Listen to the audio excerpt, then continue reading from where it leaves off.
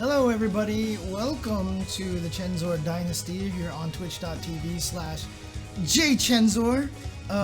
We have a fun event that's coming up here. If you guys probably remember, a few months ago we had the Matcherino Cup, which was Super Turbo for Super Turbo event. We had a bunch of qualifiers come in here and then they were all able to compete. Well, Matcherino and GFuel, which put on that event, liked the event so much and everything went so well that they're continuing forward, which is awesome because I think it's really great to have more events like this, especially with groups like Matcherino. Matcherino, of course, has been doing so much for the fighting game community recently, and shout outs also to GFuel, who has been a fervent supporter of Matcherino. They have had GFuel stuff constantly in terms of sponsor quests and all those things like that. And just so you guys know, if you type exclamation mark at Matcherino into the chat, you will see the link for the tournament, and you can use the coupon code Tropical Rain to donate 50 cents to the pot for free. There's already $1,000 starting in that pot. As you can see, it's up to $1,000 and $1,015 right now, and 60 cents. But that's where we're at right now. But this is a tournament where a lot of people won little qualifying events to get here. A lot of strong players in here. We're gonna have guys like, I'm excited because I know Zaferino is in here with the ever so improved Sagat. Remember, this is after the patch drop. We've got Punk. Is Punk gonna come in here and kill everybody with Dan? Are we gonna get another Dan victory? I think that's gonna be super excited to watch and have fun. Now, we have all sorts of people streaming this event over here. So if you look over here right now, you'll see right now that it is being streamed also on nycfurby, on Riz1, on Will English, Gandyman, Low Kick Esports, Incendium, etc., etc. So that's basically what we have here. And I'm not sure if, let's see here, what do we got here? Yeah, so basically, we're gonna have a lot of people streaming this. Now, my goal here for this stream, just to kind of make it more unique over a lot of the other streams out there, is that I am going to try my best to make it so that, well, that was really odd that I just saw down there, that I'm gonna try my best to make it so that, let me do something here, tweak this. I'm going to do my best to make it so that I am answering beginner questions. So I'm going to be trying to do my best to answer some beginner questions for people. So if you're watching this and you want to ask questions like, why do I feel like someone did this kind of thing, or what should we do, what should players do here, or, you know, any sort of beginner questions at all, I'd be more than happy to answer that. I'm going to try to gear my commentary a little bit in that direction as well. But just so you guys know, for the Super Turbo event, Arturo provided us with a clean feed of the event. Unfortunately, that was not possible this time, so I'll just be kind of restreaming his event. So apologies a little bit for the quality here. The quality is still not too bad though. Still gonna be pretty decent, as you can see over here. Hit confirms. God. That's been a fun topic for me recently. Obviously, a lot of people have been seeing a lot of people talk about that online, talking about hit confirms and such. And you know, one of the nice things that I've discovered is that I am definitely a minority in terms of how hit confirms work. My belief has been that, you know, reactions are hard, right? Like 16 frame reaction for things is actually particularly difficult. But what I'm starting to find out is that I'm in the minority on that. So Duck Helmet, for the beginning of learning hit confirms, learning one hit confirms is not a good idea. Don't do it. Whoa, what the hell was that? Okay, don't do it. Don't do it at all. What you would actually be better off doing is learning the 2-hit hit confirms, and don't try to do the 1-hit hit confirms. Those are typically bad ideas. So what you want to do is avoid that as much as you can early on. And sounds like we're about to get our first match going up here. And it looks like it's going to be DelzonFire going up against Fire Fist Sabo. And again, you can also go... Yeah, I've seen the news, Sultan Cobra. We'll definitely be talking about that a lot. But you can see the bracket as well over there. But let's get into this tournament here. And again, I'm going to be commentating this as normal. But if there is any sort of questions you want to ask in the chat, please do an @Chensor in the chat or use the channel points to highlight your message. I'll try to make sure I get to all of the questions and answer them. Again, no question is unwelcome here.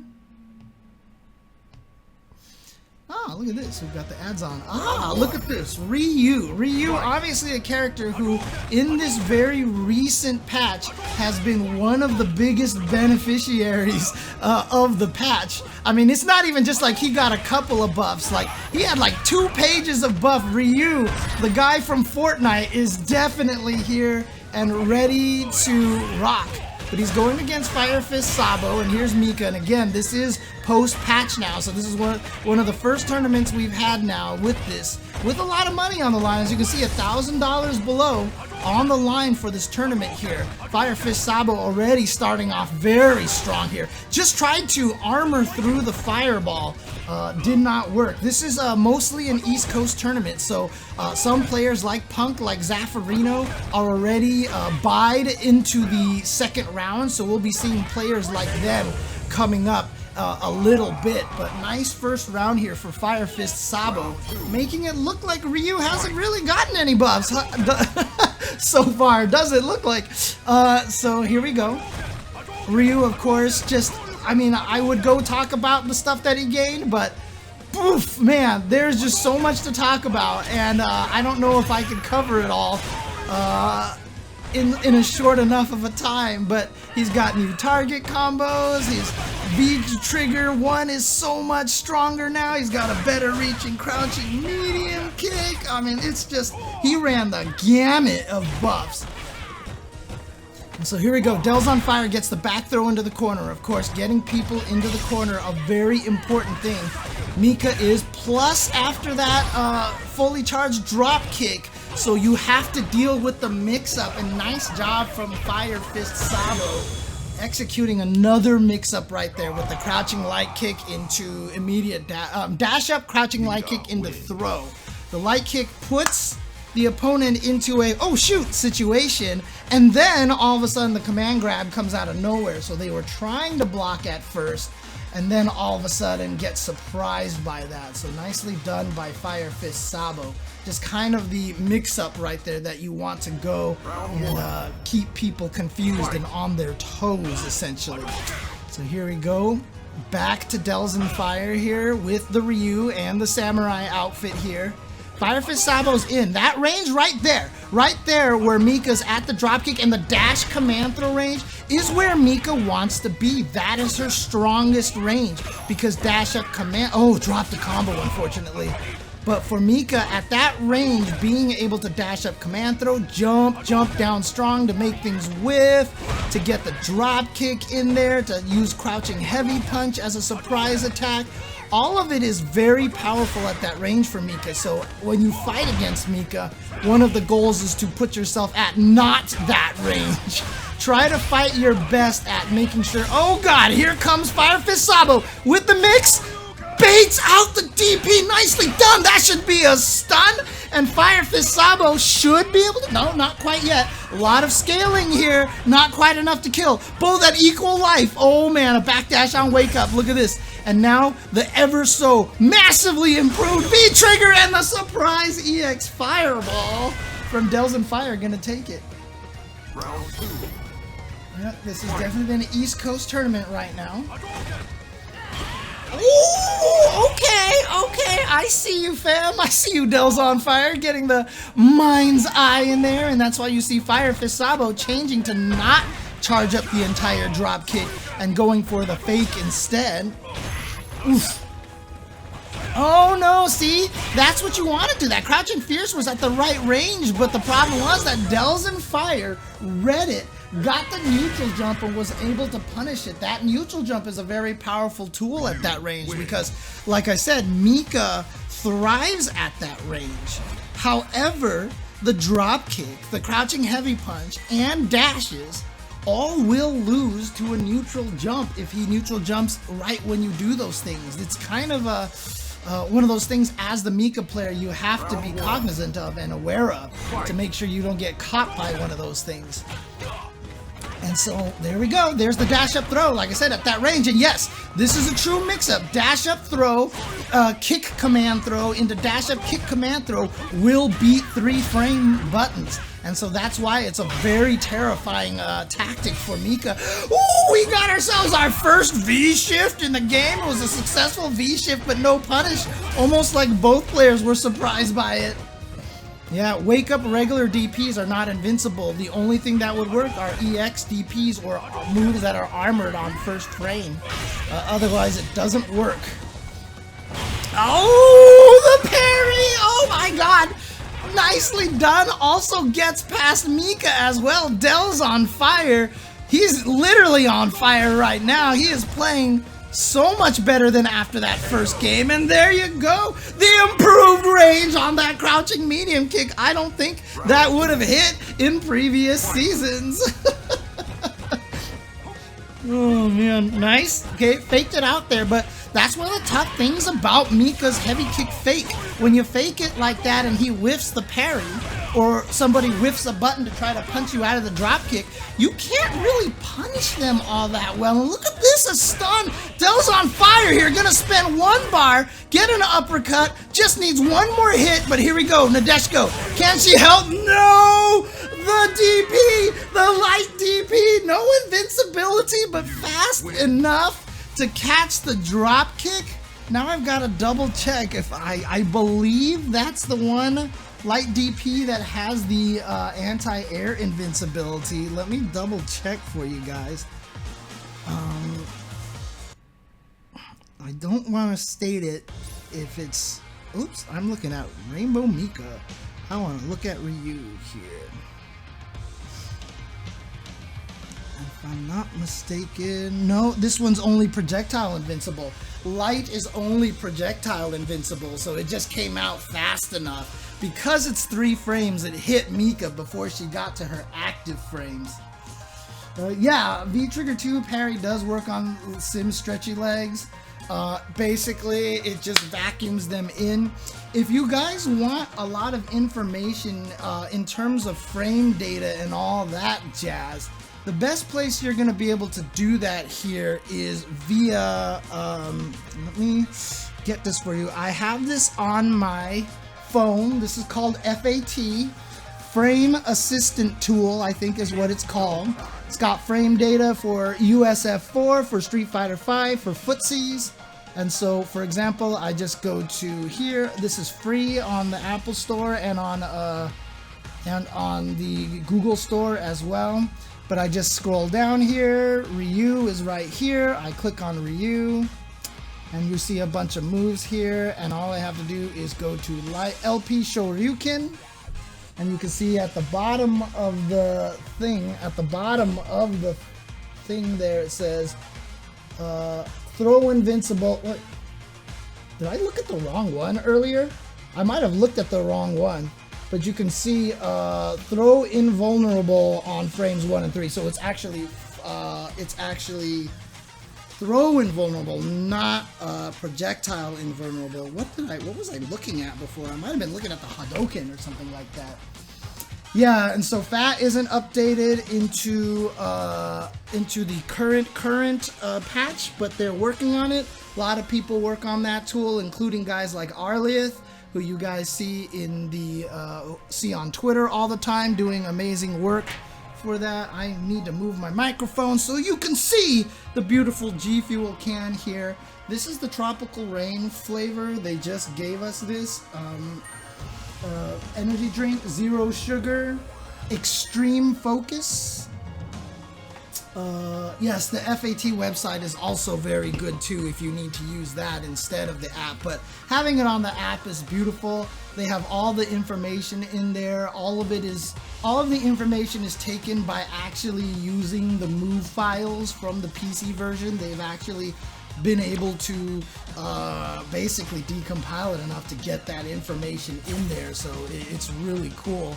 But this GFuel is going to be my best friend right now. I got basically no sleep last night. I am exhausted, but GFuel will definitely help me right now. This one's not open yet, but I have one chilling in the fridge right now. So they sent me a nice little pack. Look at this Umbra Witcher with the $25 contribution to the pot. You can see $1,056.30. The app is called FAT, Frame Assistant Tool, essentially. But that is very valuable, very useful, and essential for people like me who have to do commentary on games like this, because, you know, you'd think I would have every character's Shoryukens and DPs memorized on which ones are projectile and anti-air, invulnerable, and everything like that. There's a lot of characters. It's really hard. Oh man! But here we go, Smiley Ryu. And we got Malort Pipe. Sorry, I haven't been paying attention here. Malort Pipe. Malort Pipe. Yuck. Going up against Hollywood RobTV, baby. Let's go. Hollywood RobTV, you can see rank 222, one of the best players in the country right now, and really on the come up here. I've talked about RobTV a lot in the past as one of those players that I feel like had the potential to become one of the strongest, and he is definitely getting there. Unlucky Mastermind, the app is called FAT, aka FAT. So definitely look at, I think it's called Frame Assistant Tool. That is a mess on a CRT, yes, in my background over there. But here we go, RobTV with the big life lead. The back throw is gonna take it. I'm gonna check on my fridge GFuel. Alright.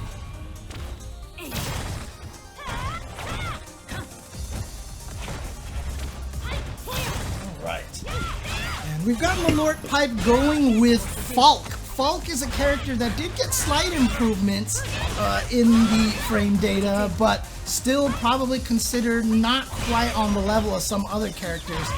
But the nice thing about this is so far this patch is actually, there's definitely a few characters like Dhalsim who may have potentially been over-nerfed, and hopefully, you know, as more characters are released, that they'll tweak them a little bit.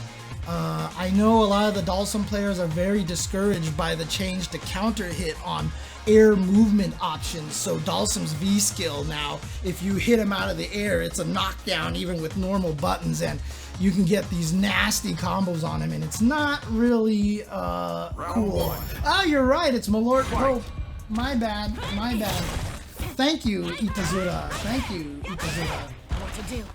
Appreciate that. Most characters didn't get that Fortnite power up like Ryu did, but look at this. RobTV is just going in now. Oh, not quite the stun. Oh wow, he was able to crouching heavy puncher out of the air off of that dive kick previously, but not this time. Didn't work this time. That actually gives Malort Pope a chance to get out of there. RobTV not reacting in time to that V skill activation. So Malort Pope right now trying to play this distance game, and this is where Falke wants to play, right? She is a mid-range zoner. She is a mid-range zoner, more so than a full-screen zoner. So that's about the range that she wants to get. Standing medium kick into fire release. If you see Falke's staff glowing, that means he has the fireball charge.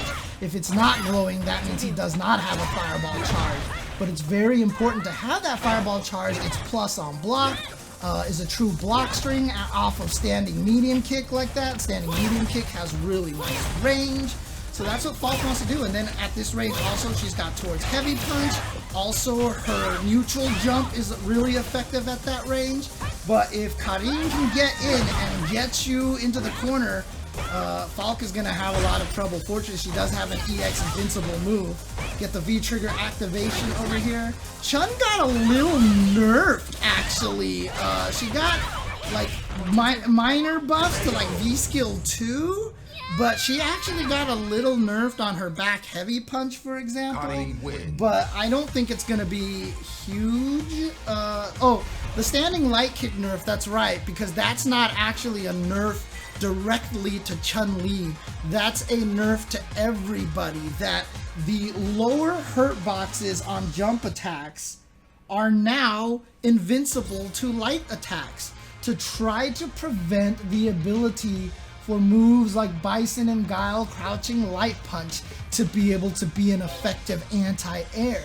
So that's another way that Dhalsim got nerfed really badly as well. When Dhalsim tries to light punch anti-air, he just eats jump attacks now like he's starving for breakfast. He eats jump attacks like curry meals.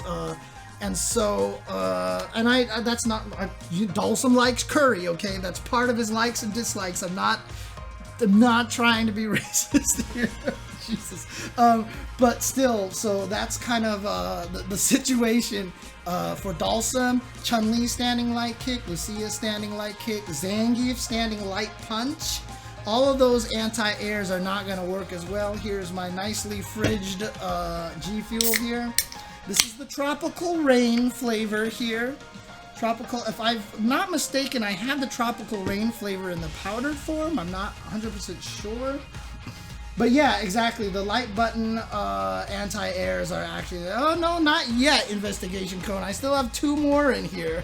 If this was the only one left, my supply would be running low. For sure.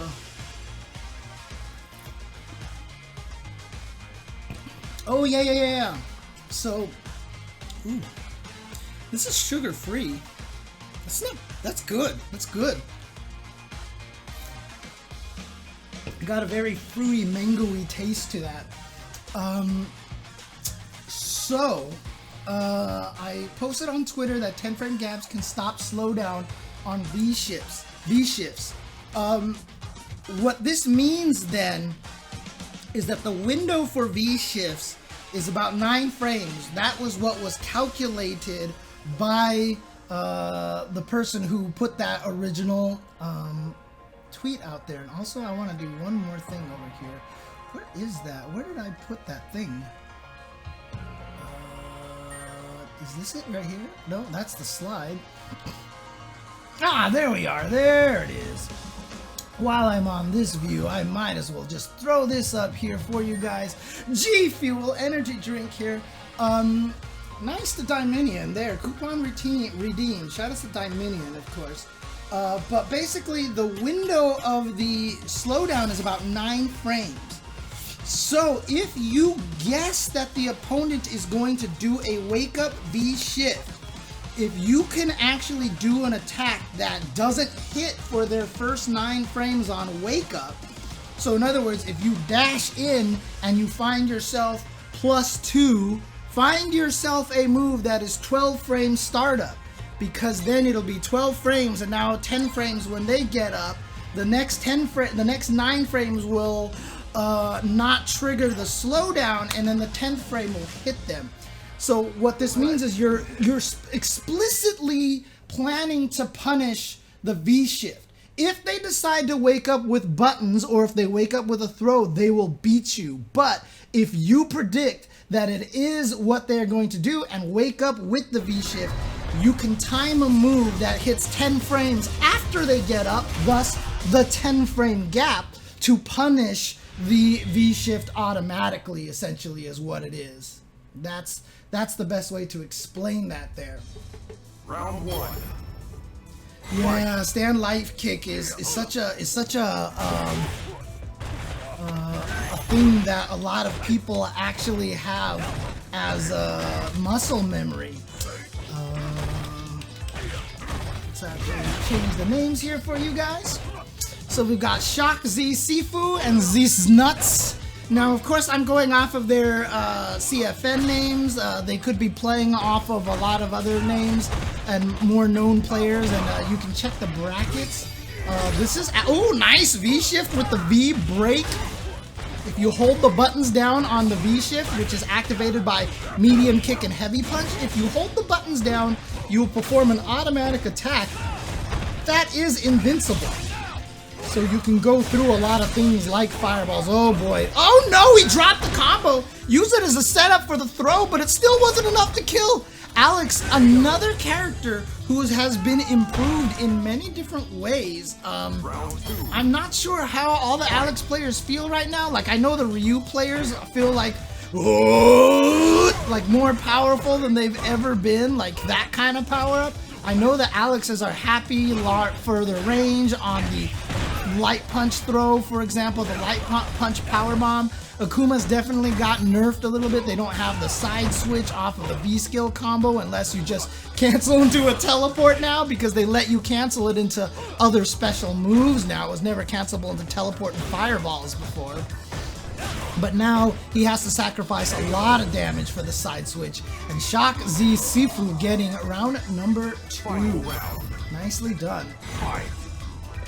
Of course, wearing the what's his name? Leo from Warzard, I'm sorry, from Red Earth. I think his name is just Leo. I can't remember now.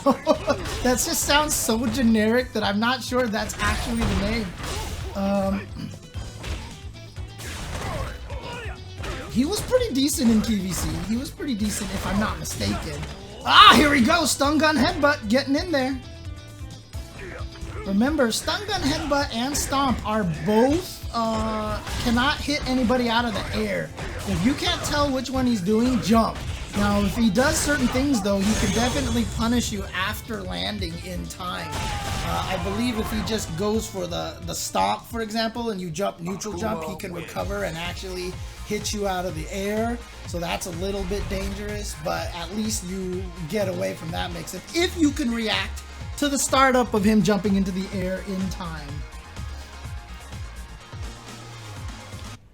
Yep. That's true. That's a good question. I'm not sure if it catches pre-jump frames, but I'll have to double check. It is, in fact, just Leo. Okay, there you go. So ZisNuts taking game number 1. I'll update the scores for you guys.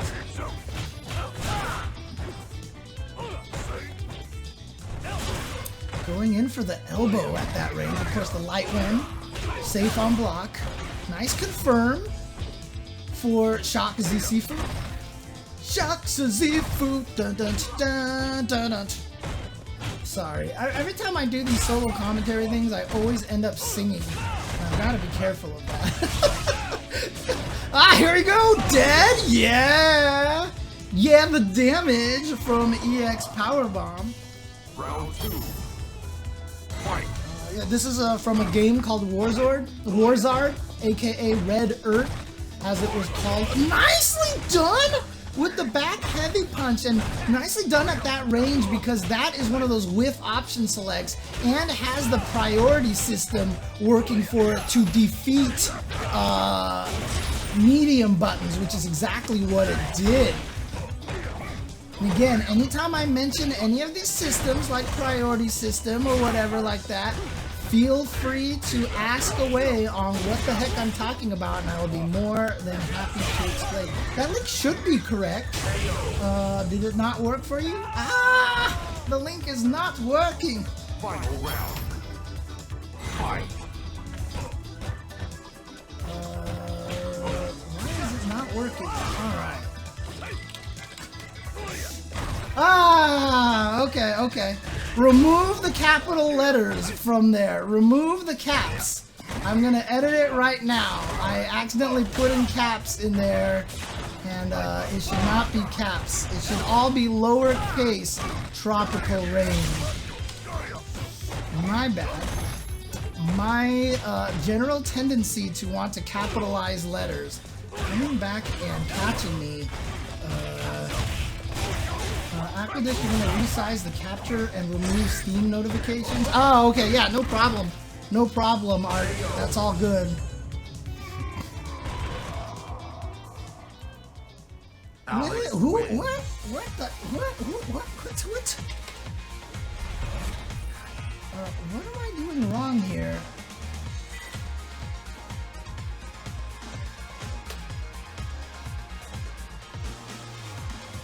Why is why? Round Who, one. what? Where? Fight.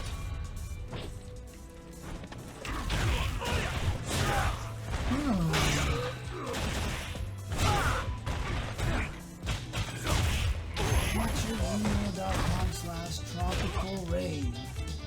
Why do you not want to work? All right, you know what? I'm just putting in the full link. I'm just putting in the full link right now.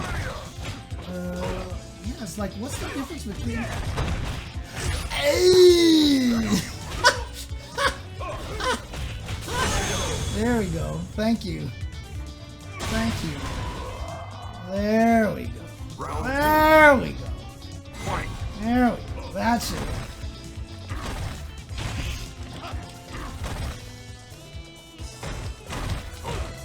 Sorry for the lack of commentary here, but I want to make sure I do my job here. So yes, there you go. The link works now. Okay, let's do this. I think the score is 1-1 right now. My bad. While I'm sitting here trying to fix the link. Okay.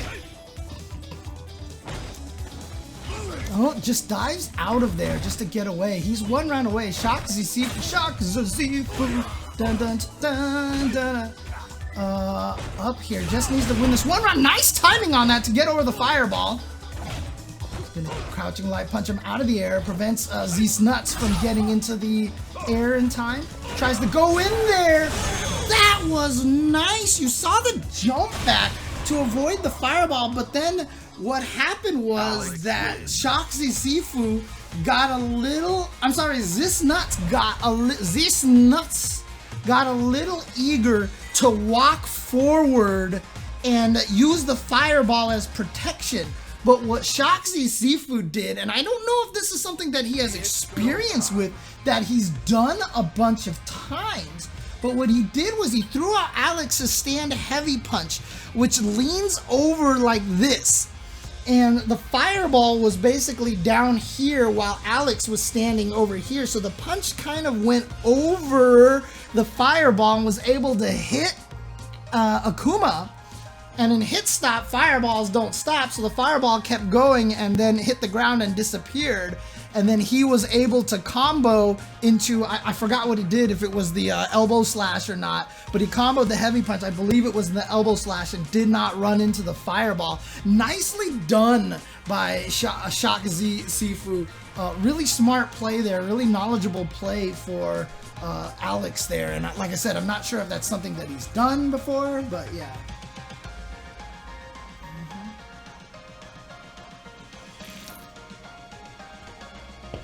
Off key, Itazura? Did you really say off key?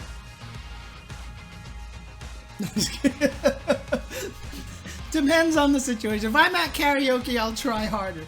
I'll try harder. But again, no, it's all good. It's all good. I've been taking my beating since all last night on reaction stuff so far, so you know, it's all good. But again, shout outs to GFuel for helping partner these events, for supporting Matcherino. Again, shout outs to Matcherino as well for doing so much, especially in this past year of the pandemic. The pandemic has been brutal for all of us, but in that time, Matcherino has done so much work to help ensure that our prize money supply hasn't gone down. They've paid out so much money this past year through a lot of things like this, like clicks, like free, like you can just use that coupon code and you donate for free. In fact, I haven't done that yet. So let's actually go in here and click on my Matcherino link here. I'll show you how quick this is, right? Click on the link, sign in. I'm signed in now. Click the contribute button. Come over here, type Tropical Rain in the coupon code. Click contribute, and voila! Chensor coupon redeemed 50 cents. Took me no time at all whatsoever just to do that right now, and it didn't cost me anything, and now I've contributed to the pot. That's how easy it is. That's how easy it is to do that. And creating yourself a Matcherino account is also useful as well. If you ever enter tournaments that are sponsored by Matcherino, if you have a Matcherino account, you get paid out like almost instantly. I think Frosty Faustings ran solely on Matcherino, and they paid like 100% of their players in a day because it was just tournament done, click finalize. If you have the Matcherino account, boom, automatically you get the mail message. You know, here's your PayPal is in your account. You get the money PayPal to you, and it's that easy. So shout outs to Matcherino for doing so many wonderful things for the community. Shout outs to nycfurby also as well in the chat, telling me about the next matches. I don't know if he's still here. I'm still watching your stream right now. Everything's good. You're changing that and setting things a little bit different, right? Looks like our next match is going to be Zaferino. And there you see Will English retweeted a sponsor on Twitter. Other ways that you can donate, and super easy as well.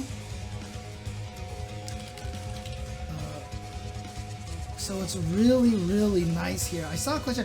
Fish Tacos Tonight says, I'm trying to get into Street Fighter V, but with netcode being a mixed bag and dealing with Smurfs kind of has me not very motivated to play. Yeah, it's tough, Fish Tacos. It really is. It honestly is one of the hardest things. And shout outs to El Zilcho in my chat now. You see coupon redeem. He just did that. He just did it right now. So beautiful stuff right there. One of the toughest things about jumping into fighting games is the intimidation factor, and then on top of that, if the netcode isn't the greatest thing. Like, this is rollback netcode for Street Fighter V, but we have to do this regionally, right? So this is an East Coast event. We can't even do a national event here because the US is so big, and it's unfortunate.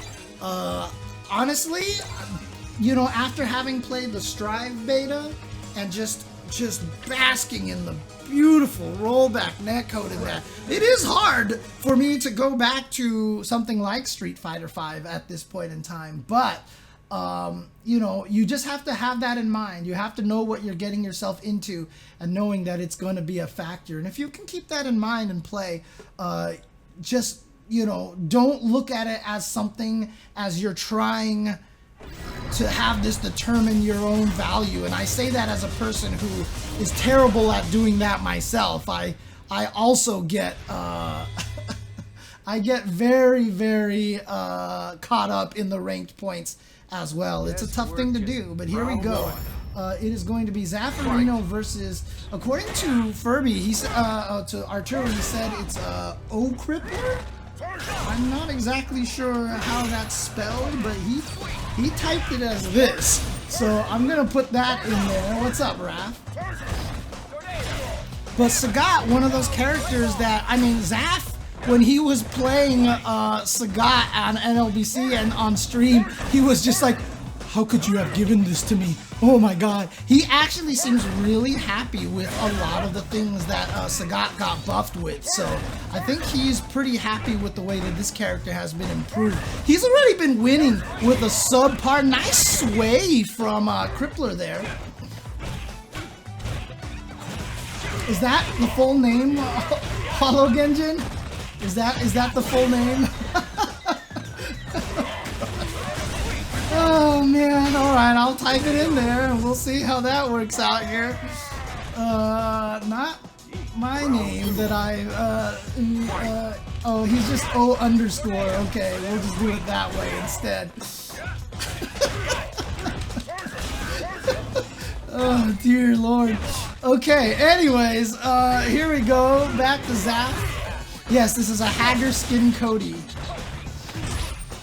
I mean, I have had to commentate some wild usernames in the past. Look at this, Zaf going for multiple throws in a row. Zaf is the kind of player, and again, I talk about Zaferino a lot. If you want to learn Street Fighter V, please go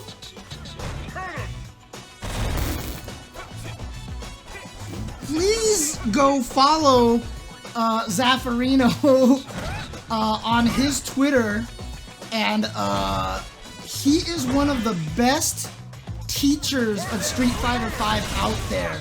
Shout outs to Canyon Splitter for the $15 donation just in time for the critical art. But not only that, but Zaferino is very scientific as well, and he's good at understanding the heart decisions behind Street Fighter V once you get past all of the science of it. Like, from the frame data standpoint, he's one of the best at understanding why you make the decisions that you do in Street Fighter V. So please, if you can, follow Zaferino on Twitch. I really, really recommend it. He is an excellent teacher. He will make you a better Street Fighter V player. I love watching the success that Zaf has, and I'm excited for Season V here to see Zaferino continue to have more success with this character in its buffed state. But Crippler right now is giving him a run for his money. Yep, there you go. He has the option, selects the command grab, doesn't even need the home run. And Crippler right here taking game number 1 over Zaferino.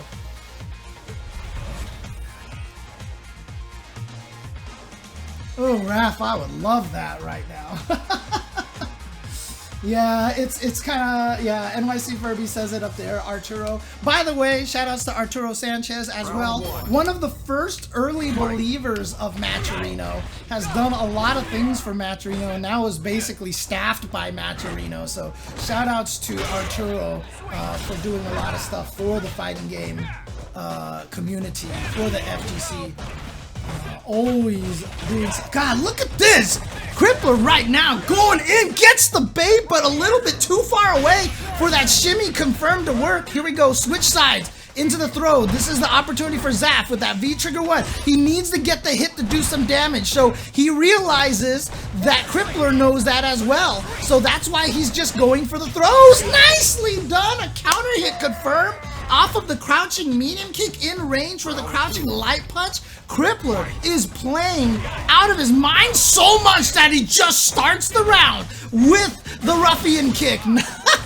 And there you see right there, Zaferino stealing his turn, getting that heavy kick blocked, and he's like, if you don't punish in time, I'm uppercutting you, so I'm just gonna uppercut, and he was right in that situation. So here comes Zaf with the corner push, uppercut. Ooh, he did bad spray on wake up. Here we go, big damage, and the pipe is out. What's the mix-up here? Nice! The V-shift into the V-break! Look at this! V-shift making its presence felt right away, but home run! Wake up button! Zaferino knows the situation. He knows the situation. He has the counter already. See, again, Zaf the kind of player to study this kind of thing, and he says if he goes for the command throw, this will beat him. Now, if Crippler had gone for light punch, I believe Crippler would have won, but that was Zaferino going off of that bet, and he was right. He had the right call out here, and that's what I mean by Zaf is just really good. Woohoo! The Karin uppercut, so beautiful. Nice. Close to stun, but the wake up buttons, and he's gonna get the turnaround throw. A V-shift attempt right there. That means Zaferino might not be counting on. Oh, he just goes for it. Again, stealing turns. One of the most fundamental parts of Street Fighter V is the concept of stealing turns. And Zaferino now tying it up 1-1. What do we mean by stealing turns? When you block Cody's EX Zonk Knuckle, Cody is +2. If you don't have meter, it is all Cody's turn. He is gonna hit his 3-frame or 4-frame button, and a character who is +2 will hit their 3-frame or 4-frame button, and nothing you do can stop them. So by all accounts, logically, you should be blocking. You should be blocking. That is their turn. However, if you have an invincible move, you can call it out and do an EX uppercut like Zaferino. So even though it's not your turn, you're using the fact that they know it's their turn to basically let them hang themselves, and you steal the turn from them. And Zaferino is now cooking. Here you see this with a perfect. He is now 1 round away. We were talking about how Crippler was looking so solid, but now everything is going Zaf's way. And again, this is one of those situations that I talked about where Zaf is just really good at understanding the situation. Maybe he needed that first game to understand the kind of decisions that Crippler wants to make, and now Zaferino is taking advantage of all of that. He's read the patterns. There you go, dash up and now hits the button instead of the throw. So he gets the counter hit. He's reading what it is that Crippler wants to do, but here comes Crippler. The pipe, everything can turn around so fast here with the rock. Home run, the stun. This should be the kill. The damage when Cody gets the pipe. I mean, look, it's like the Hakan jokes that we've had a long time ago, right? It's those jokes like when oiled up, Hakan is one of the best characters. When he's got the pipe, Cody is one of the best characters. He is terrifying. He is terrifying, and so now we're down to the last game, last round. Nice punish! Oh, into the critical art. Let's get the damage while we can. Put him on his back foot. Put him on his back foot. But now you have no meter for EX fireballs, no meters for EX uppercuts, no stealing turns. That's why Crippler immediately goes into the EX zonk to take his turn. So now with no meter, you saw Zaf try to use the V-shift. Oh my God, command throw? No. He just tries to bait a button out of him. He was just blocking, and now he spins one of the bars on the EX fireball. Wow. But he's got one of the V gauges there. Oh, he missed the timing on the fireball. Reflect! Oh, he just walked into it. He was not expecting Zaf to throw that high fireball. There's Zaf taking it with the clutch fireballs at the end and the beautiful management of resources. He got a meter, and you think he would have saved it for an emergency EX uppercut when he needed, but instead just throws out that EX fireball, gets that hit, pushes Cody a screen away, and then able to get the last hit with a high fireball. Nicely done for Zaferino, and a super, super close match. Nicely done. And once again, shout outs to GFuel. You can see Tropical Rain, GFuel, the official drink of esports. GFuel is the official drink of esports, and they're inviting you now to take part in celebrating one of their best-selling flavors, Tropical Rain. Normal Rain is cool and all, but then there's Tropical Rain, an ultra refreshing, mouth-watering, tropical medley that will teleport you straight to the middle of a rainforest. And it's been completely revamped and reskinned for 2021. Go check out GFuel Quest and share how GFuel helps power you in esports.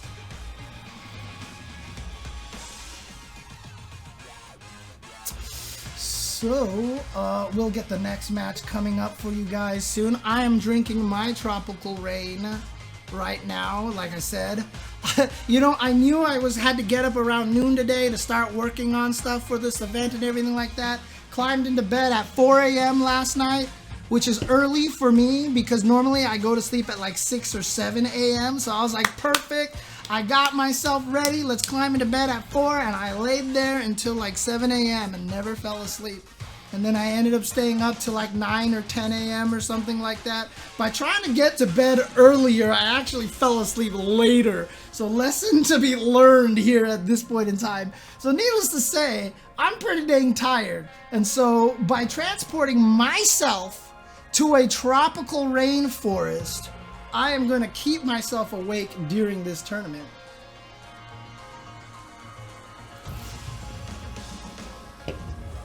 Oh dang, fish tacos tonight. Nicely done. You have multiple accounts, huh? Nicely done. Nicely done. So get yourself some GFuel. GFuel. The official esports drink. The official energy drink of esports. Where can I get this Cammy shirt? This Cammy shirt originally was available at ArcadeShock. I don't know if they still make this. I got this shirt many years ago. So I don't know if it's still available, but you might want to check ArcadeShock and still if they have this available. Hey, look, Raph, I'm not gonna counter that. Look, water is very important to drink as well. In fact, I don't have any water left in my water bottle here, but water is definitely. Oh, you can sign into Twitch, YouTube, Battle.net, etc. Oh, right, by using your different account names like that. Yes, that is true.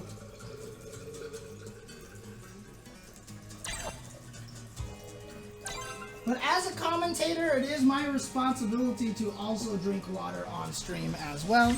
So I am going to get myself some water. Definitely keep yourself hydrated as well.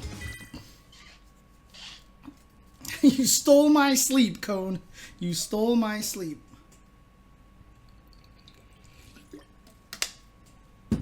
Some water, some GFuel.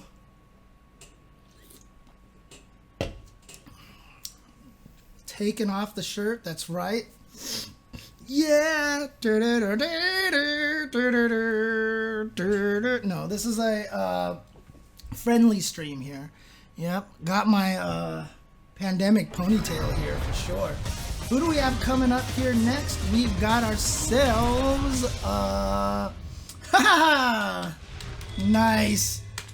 The man himself, Mr. nycfurby. Going up against Beesu. Fight.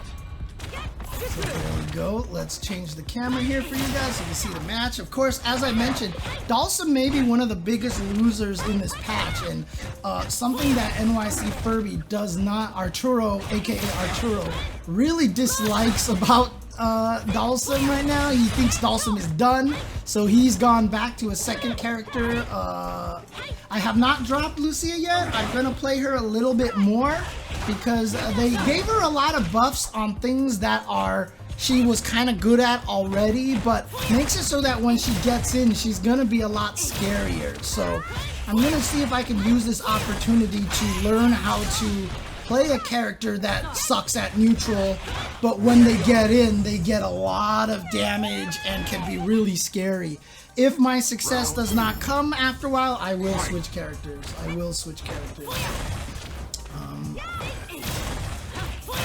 He gave up Sim for Falke. This is Falke, not Manat here. I know the costumes can be all funky and stuff like that.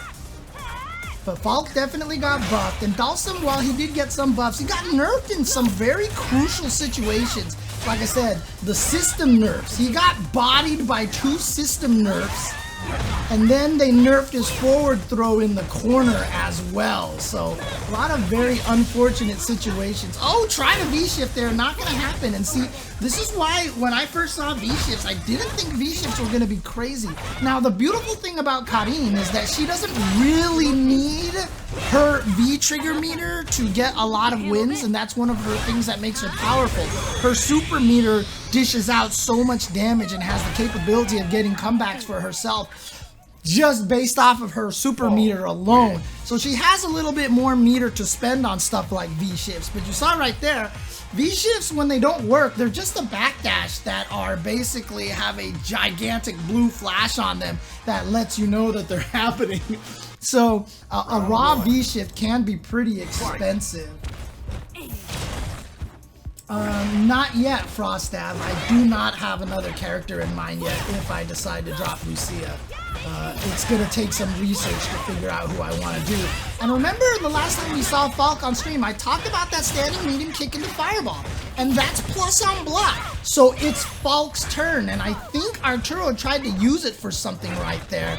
And Beesu actually responded to it with a button. Arturo should have been able to beat him. But Arturo, I think, was going to try to basically take advantage of his turn by walking a little bit more. That's why you saw Arturo do the gunshot into stand light kick that time. He wanted to see if Beesu was going to hit a button again.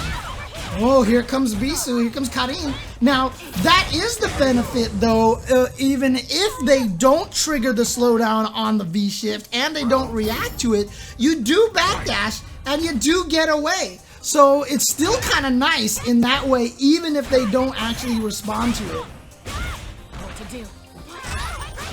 So that is where the benefit is. Look at this Beesu trying to get the stun, but he did it! He woke up with the desperation uppercut and it worked. Plus, and actually that's a combo. And look at this corner carry, no longer stunned. Beautifully done by Arturo. V-shift in the corner can be risky. It's just like backdashing there, but it also puts the opponent into a position where they have to think about if you're gonna do this or not. Oh, he baited it out. Nicely done by Beesu. Even though Arturo flubbed his EX uppercut, and that's what Beesu was baiting out, but he accidentally canceled Crouch Light Punch in the EX uppercut. Same difference, Beesu takes that round. I have not updated the score yet, by the way. I think Arturo is up 1-0 right now. Yeah, he is. Yeah, Arturo's definitely been playing a lot of Falke because he knows. But here we go. Plus frames, uses it to back up.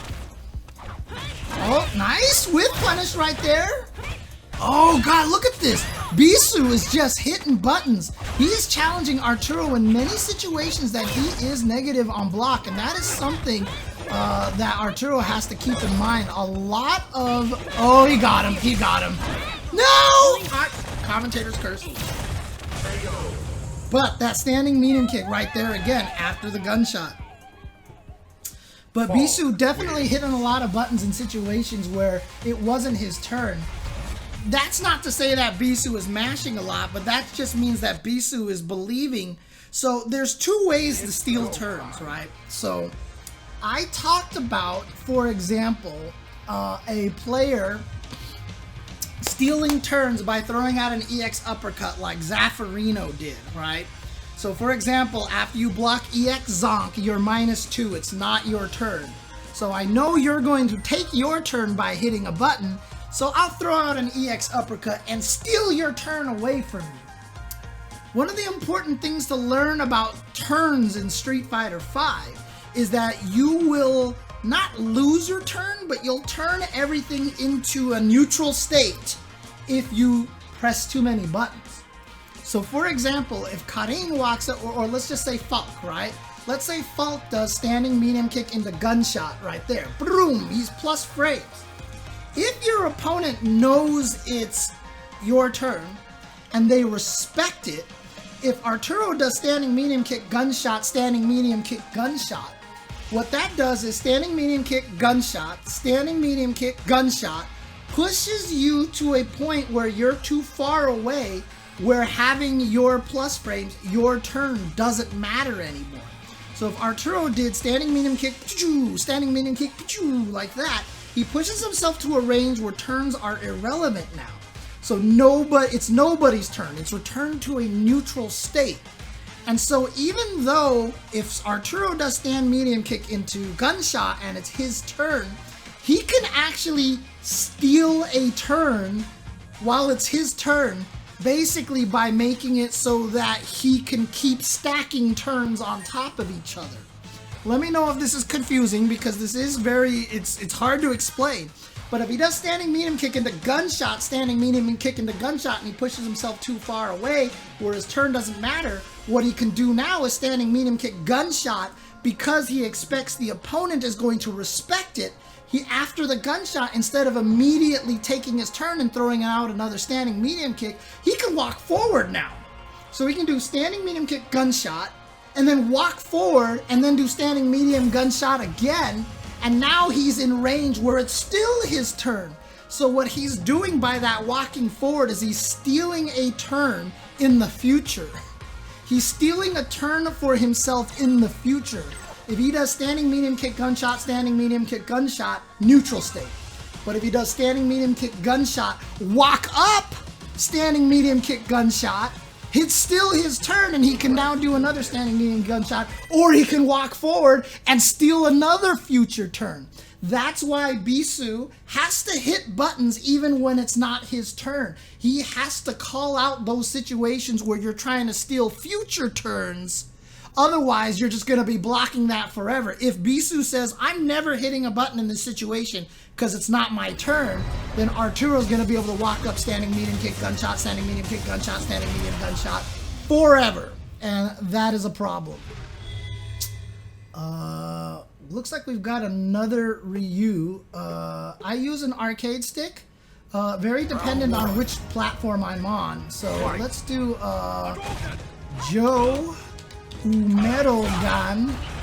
versus underscore.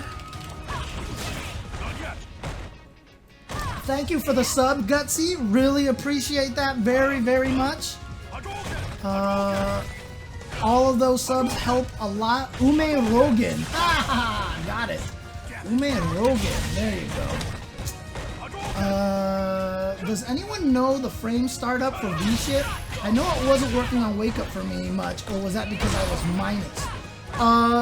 It activates on first frame, Gutsy. So if someone puts a true meaty attack in you, your Wake Up V-Shift should blow through it. If you were blocking or getting hit, it just means you were missing your timing. But it is reversible, and it is something that you can do even if you're minus, even if you only have a 1 frame gap, or if someone puts a true meaty on you. Oh no, underscore missing that confirm. Unfortunately. Oh, I get it. Joe-UmeRogan. Got it. Okay. For Street Fighter V, I use the Quamba Obsidian on PS4. I use a TE2 on my PC. Yeah, and that's the other thing, is if the moves are actually a true block string, you can't actually V-shift in between if it's a true block string. You cannot do a V-shift in block stun. It's not like a V-reversal. It is not like a V-reversal. And yes, that is also true. Yes, keep that in mind as well. Fat Dragon, great point. You cannot do a V-shift if you are holding any direction on the stick. It has to be left at neutral. It's a commitment. They won't let you V-shift while holding backwards. That is very, very important. Thank you, Fat Dragon, for bringing that up. Something I forgot to mention. Kareth Paka, Cammy is still my waifu, just not in this game. I don't think she's particularly fun or enjoyable, but if I do drop Lucia, I might go back to Cammy and just go rock V-Trigger 2 for fun instead of V-Trigger 1, just to do something different. Nice maximizing damage for underscore, knowing to get that knee bullet, but a bad confirm is going to cause him to lose a good chunk of life over there. Using the medium Tatsu in that combo to make sure he stays the corner position, but a bad hit confirm right there. Chooses not to go for the uppercut to keep the pressure, does underscore. And now underscore here has that V-trigger charged up. It is so, oh, he got him. No, he missed. That was supposed to be a critical art. That would have ended the game, but he dropped that, spends one of the bars. Oh no! After that drop of the critical art, underscore could not recover. It kind of got to his head. He threw out a V skill that probably shouldn't have used. Ah, that is rough. Yeah, I will definitely try Akira when she comes out. I'm definitely really, really interested in Akira. But there you go, Joe-UmeRogan. UmeRogan! Taking game number 1.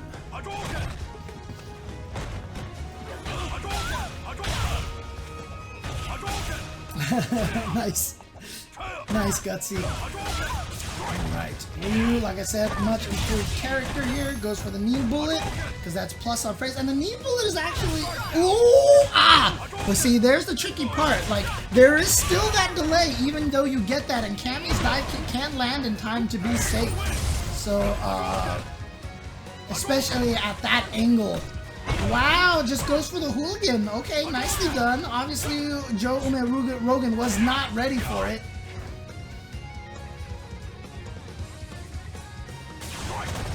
Again, this is more of a beginner stream here, so I'm trying to explain a lot of concepts. Wow, underscore going for multiple hooligan grabs. I like it, but a good confirm into V-trigger 2. Wow, that was very fortunate that it hit him out of the air, because if it didn't, it would have been punishable. But the crouching medium kick from UmeRogan is going to take it with no health left. But if you guys have any questions that you want to answer, that is what the stream is here for. It is here for me to answer all sorts of questions. Nice. EX Fireball from Ryu is a wonderful footsies tool because it is fast, it controls all the space in front, and can really kind of put a stop to a lot of things. Now, V-Shift does not trigger, the slow motion does not trigger on a whiffed throw. Oh no, Underscore dropping the combo again. I'm not sure why he came out with a crouching light punch afterwards. That is definitely not the button you want to hit there. Nice, thank you Mike Johnson for buying an item on the Matcherino store. You can do that to contribute as well. Joe-UmeRogan with just, oh, he could have confirmed off of that with the counter hit light punch. Didn't quite get it here. Underscore still has a chance. Okay, reset to the other side. Nice V shift to get through there, but now Underscore with the V trigger activation, but he did it raw right when UmeRogan was dashing forward. And so he did not have the frame advantage kind of situation to try to attack afterwards. He thought maybe he did, as Ryu might have been still in the dash, but that was not the case, and UmeRogan gonna take it over Underscore. Nicely done. You know, in shortcut settings you can set that you can turn on the option to choose where to reset, left corner, right corner, blah blah blah. Also, as a quick reset, and you have the option to, but if you use V or the PS4 touchpad, so your stick would need a touchpad on it. On PS4, yeah, on PS4 it needs a touchpad on it, and that's one of the reasons why that I use the Quamba Obsidian, because this joystick actually has a touchpad on the back right over here, so they can actually reset positions over there, which is kind of nice. In fact, I probably can show you guys this. Let me see. I actually was practicing my 16 frame hit confirms earlier. But yeah, see, I can the touchpad, depending on where you touch it, you can change which corner you start in and such. So there you go. That's why I use that stick. But I was practicing my 16 frame hit confirms and doing an awful job at it. Yeah, actually Guilty Gear Strive is beautiful for that. So Guilty Gear Strive, if you hit play and record at the same time, you reset the screen, but it always resets to the last position you chose. If you hold left and reset, you start in the left corner. If you hold right and hit those two buttons to reset, you start in the right corner. And if you hold down and hit the buttons, it resets you to the middle. Now, if you had gone to the right and keep hitting those two buttons, it keeps resetting you to the right, which is a neat feature. However, if you want to swap them, you hold up and reset, and it actually swaps your characters back and forth. It's really sick. Strive's training mode is really nice so far. Really nice. When's the right time to V-shift? Kareth Paka asks. There's no real answer to that. V-shifts are a call-out. V-shifts are a read, and V-shifts generally are most practical when it's not your turn. We've already talked about turn, and of course, you know, if it's always the best to use it there, then it becomes the worst place to use it, because then people can start reading you. That's the whole nature of fighting games. Whenever you ask a question, what's the best place to blah, the answer is always, it depends, because if there's a best place to do something and it always works and there's no counter to it, it's overpowered. That's the nature of fighting games. So, while I will answer the question that the best place to use V-shift is when you are -2 or -1 and it is your opponent's turn, if you do that all the time, you become predictable and people can bait it and punish your V-shift. That's the general idea of it. But the reason why it's best to use when you're -1 or -2 is because it's the opponent's turn. So you block EX Zonk Knuckle, and so Cody is now +2. He wants to hit a button, so you V-shift right there and you can pass and phase through that. However, if your opponent always hits light buttons and you V-shift through that, you can't actually punish most light buttons. So if Cody does V-shift, EX Zonk 1, 2, and is +2 and jabs, and you V-shift and you trigger the slow motion, then the light punch from Cody will whiff, and then you can't punish him on time. So it's tough. It's tough to say that there's a definitive answer, but that's generally the most practical place to use it. But there's a lot of counterplay to it. Again, the nature of fighting games is that there should not be a single answer to any given situation, because if there were, that answer is too powerful. Like, what's the answer to this mix-up? If there's one answer to the mix-up, it's not a mix-up. Ha-ha! If there's one answer to a mix-up, it's not a mix-up. Think about that, right? So if the opponent has a real mix-up, you have to ask, what are the answers? What are the answers to the mix-up? And I got to choose between one of those. That's the guessing game right there. That is the guessing game. So, are there tourney rules for the kind of commands you can program into your 2 extra buttons? Whatever is available in the button config. Whatever's available in the button config is what you can program. That's it. That's it. I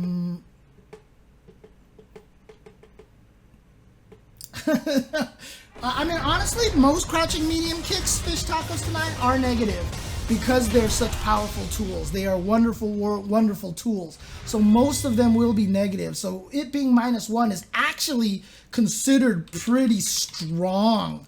It's actually really good for Lucia that it's only -1. Oh wow, Arturo is actually gonna go with the Dhalsim. Okay, I see you. So that's gonna be the nerf right there. When he's floating and he gets hit, yeah, he is gonna get beat up. He's gonna get beat up. Ooh, the V-shift, and Arturo gets away. So here's the thing, right? Even when he didn't have the counter hit state on the float, it was hard to hit Dhalsim out of that. So if you're a good Dhalsim, you're not going to get hit out of that. The problem is now if you do get hit out of it, you're going to take a crap ton of damage if the opponent knows how to confirm into a really damaging combo. Arturo's not going to get hit out of it, so we're not going to see that much. What we are going to see, however, is that a standing light punch is not going to act as an anti-air as well. That crouching medium punch that Art just used to anti-air there is now 1 frame slower. They really tried to make sure that Dhalsim's anti-airs were not as good as they were before, which I think is kind of unfortunate, but I think that... I don't know. I'm not sure. I think they were afraid that Dhalsim having V-shift would be really good because now he can escape from situations having kind of like a, quote, free backdash to get away from things. But as you can see here right now, that nerf to the V-skill 1, that nerf to the float that counts as a counter hit state has not come into play at all in that 82nd round, in that 92nd round. It did not come into play at all. That is how skillful Arturo is as a Dhalsim player. And if you are a good Dhalsim player, oh, but that came into play right there. The standing light punch anti-air just 8 damage. That was muscle memory from Arturo. He knows as much as anybody else that's not going to anti-air as well.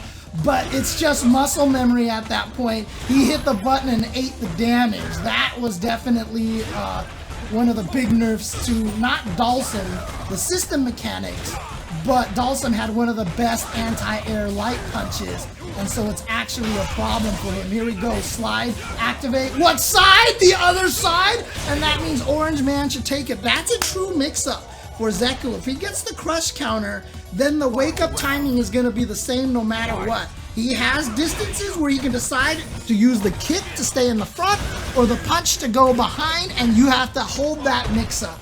And that is just kind of a guessing situation. Oh god! OrangeMan getting the jump in, but he drops the combo, unfortunately. So now Arturo with a chance to get out of this corner situation. Nice mix-up, but did the jumping heavy kick a little too early. Couldn't combo it on the ground. Here comes the pressure.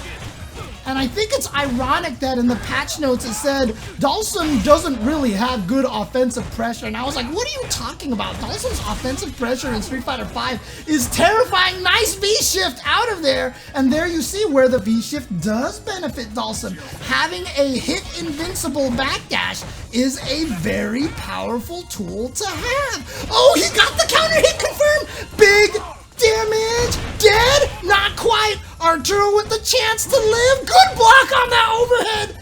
Oh my god. What's gonna happen? Goes in for the pressure, the snipe. Arturo clutching it out at the very end with the snipe. Beautifully, beautifully done. I know I say that after every match, beautifully done, but it's just so true. Yoga Sniper, of course, jump back light punch, which is a jump attack, so you have to stand block it. So at the end of the rounds, it's a guess. Is he gonna go for a low hit, or is he gonna go for jumping back light punch and hit you with an instant overhead? Nicely done to Arturo. And as I said, in 3 rounds, we have not seen Arturo get counter hit out of V-Skill 1 yet. So even though that nerf is bad for Dhalsim, you can see that if you play Dhalsim right, you can be evasive like this. And so even though he floated and he went for the uppercut, he just teleported away from there. Nice. Crouching medium punch, 1 flame slower, but still able to work. Alright, there we go. The frame advantage on that Yoga Gale. Nope, no runs for you. Floating away there, chilling. Goes in for the offense. Beautiful backdash. He knows that OrangeMan wants to slide into V-trigger activation. That's why Arturo is jumping so often and doing instant air teleports. He's waiting for OrangeMan to go for slide into V-trigger. He's read the moments that's when OrangeMan wants to do it, and he has been able to punish it. So beautifully done by Arturo there with the anticipation on the V-trigger activation. Always know what your opposing character's favorite V-trigger activation starter is. For Zeku, for young Zeku, it's going to be slide into V-trigger activation. And because slide can't, oh, see, there you go, a bad V-shift. He got counter hit out of there. But right there, slide into activation. Nice V-shift, but he wasn't close enough for the back medium kick to hit. Close to stun. Oh, he kept him on the same side. Nice throw. There we go. OrangeMan taking it to the last round, building the most meter possible there with the back throw. Nicely done. Arturo is up 1-0. Nice counter hit with the medium punch there. Again, this is a beginner-friendly stream. If you have any questions, no question is a bad question here. I will answer whatever you want to know about this game if I can answer it to the best of my ability. Oh my god, the old Zeku put it in work. And there goes, I don't even remember what that is. Is that an otter? What is that he throws at you? Is it a ferret? I'm not even really sure. Is it a cat? I don't think it's actually a cat. It's a weasel. Okay, a weasel. Thank you. Yeah, the zoom-ins are actually a nice touch. I like the zoom-ins. But Arturo here, close to taking this. And like I said, I think maybe I saw one time he got counter hit out of his float, but since then I have not seen it happen at all. Nice, using that V-trigger to get in, but that's the end of that V-trigger, too far away for the palm to hit. Arturo not fast enough for the punish. But again, that nerf where floating gets you counter hit and knocked down, it hasn't been in effect. We haven't seen that come to haunt him, and there goes all of his life. It's the low Yoga Sniper mix-up now. What are you gonna do? Arturo in range for the low. Ah, the beautiful air-to-air reaction from Arturo. He had jumping light punch in his brain because he was like, Yoga Sniper, jumping light punch, or should I do down back medium kick? What should I do? Should I do crouching light kick to slide into to get the low? What is it? What is it? And then as soon as OrangeMan jumped, because Arturo's brain has already preloaded jumping light punch, that was his reaction to the jump.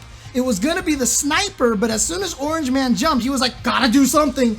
And the first thing that was in his brain preloaded was jumping light punch. So we got the air-to-air jumping light punch to take the round there anyway. Beautiful job by Arturo, despite all the nerfs to Dhalsim. There we go. Okay.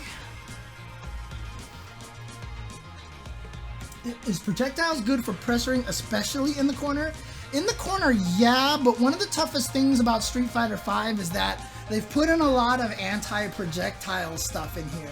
If we're talking about a game like Super Turbo or Alpha 2, yes, projectiles are terrifying in the corner because they control so much space. The way you want to think of a projectile is don't think of it as throwing a fireball. Think of it as throwing out a poke that covers the area in front of you that can't be hit, that just keeps going forward. So it basically controls this entire horizontal space. So it's painful, but that's the thing. So you don't want to look at it as more of a corner tool than a mid-screen tool. Its effectiveness is better in the corner because the opponent can't walk backwards. But that's the truth about any good neutral poke on the ground. If you have something like a Cammy or a Karin standing medium kick, are they better in the corner than they are in the mid-screen? Yes. Same thing with fireballs, because the opponent has lost one entire option of changing the distance between you and the opponent. In fact, when you're in the corner, your best tactic is to learn how to walk forward to throw off distancing. If you turtle in the corner, you will die. This is 100% one of my biggest problems, and I've had to teach myself to walk forward in the corner. You have to be brave in those situations to walk forward.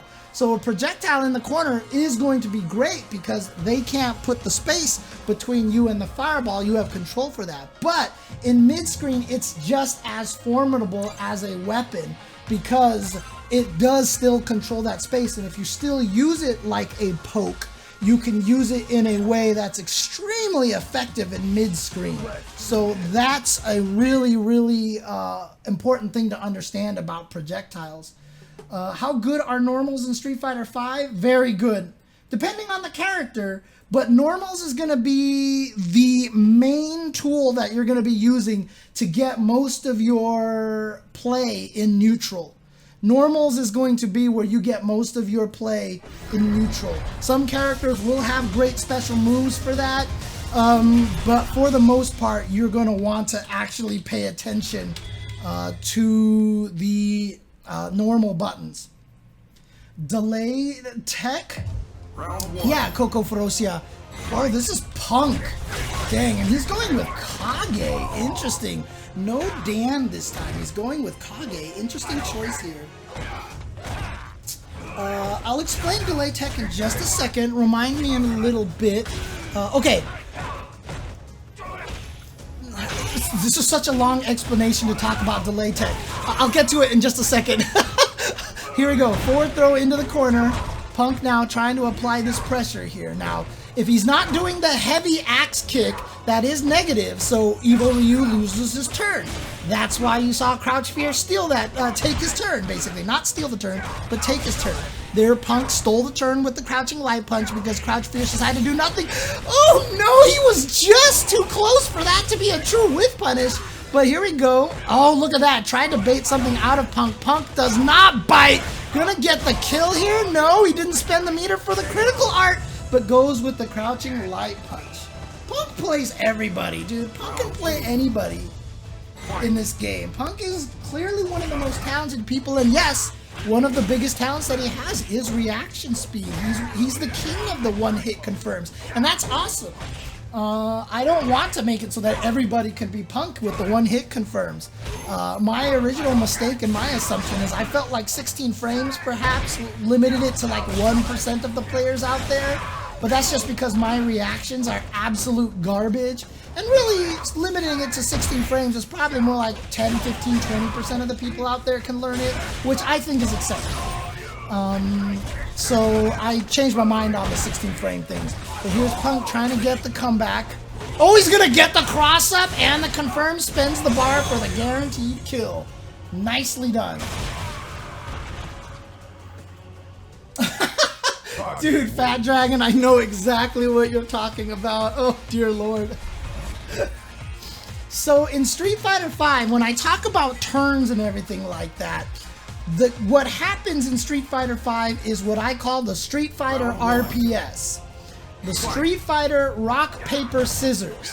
There is a distinct mix-up that happens in this game whenever it is your turn and close enough for a normal throw. The mix-up being throw, hitting a button, or walking backwards for the shimmy. That is the RPS. That's the rock, paper, scissors. That's the Rochambeau of Street Fighter V. If I'm +2 next to you, I can throw you and beat your 3-frame buttons. If you try to tech the throw, I will walk backwards, watch you with your throw tech, and I will punish you for that. If I think you're not gonna hit a button, then I'll throw you. If I think you're gonna wake up with a button to beat my shimmy, I can throw a button into you and counter hit you on your button, basically. That's kind of the mix-up. Meaty button beats wake up button. And then throw beats blocking, and then shimmy beats teching. That's the mix-up that's the RPS of Street Fighter V. The reason why I'm explaining this is because this is very relevant in Coco Ferocia's question of, is that a stun? No, he's just dead. Okay, no, not quite. Not quite. Ah! EX headbutt. Stays alive. Time for the mix. Yep, use the V reversal because I don't want none of that mix-up. Nice, gets the jump in damage here. He has a chance to take it. One throw, one more throw could actually kill him. The mirror's there. He got the counter hit on the light punches, but he did not confirm it. He used a different knee. He used the light knees to bait out. Wait, that was EX. EX auto tracks. Wait, can you choose the distance on his EX knees? I can't remember. Whatever the case was, he did the shorter range knees, and nicely done. So if your opponent is +2 and goes for the throw, what's the best counter? Tech. Throw tech. That is the best way to get away from that, or try to walk backwards, but in some situations you can't walk backwards. If you cannot walk backwards, then the best counter is to throw tech. And then you're back into a 0 situation, and now it's nobody's turn. And, oh god, yeah, that's dangerous! Oh, the other side, he goes for the throw, and Punk still with a chance here. He's got the V trigger on deck. Oh, he knew he had to block in that situation. Oh, no. One hit. Punk is trying to confirm the one hit, but there you go. The crouching medium kick from Crouching Fierce. Not Crouch Fierce, Crouching Medium kick. Throw tech is the same. Every character has a 5-frame throw. 5-frame throw. It's only command throws that change. But teching will always be the same. So this is where delay tech comes in. So because throws take 5 frames to start up, and after they catch you, there's a frame of a few, I can't remember the exact number, there's actually a window to which you can actually still tech after the throw grabs you. So as I said, a meaty attack beats wake up buttons. However, if you're in a -2 situation and you wait for like 3 frames and then do a throw, that will block buttons, that will block attacks. Nice! Oh my gosh! And then also tech throws. So with one single delay tech time, God, can Punk bring this back? He's got the V, oh, he's got the hit, there we go! Doesn't use the EX, goes for that into critical art, and not enough! Oh boy, ow! Punk was hoping it wasn't close enough, that he was past it already. I think he tried to jump and tried to get in on him, and look at this, Crouch Fierce, now at match point.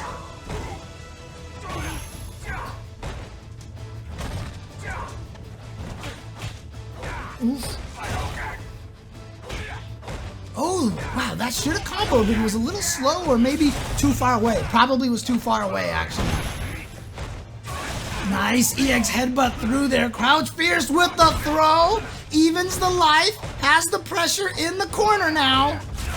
Doesn't quite have his V trigger ready to build up, but look at the chip damage he's building up for the gray health. Yeah, just block. So Punk knows he's gonna block, so he goes up for the throw. Smart stuff, but taking the throw, good idea. You see, Punk is going for that crouching medium kick finish. Fish, nice anti-air, big punish here. He's gonna get some huge damage off of this. Not gonna be enough to kill, but the mix-up, he goes to the other side. That's not what Punk wanted. I think Punk wanted to just do a super, but it came out as a fireball. And that's going to send Punk to loser's bracket. Crouch Fierce moves on winner's side. Ow, an execution error from Punk there. I think he was just trying to go for a super because he was suspecting that Crouch Fierce was going to go for the throw, and he just came out with a fireball. You saw the fireball come out, and he just got thrown out of that, unfortunately. So, back to the delay tech.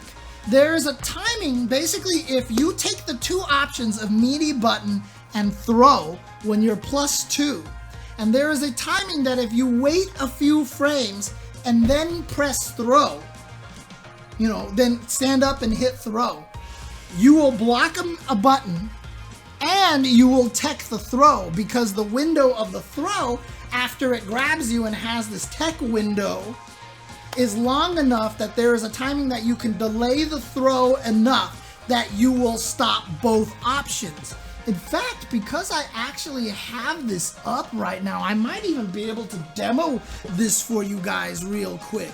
So if I record, for example, Ken doing a sweep, oops, I'm on random block.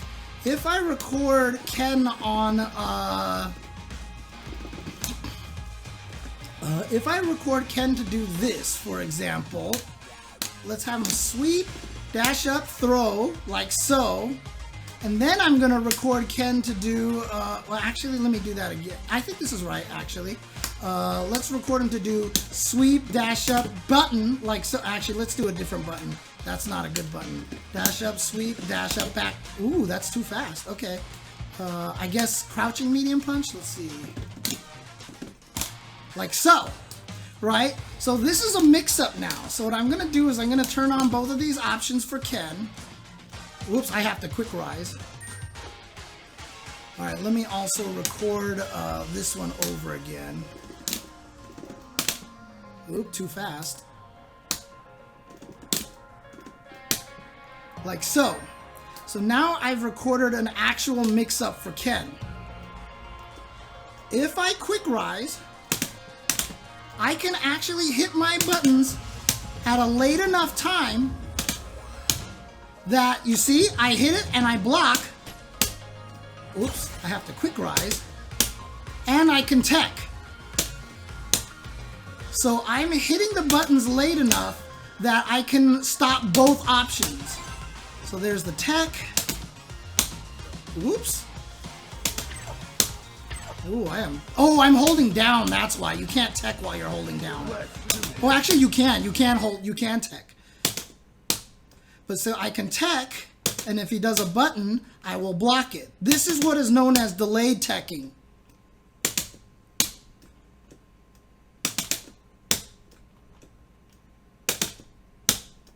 See, that's delayed teching right there. That is the power of delayed teching, is that it fights two different options. And so that's why it's important to learn delayed teching. The problem is, it just means you're going to die to shimmies because you're auto-timing that throw. Because you're auto-timing that throw, if the opponent dashes up and walks backwards, you're gonna whiff a throw and die. Basically, that's exactly what happens right there. That is the weakness of delay tech, but that's why delay tech is important, because it stops two different options, but it will lose to shimmy guaranteed. That's kind of one of the important things about that. So that's why you have to learn shimmies in Street Fighter V. If you do not learn shimmies in Street Fighter V, you will have no success, because if you only do meaty and buttons, delay tech will beat both of those options. And what did I say? If there's one solution that beats all of your options, it's not a mix-up. So if you delay tech and only thing you do is buttons and throw, you don't have a mix-up on your hands, because it's solvable by one thing. By adding shimmy to your game. Beautiful whiff punish by Bait right there from Space Boy. That was a shimmy. He got the throw whiff to come out and punish it. If you don't add shimmies to your game, you will never succeed in Street Fighter V. It is a fundamental part of the mix-up, the RPS of Street Fighter V. If you don't throw shimmies into your mix-up game, one answer will beat both of your options, and then it's not a mix-up anymore. So that's what delay tech is. That's why delay tech is powerful. Best tools for corner pressure. Do you mean on defense or on offense? Yeah, no problem, Coco Ferocia. That's what the point of this stream is. I'm here to teach, and I'm glad I just happened to have my PS4 on, because illustrating that makes it that much easier to show it to you in action. Oh, maximum damage, counter hit confirmed from Spaceboy. Went for the shimmy. You see him walk up and walk back. He went for the shimmy because he was trying to blow up the delayed tech. That is one of those options right there. But ShockZdamus had the patience. Nice reaction from Spaceboy to neutral jump. Like I said, the stomp and the stun gun headbutt cannot hit you out of the air. So a jump will escape both. Had he done the stomp, he might have been able to recover in time to anti-air, but he did go for the throw, so that was actually punishable. There is a difference in animation between the two, but if you suck like me, you can't see the difference between them. And you see, since Spaceboy showed the shimmy earlier, he went for the meaty throw this time. He saw that ShockZdamus was not trigger happy on the throw tech. So, because he went for the shimmy and ShockZdamus did not actually whiff a throw. Now, if you're playing this and you're Spaceboy, you might think, dang it, he didn't fall for my mix-up. That sucks. No. What Spaceboy did was go, okay, he's not trigger happy on throws. That means I'm going to be able to meaty him with a throw and win. And that's exactly what he did at the end of the round. Building up the information, learning what it is your opponents like to do. Nice reaction and escape with that V skill. Counter hit. Let's see if he goes for a meaty throw again. Yep, meaty throw, because now he's trying to get Sifu to meaty throw again. He's trying to see, when are you going to start? Oh, he stole the turn. He stole the turn. He was -2 on that V break, and then he went for the EX uppercut, an example there of stealing his turn. It was Shock's turn, but Spaceboy decided to steal the turn. But he's going to keep doing meaty throws until he sees Shock go for a throw tech so that he can open up the shimmy. But so far, we haven't seen that shimmy from Shock. We haven't seen the throw tech. So Spaceboy is just going to keep going for throws a lot. So that's really important. I'll cover both, Kareth-Paka. I'll actually cover both because it's important to cover both situations, offense and defense in the corner. Oh god, what was he waiting for? He was waiting for an EX uppercut. Command grab here. Where does it go? Yep, that's a true meaty. Goes in for the EX spin kick. Activation! Throw. What's he got? Oh, he went for the meaty button. Got the counter hit. A lot of damage, not quite enough to kill. Oh, too far away. A mistake right there for ShockZdamus. So, Kareth-Paka asked, best tools for corner pressure. I asked defense or offense. Oh, I forgot to update the score last time. Yeah, I did. So Spaceboy took that one. Best defense for corner pressure. So I asked if you meant defense or offense. Kareth-Paka said defense, actually offense. So I'm going to answer both because they're related to each other. Your best defense against corner pressure. All right? Your best defense against corner pressure is to pray. I'm dead serious. I'm dead serious. What I've tried to explain to people here about Street Fighter V, and this is something that I try to teach a lot. When you are in the corner, you are meant to die. Especially in Street Fighter V, because now throw loops are more practical and it's very dangerous. You are in a bad situation. You are supposed to die, which is why on commentary we talk about so much of, oh god, he's in the corner now. Oh, that was great, corner carry. It's important to get him in the corner, because once you get put in the corner, you're gonna die. And to answer your question, Cool Vargas, Tropical Rain is the popular flavor of GFuel here with zero sugar and pumps you full of energy and is tasty too. The idea here is that once you are in the corner, If you can escape the corner, that is a yay moment. If you can escape the corner and push the enemy away, jump away from him, run under them when they jump, teleport out, etc., etc. If you escape the corner, you did something remarkable. That is amazing because that is the amount of disadvantage you have. So that's something to understand. When you are put in the corner, your best weapons are going to be block and walk forward. Remember, I just said walking forward is important because if you turtle up in the corner and you're scared and you never move, your distance from the opponent never changes. That means the opponent has an accurate depiction on when they can hit you and when you can hit them because you're not moving. You're in one place. If you're fighting a target that's standing still, you're gonna have the advantage all the time. So if you're in the corner, the only way to change your distance from the opponent is to walk forward.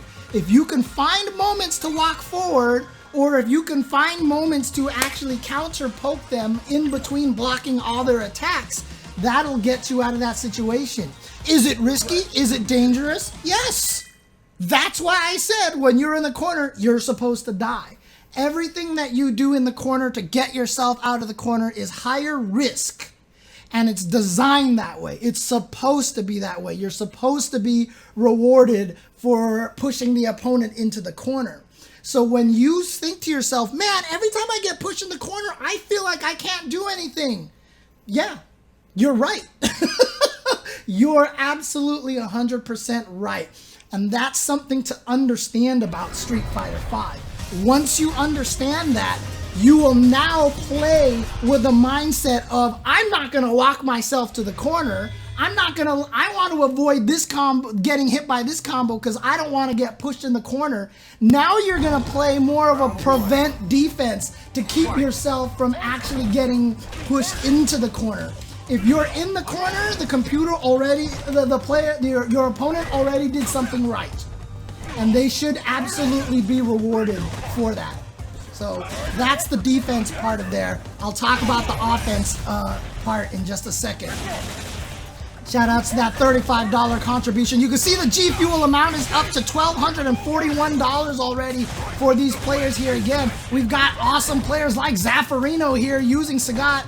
If Zaferino can get far and make it to the top 8, the top 3, don't you want Zaferino to make that money?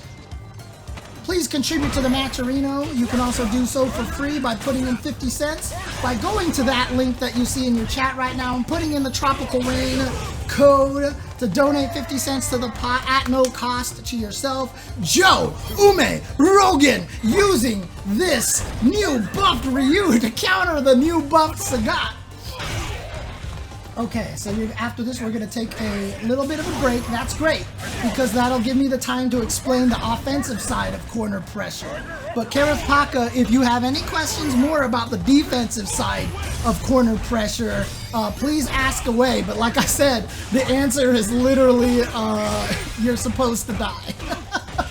Look at this! Oh, that fireball wasn't close enough, didn't get the stun. Remember we see Zaferino have trouble in his first fight against his opponent last time. That could be dead. That could be dead. Sagat with the damage, not quite. Needs one more hit.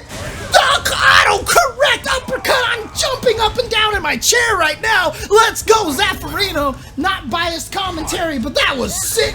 Nice. Nice. Nicely done. Woo!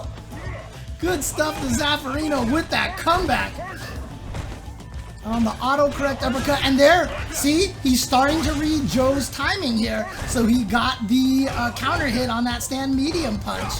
Oh, that's a punish. Yep, good punish. Very aware. Sweep into activation. Yeah, don't let him walk forward. The jab check to prevent Ryu from stealing his turn. Ryu is plus on crouching heavy kick into V-trigger activation, so Ryu tried to steal a future turn by walking forward in that activation, and Zaferino had none of that. He checked with the crouching light punch to prevent Joe from stealing a future turn. Again, if you just came in here and don't know what I mean by that, I can re-explain what I mean by stealing future turns, because you can steal turns even if it's your turn. That's the nature of Street Fighter V. Zaferino taking game number 1. he just missed the anti-air. Ouch! That is gonna be big damage, and guess what? That mistake pushed Joe into the corner. Joe is now supposed to lose. Because you see how Joe is walking forward as much as he can? If you walk forward in the corner, that also gives you space to walk back. So Joe is doing the right thing in the corner. So now Zaf is trapped in the corner. Let's see what he does. He's sticking out buttons. He's trying to counter poke. Oh, he found the right moment to check with a button. And again, this is all risks. This is all risks. He has to risk that. Yes, he could have gotten Meaty, etc., etc. But again, understanding when it's your turn, when the opponent does moves that are minus, etc., etc., will help you get out of the corner on defense if you can take advantage of that to push the opponent away. All right.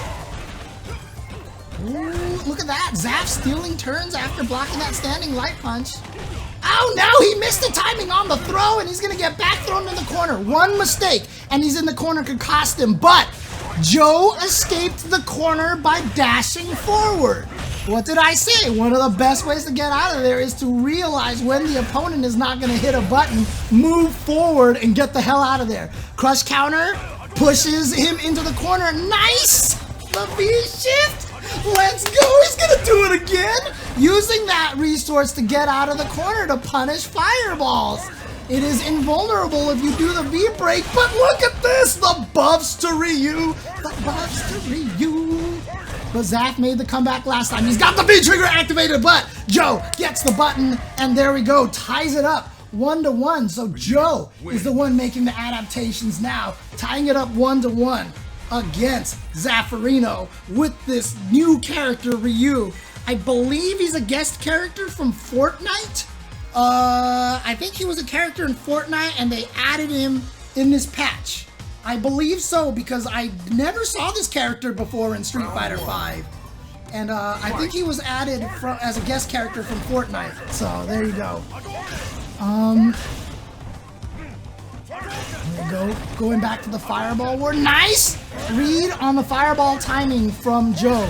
And that is the danger of using fireballs in the mid-screen, but that has to be a punishment for fireballs, the ability to jump over and punish it, because if you couldn't, it would be too powerful as a disjointed poke on the ground. It needs to have that weakness. But speaking of, nice punish right there from Joe, and now pushes Zaf to the corner. So Zaf is in a terrible situation, but Zaf has been using this V-shift beautifully to get out of the corner. I love it. So a new weapon to help you get out of the corner with the V-shift. I love it. Zaf already using this new mechanic to his power. Nice stuff. Okay, gets the uppercut, the cross cut again, the autocorrect.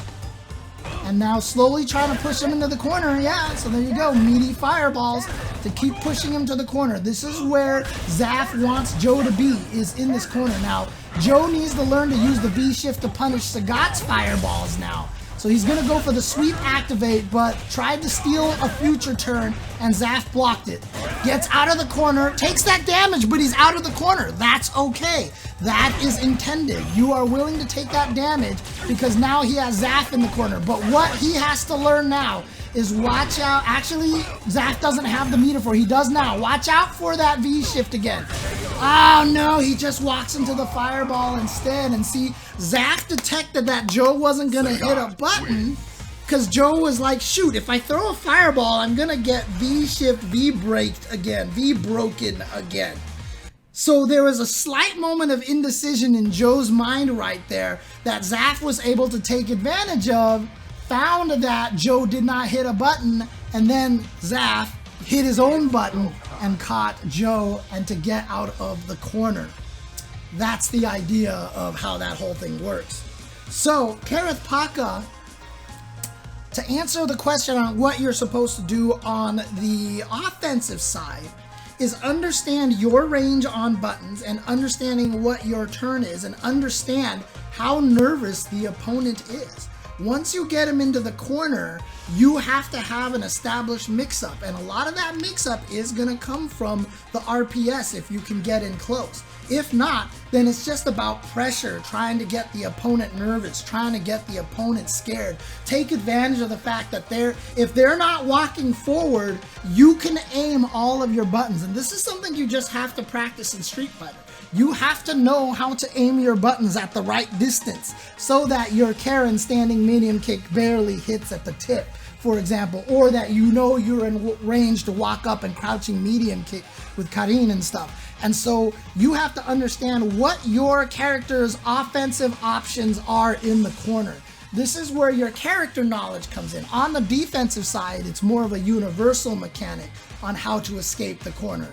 You want to accomplish that by moving forward or finding the right moment to counter poke when the opponent is just a little bit tentative to hit buttons. And so that's kind of a universal concept. But on the offensive side, it's going to depend on your character. For Lucia, for example, I want to start going into firecracker flipper shot pressure, which is her fireball kick into the fireball toss. That is where a lot of her pressure comes in.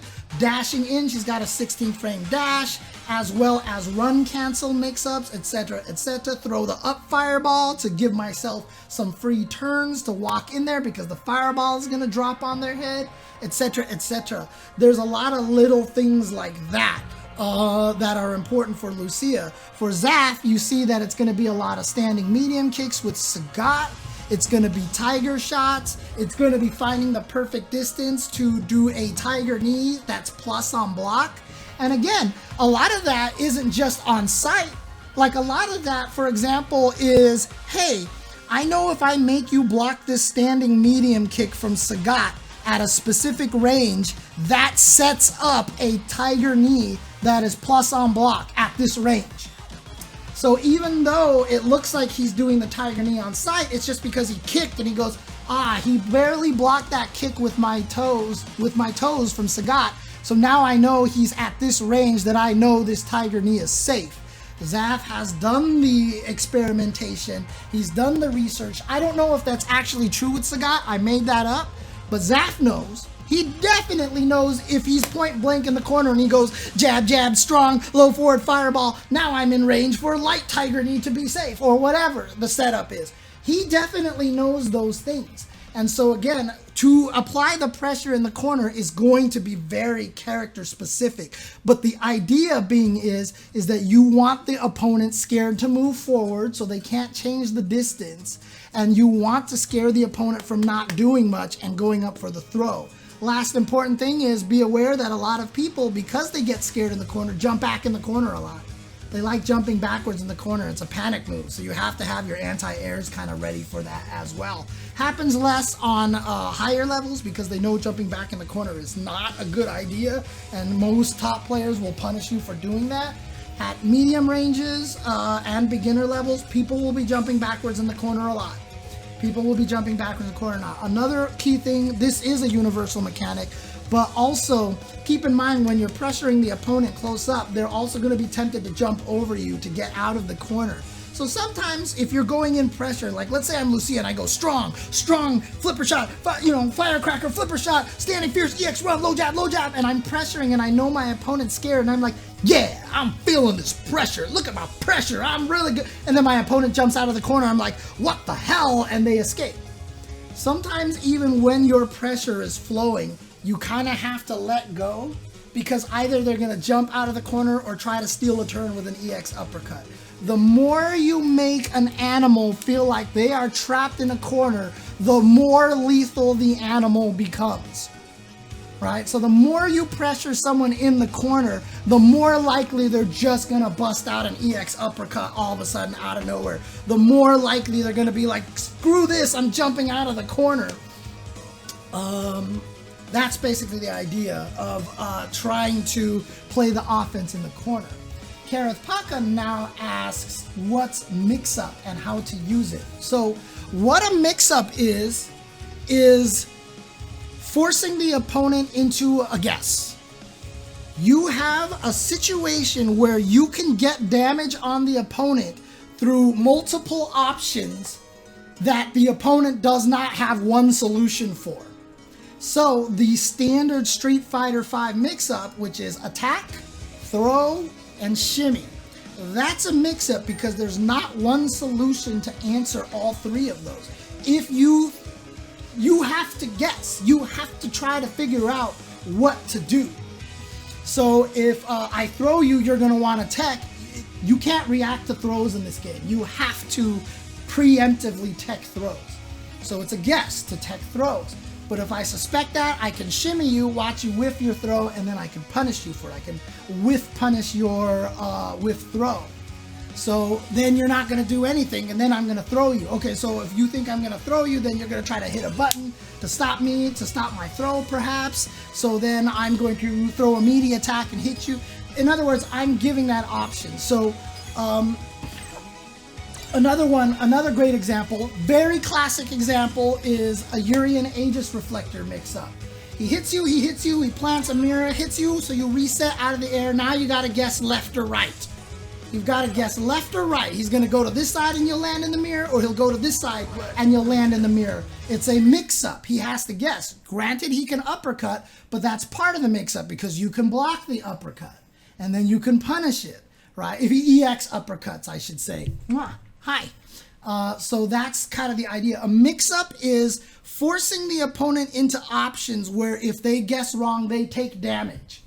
Again, if there's one way to get out of that situation, it's not a mix-up. So you always have to have the option. So if you're like, this is a cool mix-up, but then you find out I can fuzzy guard it or option select guard it or something like that, it's not a mix-up. When you work with your character, you need to understand what your character's mix-ups are in order to be able to defeat an opponent. If you do not have a true mix-up, you will never... Hi!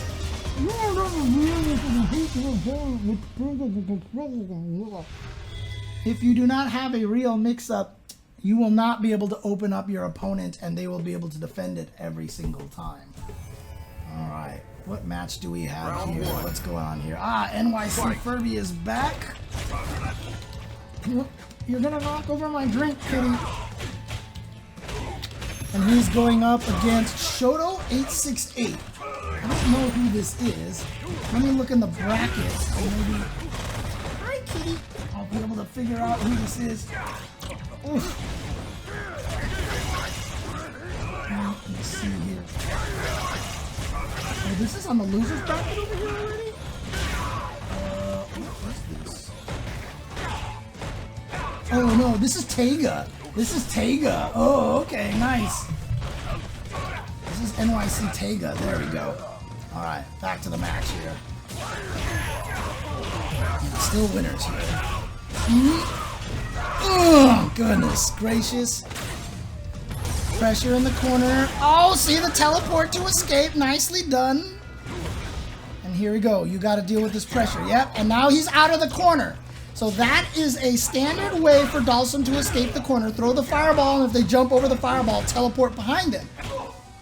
So that's a yay moment because Arturo was able to escape the corner. He has to celebrate that. That is an important thing. Oh God, he was too far away for the throw, so he gets punched. Ow. Yeah, $1,250, dude, in the Matcherino. Let's go. Shoutouts to Matcherino. Wow, he still got that crouching medium punch in time. Wow. Nice. Jumping medium punch anti-air. Now, Dhalsim doesn't want to get pushed in the corner. That's why he goes for that option into the drill, because he reclaims some of that real estate and gets away from the corner little by little. And yeah, see, he'd rather get that mid pressure and teleport into the middle of the screen because he's further away from the corner. You can see what Arturo's doing here. It's not just playing neutral and footsies. He is very aware of the corner position the entire time. He is playing with the corner in mind, so he knows when to go for this pressure and teleport, etc., etc. He is very cognizant of where he is versus the corner. So that's why I said if you're in the corner, you're supposed to die.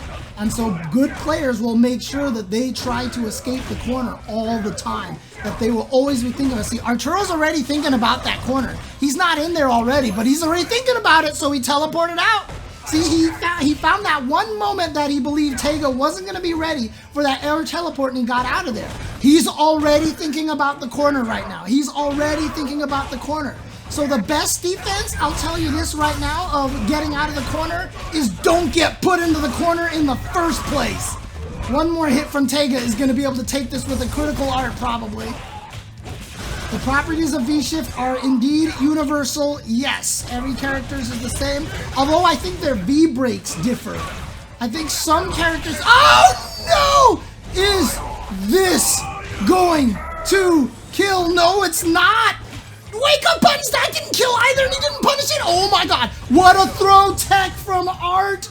I can't believe that! Dhalsim wins. Hey, what's up, Zingama? Well, unfortunately for Tega, Arturo took that first game. Wow, nice job by Arturo. Couple of missed opportunities for Tega there. I think he's just still comfortable with Dhalsim. That was 1-0, wasn't it? Yeah, okay, yeah, going back in there. Yeah, so the V breaks I think are a little bit different between characters, but I think the V shift is the same frame data for almost everyone. Although I think the backdashes reflect the actual backdash of the character. So the window in which the V shift will trigger the slow motion is universal. The full entire frames of the V shift backdash I think is dependent on the character, because I think the V shift is basically a backdash for that character. Let me do more research into that, and in the future I'll be able to say for sure.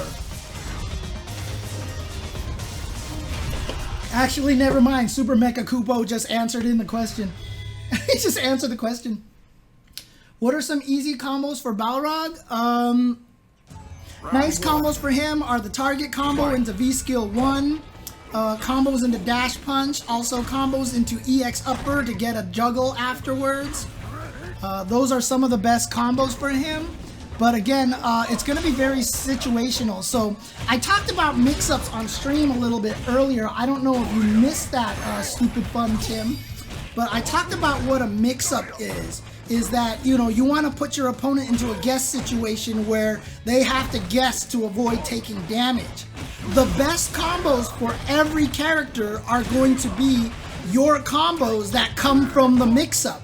If your mix-up leads into a crush counter stand heavy kick with Balrog, then you're going to want to learn the combos that start off of a crush counter heavy kick. If your best combo starts from a meaty stand medium kick to get a counter hit, then you're going to want to learn the best combos that... Oh, what a teleport! You're going to want to learn the combos that start from a meaty standing medium kick. If your mix-up involves you jabbing them before they try to counter poke, your best combos are going to be the ones you want to learn from the crouching light punch. Whatever combo you learn, you want to have a situation in which you can use it. Learning a jump-in combo is useful if you jump over fireballs, but if you don't, or get the opponent stunned, but if you never get into that situation, it becomes a useless combo. So make sure the combos that you are learning are situations in which they are useful in actual combat. After you bait an uppercut, what's your combo? If you can shimmy somebody, what's your combo? If you get a meaty button, what's your combo? See, Arturo already knows exactly what combo he wants to go for after baiting out the uppercut, because that's a combo he's practiced. That combo's not easy that he just did. Requires very precise spacing, but he knows exactly what to do. That stun, good. So it's not a coincidence that Arturo knew that combo. It's something he's like, well, this is my anti-Akuma uppercut punish combo. So he learned that combo specifically. If you're learning a combo from Dhalsim that starts with jump heavy kick, like when are you gonna land that outside of stun? So the answer really is learn the mix-ups of your character and then learn the combos that stem off of those mix-ups. That is the best combos to learn with your character. Those are the best combos to start with your character. Doesn't matter if they're max damage or not, just make sure you have a combo. You can learn the max damage combos later. Make sure you have a combo, because if you bait someone into a throw whip and you punish them by punching them in the face with standing medium punch and that ends, like, is that really a punish? Are you really going to discourage the opponent? So learn to do something like crouching heavy punch, which is cancelable into dash punch. And then at least you get more damage to get the opponent scared, for example, like that. But if you aren't learning your combos off of mix-up, if you actually mix the opponent up and don't actually get any damage off of it, that's another way to invalidate your own mix-up. Oof. The counter pokes from Arturo. He never believed in the frame traps from Tega. He counter poked till the end, and it paid off. But let me know if that answers your question, stupid fun Tim. It's more important to learn what the mix-ups of your character are first, and then learn the combos that extend off of that. So for example, if you want to land crouching light punch, learn crouching light punch into dash punch, for example, and stuff like that. So yeah, Matcherino's at $1,258 essentially. You can still use the Matcherino up there. Let me see. Actually, the Matcherino link is not in the chat, but here you go.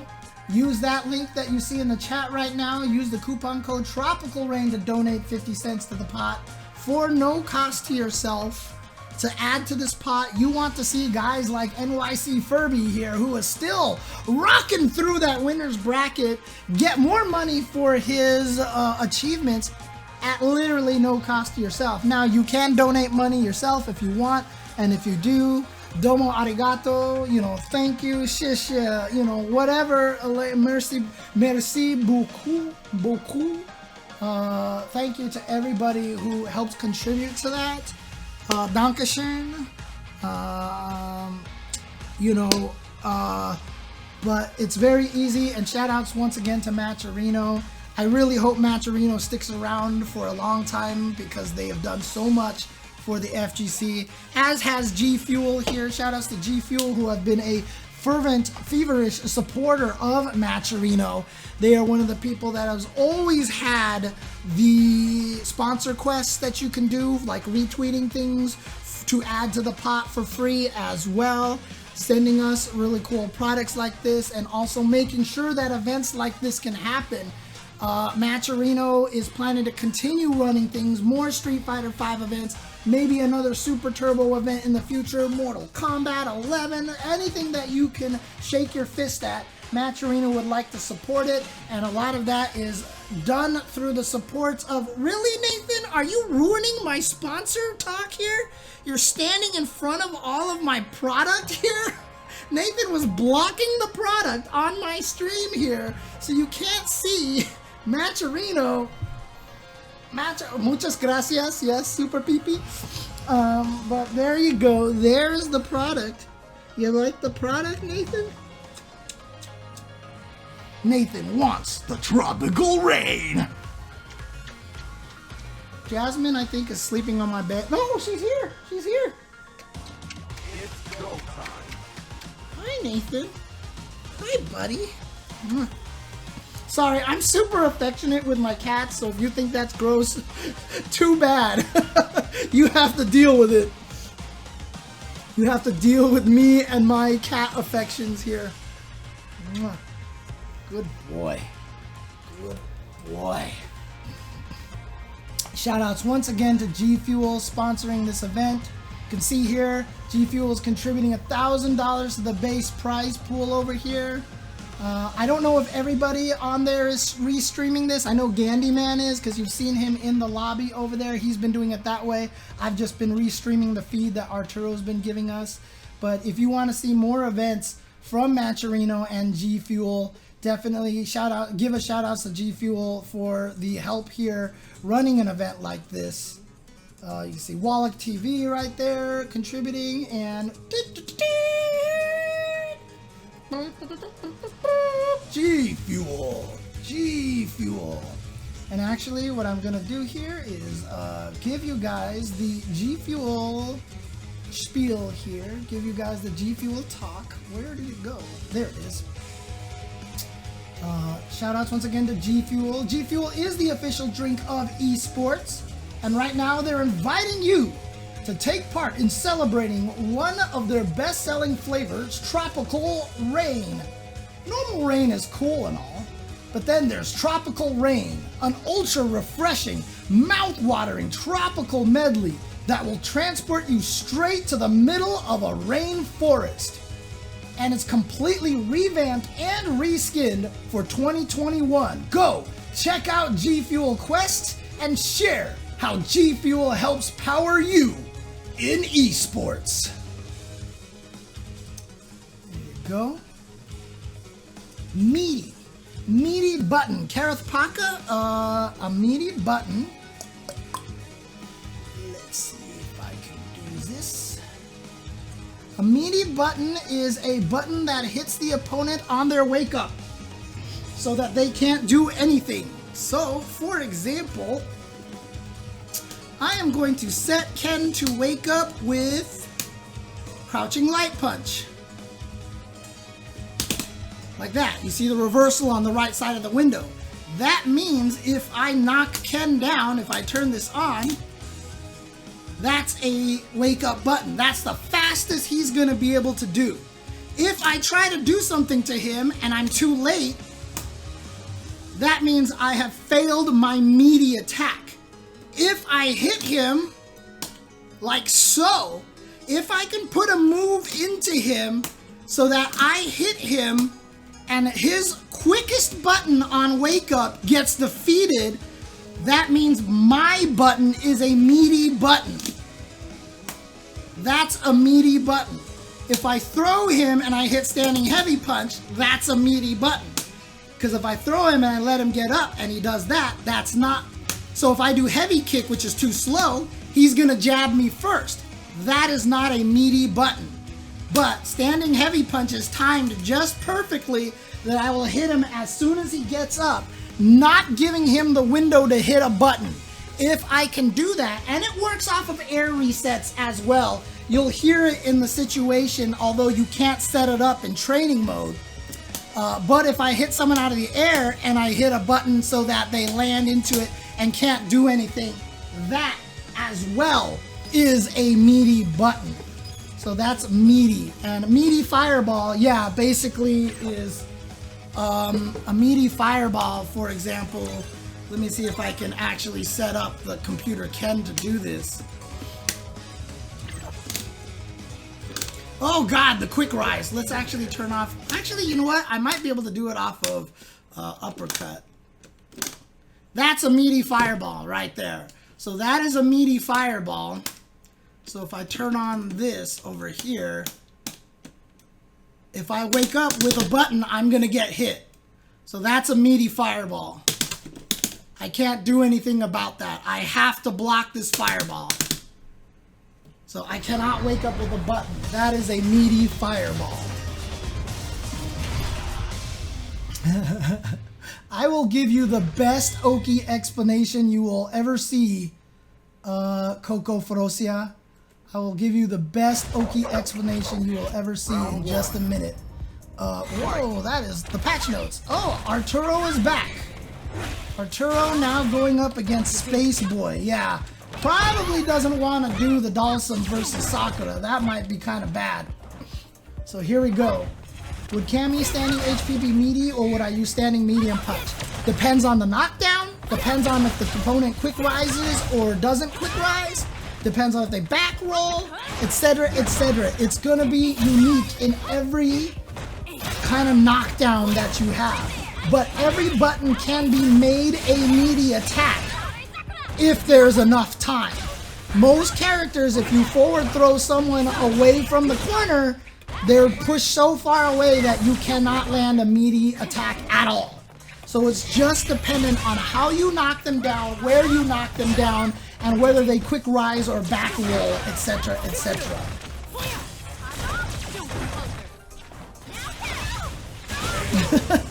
Woo! There we go, Space Boy. Someone said that he's been having a great week after this recent patch. Sakura did get some buffs. Oh no, no anti-air's there. Too late on that anti-air, just got eaten up. Oh, he predicted him, but he was too close, so the V-skill actually missed. That was unfortunate. If he didn't do the V-skill, I think he just would uppercut. It would have been better like that. There you go. Instead of the V-skill, dash up, light uppercut. Plus on block. That splits kick from Sakura is plus on block, so it's still Space Boy's turn. Nice attack right there, and the back throw from Space Boy, taking game number 1 from nycfurby here. I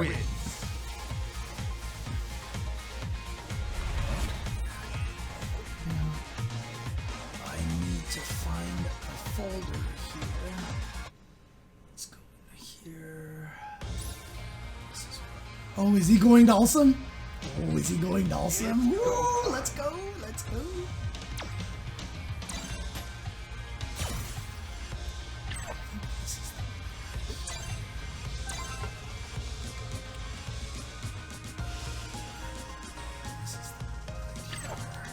Sorry, I'm doing something really quick here. Yeah, this should be the right one. Okay, let's do this.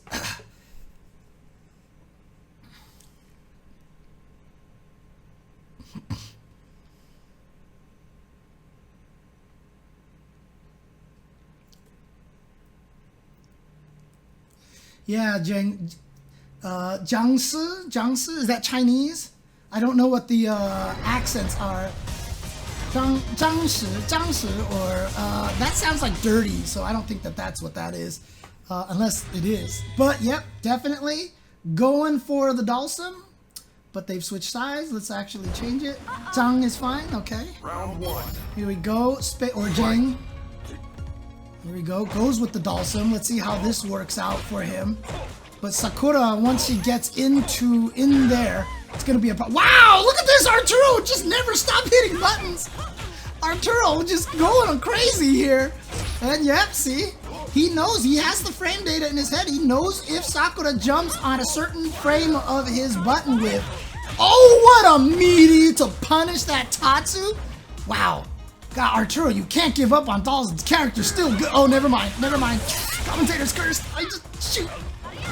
Plus, see, stole a future frame, and so Arturo decides to use a V reversal to try to stop that. Oh no, he teleported in place. He was trying to trick Space Boy. Overhead throw, like I said, once. See, that was a meaty right there. Space Boy, off of that throw, knows that her back heavy punch is a true meaty. Did the true meaty hit Arturo's button on his wake up, crush counter, there you go.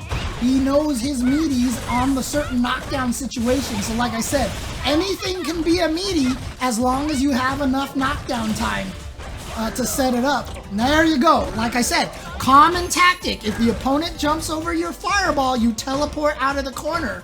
And that's how he escapes the corner. And now all of a sudden Arturo is back to this buttonsy play here. And it's really hard for Space Boy to get out of this situation. So that was the benefit for Arturo getting that fireball teleport to get out of the corner. Ooh, traded, but that's good for Arturo. See, look at this. He got out of the corner one time with that teleport, and look at how much damage Space Boy has taken. There is so much spatial awareness. Nice whip punish from Space Boy. He got in with that one move. Yeah, he's gonna, oh, I thought he could block that in time. So Arturo trying to get that space again with that EX Fireball, and it's still going. But there's so much spatial awareness from these players. I cannot emphasize enough how much spatial awareness there is from these players. Space Boy got in, but backs off away now. What an air throw! You are sick, Space Boy! That was amazing! And Arturo, with the muscle memory light punch, dying to the Tatsu. I don't know if they changed it on even stuff like Air Tatsu, so that the lower frames are also light punch invulnerable, so I'm not sure if that Tatsu was just a way to screw it up, or the timing, or if it actually had those light punch invulnerable buttons there. But nice job to Space Boy. So what I'm going to do here is I am going to go to the volume controls that you're going to see pop up here. Actually, what I'm going to do instead, let me go back over here. I'm going to mute this, and let me know if you guys can actually hear this. But this is a video that I created a long time ago to explain OkaZeme in 1 minute and 30 seconds. So let me know if this helps you explain what OkaZeme means. And let me also get rid of this. Let me do this here. Let me take out the overlay as well. Here you go. What is OkaZeme? OkaZeme is the subset of fighting game strategy that is played when one character has been knocked down and is at the mercy of the other player. OkaZeme is derived from combining two Japanese words, okiru, which means to wake up, and semeru, which means to attack. In English terms, most people call it the wake-up game. In another video, we've discussed the concept of neutral, where both players are jockeying for an advantage over the opponent. During the neutral, both players have a huge array of options to use during the battle. In almost every fighting game, however, there is a state of getting knocked down to the ground, where the defending player loses control over their character briefly, and their set of options become very limited. The attacker, however, is rewarded because they still have their entire set of options to use for pressuring the opponent as they get up. Knocking the opponent down is the ultimate advantage, allowing the attacker to set up their next move and making it easier to predict the opponent's limited options. The reason this specifically has its own term is because it's so prevalent in fighting games and has such a strong impact on the pace of the match. Entire rounds can turn around off of one knockdown. Also, every game has its own unique take on OkaZeme, and mastering that game's OkaZeme options and strategies can lead you to wins where you suffocate your opponent and you are very rarely put in danger yourself. This has been your host, James J. Chensor Chen. So that was an old fighting game dictionary video that I made a long time ago explaining OkaZeme. I don't have a lot of these videos around, unfortunately, because they took a lot of work to make, and I thought they would be a lot easier to make, and they weren't. And just like I got lazy, but I need to go back and keep making them. But that explains that what OkaZeme is. It's just the wake-up game, and again, the reason why it's such a important aspect of games is because getting the knockdown means you have a huge advantage, and having that advantage is super important in fighting games. All right, who do we got up here on the stream?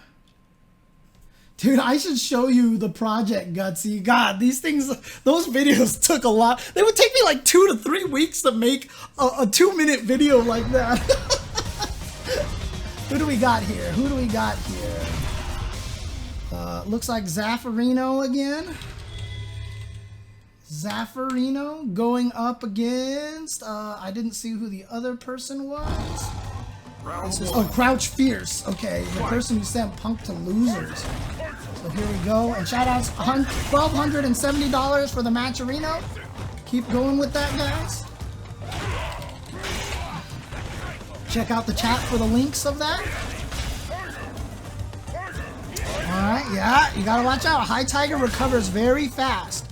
So even though you can crouch under it, if you predict a low Tiger shot to jump and punish that, if he throws a high Tiger, a lot of times he can recover and punish you anyway.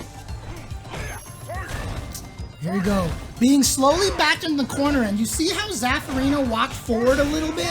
He doesn't want to get pushed into the corner, and see, he's also aware of that as well. He's going to keep walking forward a little bit, and you see a forward dash right there. So right when I said that, Zaferino moves forward, because again, these players are very cognizant of where they are on the stage. they don't want to get pushed in the corner. So even though, and nice thing about the training mode is you can see exactly who's winning the push towards the corner. And so Zaf is in the corner now. He's going to try to find his way out of there. You see a forward jump. I'm not sure if that's what he wanted, but it worked. But he's getting pushed into the corner, so he's going to try to find his way to counter poke. And he got it. Oh, no, too late. That is going to be huge damage here. And a push into the corner and a air reset, so no back roll quick rise mix up. So Crouch Fierce has a guaranteed meaty timing, but here comes Zaf, and he uses the Tiger Knee to push him away. So he's comboing into Tiger Knee because it pushes the opponent away and gives him better frame advantage to get him away from the corner. Actually, Crouch Fierce, who is Crouch Fierce? This is Destructive. Destructive is who this is. Let's get his name right for you guys. I'm trying to figure out, is this actually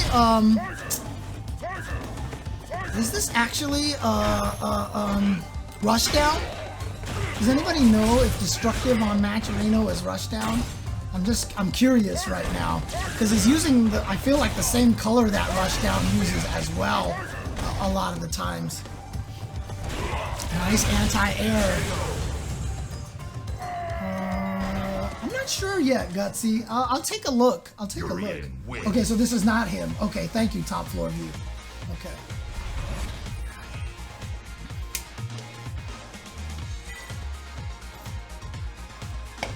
Tropical Rain has a very mango-y taste to it. It's just destructive. Okay, cool. I haven't seen as much of this player, but if I watched a little more NLBC, I'm sure I would see him all the time.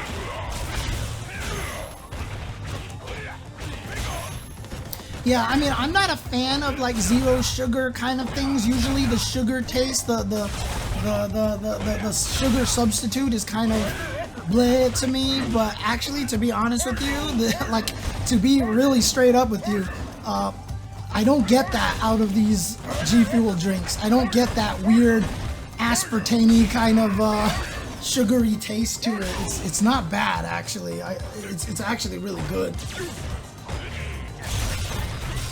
Oh, V-shift into the mirror. That's kind of scary. Oh! Projectile in full DPs, ladies and gentlemen. Going right through that. Beautiful call out from Zaferino. That was well done. Well done. Let's go. Nice confirm. That's the 2-hit light confirm. Very doable by most players, unlike the single hit confirms, which nobody can do except for superhumans. No, I'm just kidding. I can't do them. But a lot of other people can. Ooh, the delay, nice, and it was charged up with the V skill. Yeah, I've often said this before, that I feel like Urien has trouble dealing with Sagat fireballs a little bit, unless he can get that V2 charged up, but sometimes it's hard to find the time for that, because you're being pestered by fireballs all day.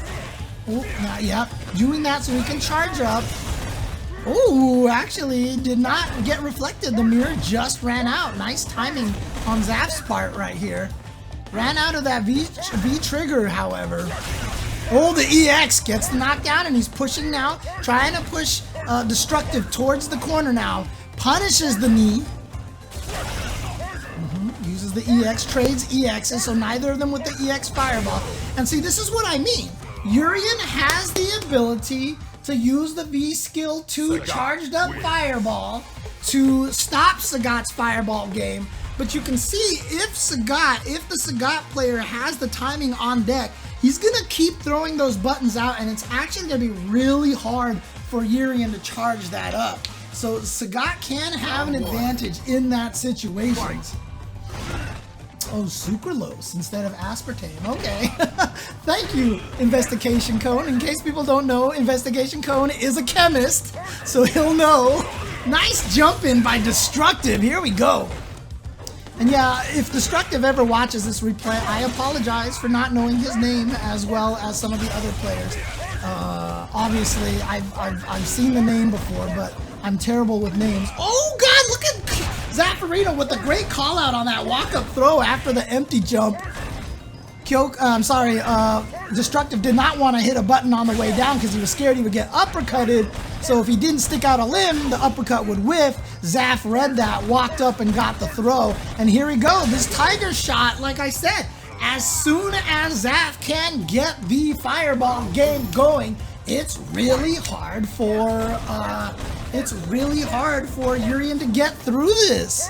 He's never giving him a chance, so that's why he has to spend that EX fireball to get the fireball charged up to hopefully scare Zaf into not throwing fireballs to give himself the chance to go forward. But you see Zaf right there neutralized the charge up with the neutral jump, so Destructive had to charge up another fireball. He currently does not have a fireball charge, so he has to deal with the barrage again.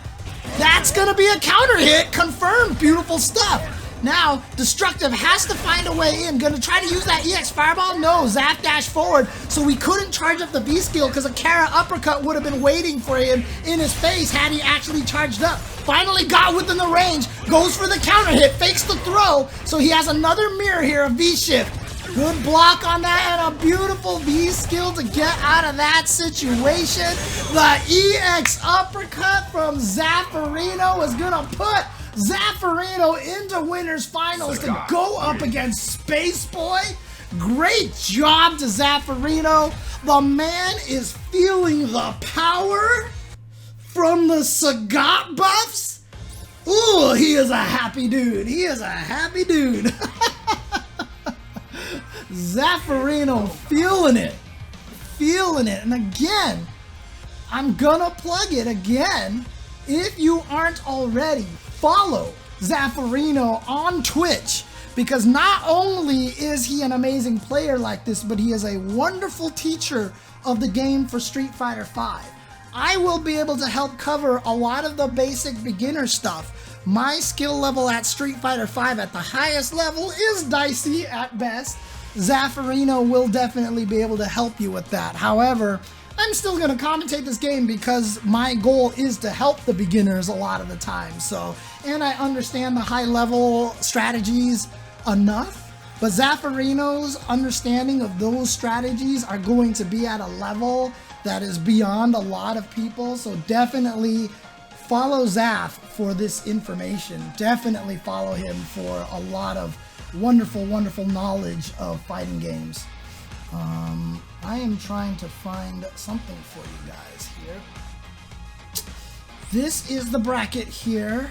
Currently, as you can see here, Zaferino and Space Boy in winners finals. Oh, oops. Zaferino and Space Boy in winners finals over here. And then in the losers bracket over here, we see that Arturo's waiting for the winner between OrangeMan and No Need to Talk. Remember, Arturo beat OrangeMan earlier. Let me zoom this in so you guys can see it a little bit better.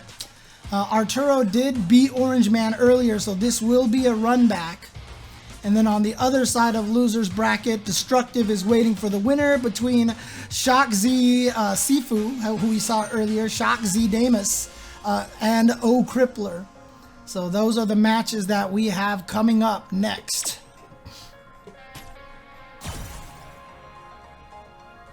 And thank you guys for tuning in to my stream over here. Hope you guys have been enjoying this. Hope you guys have been enjoying finding the questions that I've been answering in the stream chat helpful. If you guys have any more questions, I think there was another question from somebody, maybe Kareth Paka, that I missed. There it is. There it is. He asks how to use shimmy.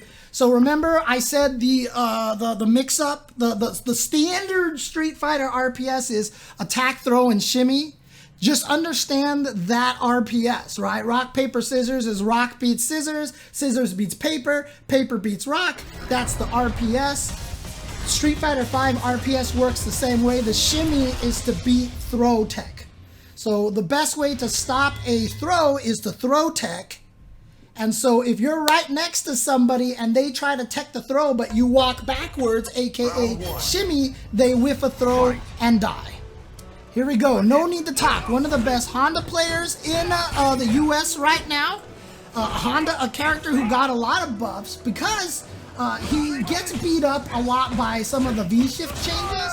So I think that's kind of one of the reasons why they buffed him a lot. Going up against OrangeMan, who we saw on stream earlier, against Arturo. I'm changing the names right now for you guys. There you go. No need to talk. Going up against OrangeMan. There we go. Nice combo. And now Honda's pushing OrangeMan to the corner.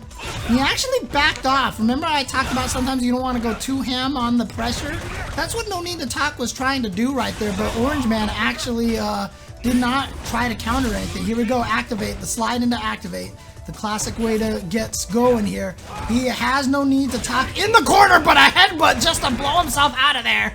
Trying to go for the chip damage now. Going for the gram, going for the grams all day. These are some sweet grams. You can call them honey grams. Ah, he tried to get in there with the double dash, but nice check from No Need to Talk.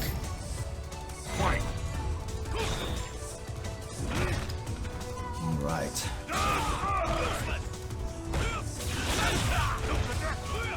Oof. Okay.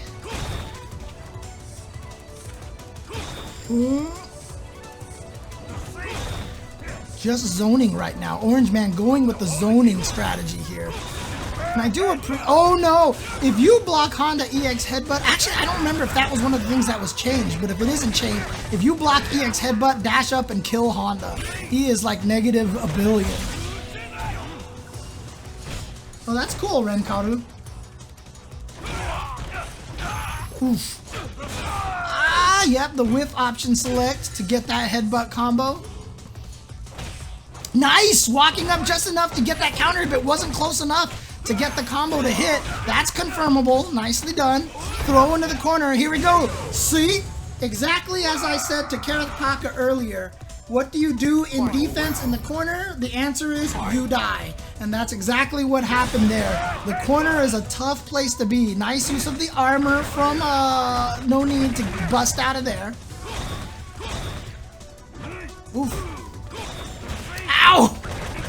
No, not close enough to, or not deep enough for that jump to combo, and a little too far away there for that to connect as well.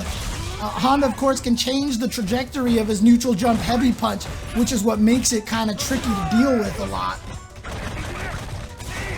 Oh my god, Marcos. Yeah, I know, right? Super Mega Koopo. It hurts to hear that. Oh god, it clipped at the very end! No need to talk here.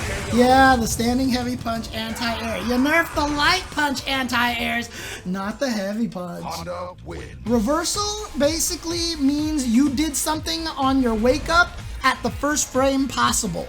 Remember how I said a Meaty prevents you from prevents, you know, the fastest possible wake up button from actually stopping you? A Meaty attack basically means the opponent gets up into your attack.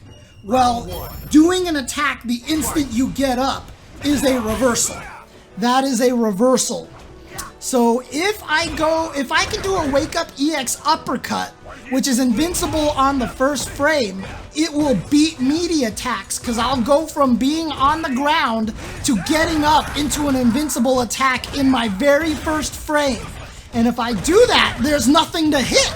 So even if you do the most perfect Meaty attack, like if I drop my Meaty stand medium punch into you, there is nothing to hit in between you being invincible from getting up off the ground and being invincible with your with your EX uppercut. So that means you did a reversal EX uppercut and there's nothing to hit. So that's what a reversal is, doing it at the first frame possible. You can also do reversals going from block stun to an attack. That counts as a reversal as well. But for the most part, yeah, actually both of them are equally important. So doing a move the instant you get up, or the instant you come out of block stun, or the instant you land from an air reset will be considered a reversal.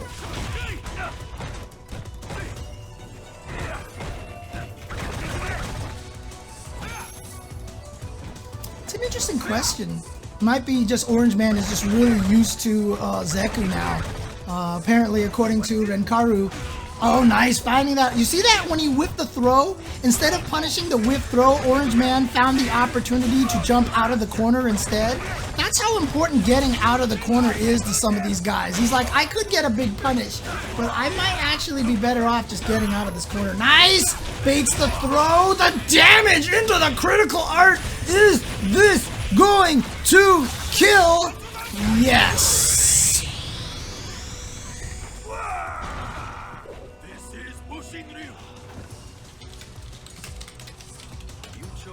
Final round.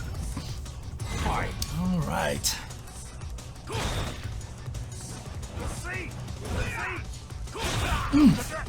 It's catching him with the raw gram.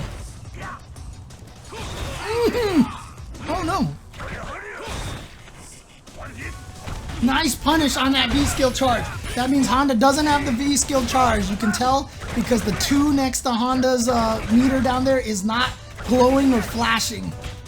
Wow, look at this pressure! Stealing future turns over and over again, then read the moment he was gonna try to counter that. And, oh my, oh come on! No need to talk, what is happening? Oh god, okay. Oh boy. He almost dropped the ball on that one. He almost dropped the ball on that one, but nice, nice, nice, okay. Oh boy. Whew. But yeah, so light hands for Honda is plus. I forgot to update the scores. I apologize about that. But light hands on block is plus on block. So it's Honda's turn. So OrangeMan wouldn't hit buttons. But in order to truly take your turn, you have to hit a button as soon as you finish your hands. A reversal, so to speak.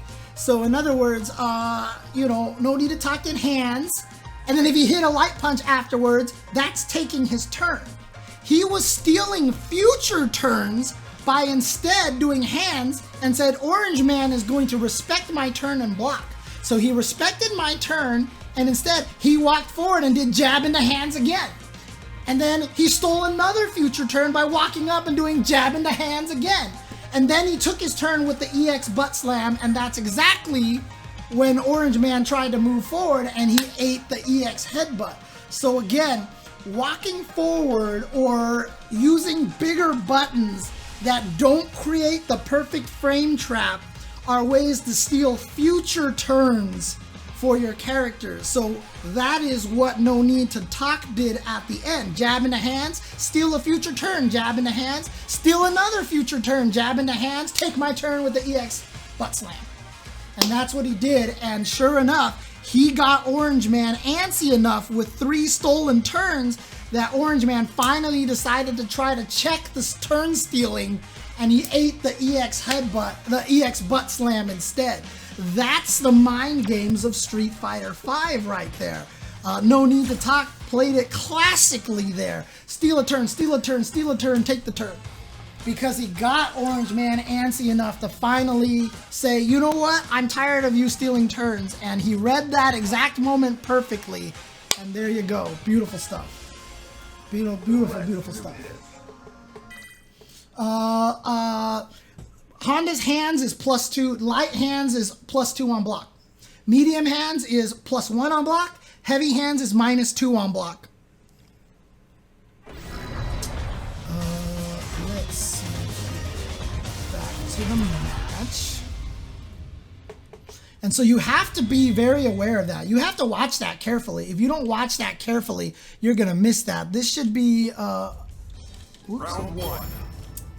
Oh God, get the matchup, get the matchup. There we go. This should be Crippler versus who was the other player again? Oh, ShockZdamus. Yeah, that's right. Or ShockZdamus. Zero Suit Zamus. We'll call him by his real name here. That he has in the Matcherino. Oh, what a neutral jump, reading the crack kick there. Not the crack kick, the ruffian kick. Here we go. Shock getting some play. And remember, Alex, one of his characters, got a lot stronger, but here comes Cody, terrifying, beats up the V-shift. Here's big damage here. That's not gonna kill. There's gonna be a lot of scaling there. So he needs one more mix-up, the shimmy. The shimmy. So in general, taking the throw is the best option on defense because it leads to the least amount of damage. But when the throw is gonna kill you as well, you gotta make a true guess. And right there, the throw would have killed him. And so Crippler was able to trick him with the throw. And there you see, Kareth Paka, a perfect example of when to use a shimmy. He faked the throw, walked backwards, saw ShockZdamus go for the throw, sees the whiff throw, and then punishes it accordingly. Cody got better. Cody got better. Final round. Fight. Delay button also beats throw. Delay button is part of the shimmy. Delay button is part of the shimmy, right? Well, okay. I guess the better way to put this is, if you're right next to them, delay button hitting them out of the throw startup gets you the counter hit and bigger damage, but there's the risk of you just getting beaten by a quicker throw than you expected. So if they just wake up and throw right away, delay button, you're actually gonna get yourself thrown. Shimmy is a safer option, but you get a weaker combo essentially, is the difference, Nawan P. So if you're gutsy and you think you have a read on their throw timing, delayed button is the way to get better damage and a better hit confirm. But if they do a quicker throw, you're gonna get tossed.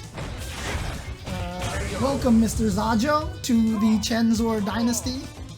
And there you go, ShockZdamus taking the next 2 rounds, rounds 2 and 3. Beautifully done. And there we go, he's taking game number 1. Why is V-shift being used so little, Ashy? Because it's not as broken as a lot of people thought it was. You use it and you lose your V meter, and then you don't have a V trigger anymore. For characters like Cody, they need that V trigger. Cody with the pipe is like the best character in the okay, that's an inside joke. Cody with the pipe is super strong, and so if you're using V-shift all over the place and using up your V meter, that's not a good thing to do. That's not a good thing to do.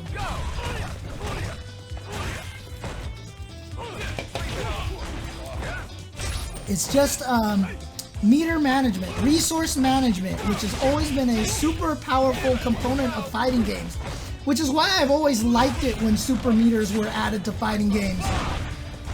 Because adding that nice parry on the V reversal. One more mix-up for the win.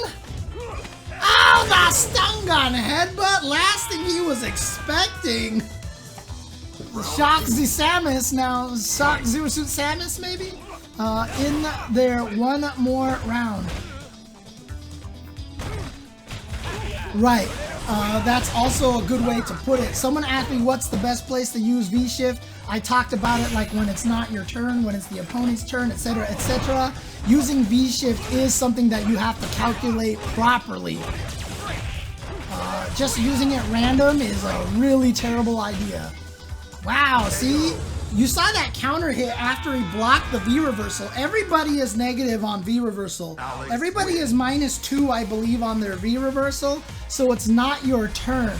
So after Crippler got his V reversal blocked, he hit a button. He probably thought Shock was going to try to walk forward and go for a command throw or something. So he hit a button trying to stop ShockZdamus from taking a future turn, from stealing a future turn. However, Shock just said, no, you know what, I'm taking my turn right now as is, and he hit medium punch. And so he hit whatever Crippler was trying to do. And there you go. That's what happens when you try to stop an opponent from taking a future turn, is that if the opponent just takes their turn as it is, you get counter hit by Alex's medium punch, and then a combo, and then you die. And that is the Street Fighter V mix-up right there.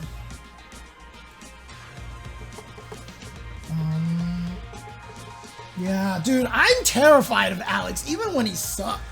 Like, I have so much trouble fighting Alex. Like, I'm just scared of command throws so much that every time I get command throw, I lose my nerve. I panic a lot, so I die very easily to command throw characters.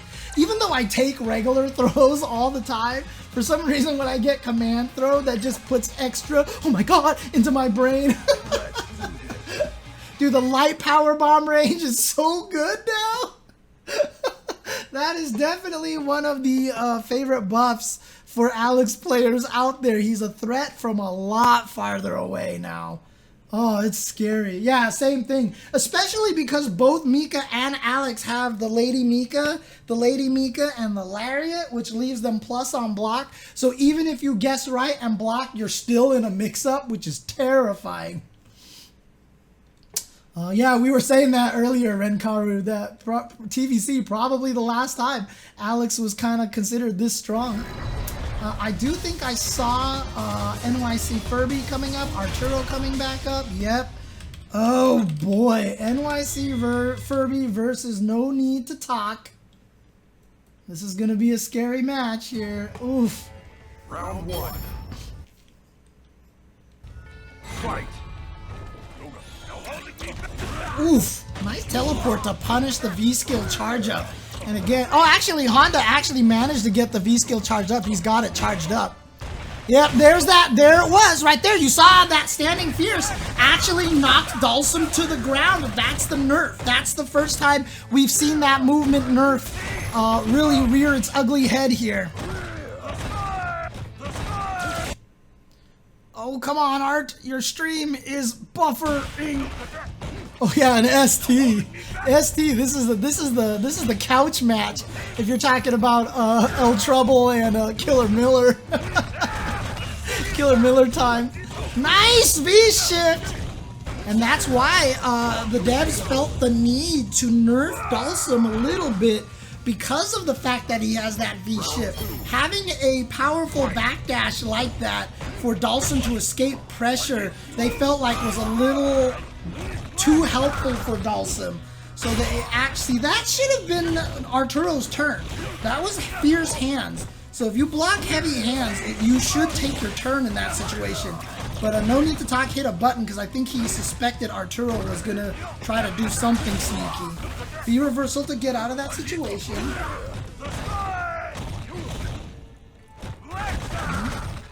Plus frames, yeah. EX butt slam is +5 on block. You gotta hold that. Oh, the armor on that V-trigger. V-shift to get out of there, see? Can help him. Dhalsim not necessarily done yet in this game because he has that ability. Here we go. Sending that over to him. Gonna block it. Smart from No Need to Talk. Just block it. Get it out of play.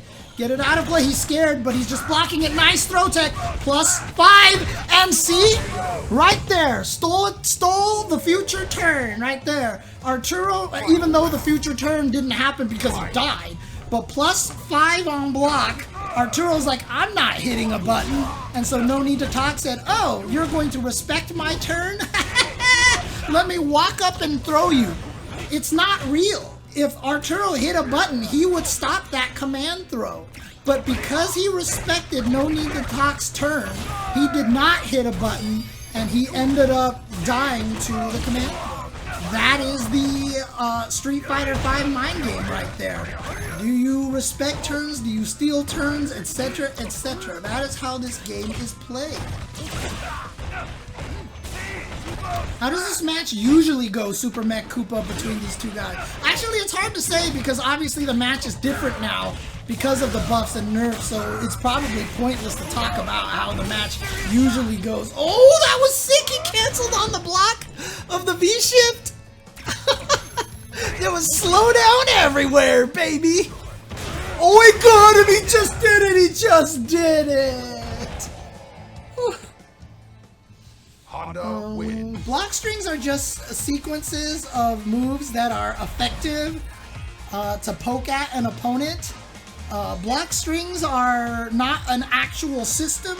They're not an actual mechanic. It's just a description of saying, like, if Karin does crouching medium punch, standing medium punch, that's a good block string because it's a frame trap. It only leaves enough gap to bust out in certain moves. There's only a 2-frame window in between those buttons, so if the opponent hits a button, you'll beat everything except for anything that's invincible. So that's a, quote, black stream. It's not an actual mechanic, it's just a description of a good sequence of buttons to press back to back that are effective and known to be powerful and known to be good pressure. That's it.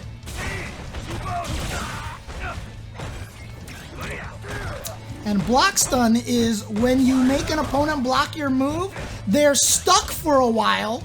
They can't move because they're stuck in a block animation. That's block stun. So, oh, nice V-shift, okay. Wow, chase the backdash. Caught him just barely. Oh, using that, nice! Oh, he was trying so hard to change up the timing, but Honda's standing heavy punch is so good of an anti-air that he was able to whiff it one time and then throw it out again and still punish. Woo.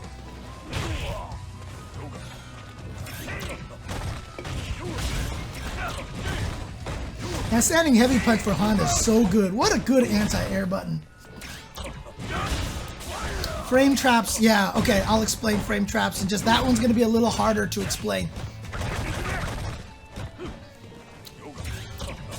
Here he goes again, trying to stay out of, look at that! You see him? He's just like, that's like trying to swat a fly, dude. He was just like, out of here, out of here. Get out of here, kid, you're bothering me.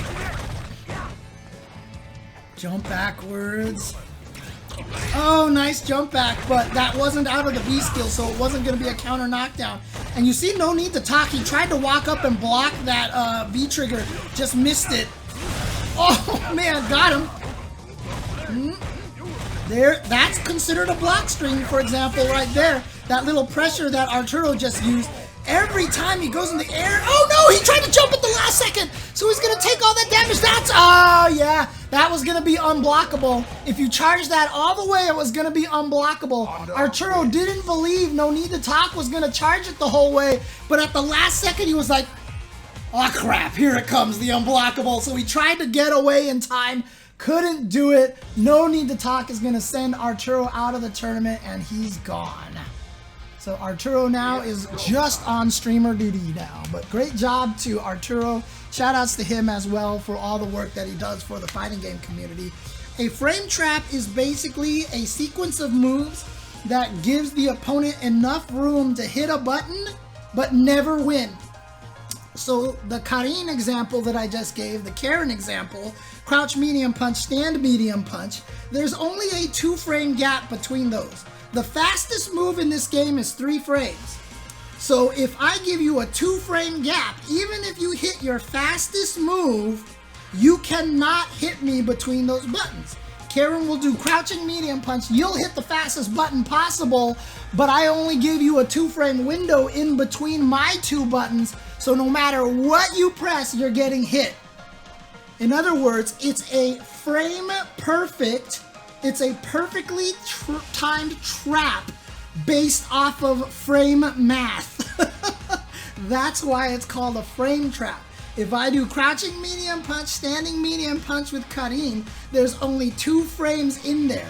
It's big enough for you to hit a button to get yourself hit, but small enough that nothing you can do outside of an invincible move will ever bust you out of that situation. So if Cody is +2 off of the Zonk Knuckle after you block it, and then there's a 5-frame stand medium punch, that's a frame trap because you do not have the window to be able to beat that. It's different than a true block string. A true block string is 2 moves that don't give you any timing at all. So in other words, if I walk up to you and do, for example, crouching light punch, that's a bad example. Let's say I walk up to you and I do crouching medium kick fireball at point blank range. The fireball's gonna hit you while you're still in block stun of the crouching medium kick. So there's no gap in there for you to accidentally hit a button and get frame trapped.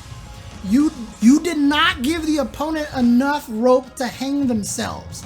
It's a true block string, so there's nothing they can throw out in the middle of that. so it's not a frame trap. The reason why Karin's crouching medium punch stands medium punch is at the fastest, that block string is a frame trap because it gives the opponent enough rope to hang themselves, but not enough rope to ever actually hit you first outside of an invincible move, outside of something like Zangief having a perfect one frame attack on his super, for example, like that. So that's what a frame trap is. Every character in this game has one. It's perfectly designed. You have to know your character's frame trap. That's another thing that you have to know for your character. What is your character's frame trap? Laura, for example, I think is standing medium punch, standing light kick. It's not going to be medium. Cammy standing medium punch, crouching medium punch. You know, a lot of characters are going to be standing medium punch, crouching medium punch, but it's different depending on the character. You got to know what your frame traps are in order to punish people for mashing on buttons.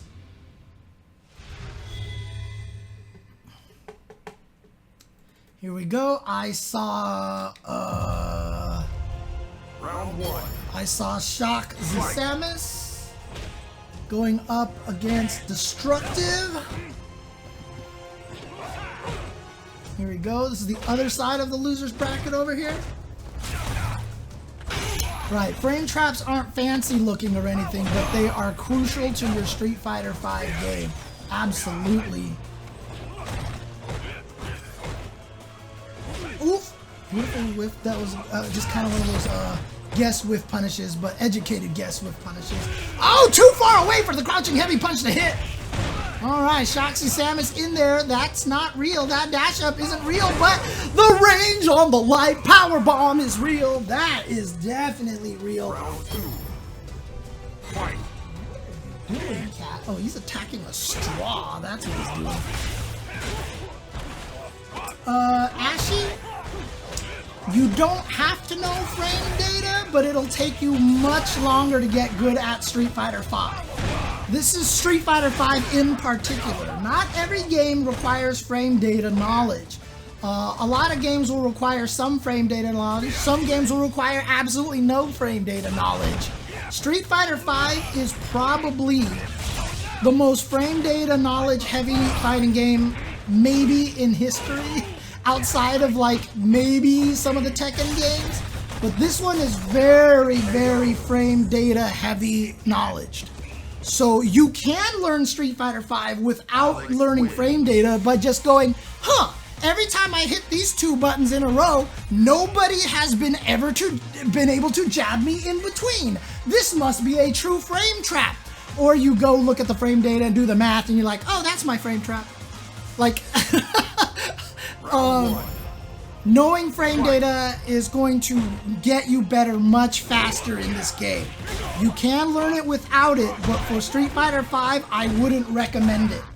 I wouldn't recommend it. Oof, nice. So if a move swings and misses, aka whiffs, if a move whiffs and you hit the move after it whiffed, that's a whiff punish. So basically, they swung and missed, and you hit their recovery, that is a whiff punish. Yeah, some people love frame data. I freaking hate frame data. I hate studying frame data.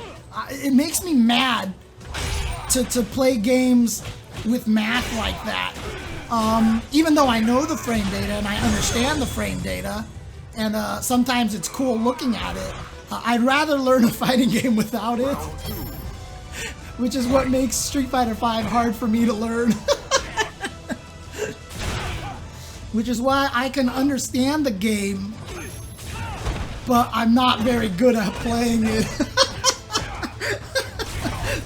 Like, I understand the game, but I'm not particularly the best at playing the game, unfortunately. I am fully willing to admit that. Oh, God! Dude, in all that time trying to explain everything, Shock has just murdered Destructive here. Oh, God! Yes, Socrates, exactly. Same thing, same thing. That's why I love Soul. That's why you see I'm so obsessed. In fact, Socrates, you know more than anybody else. You're in my Soul Calibur streams all the time. You hear me talk about this all the time. I love Soul Calibur because Soul Calibur isn't that frame data heavy of a game. It does help to learn the frame data of Soul Calibur, but it's not crucial for the initial learning. In Street Fighter V, it's actually to your deficit to not study the frame data from the get-go.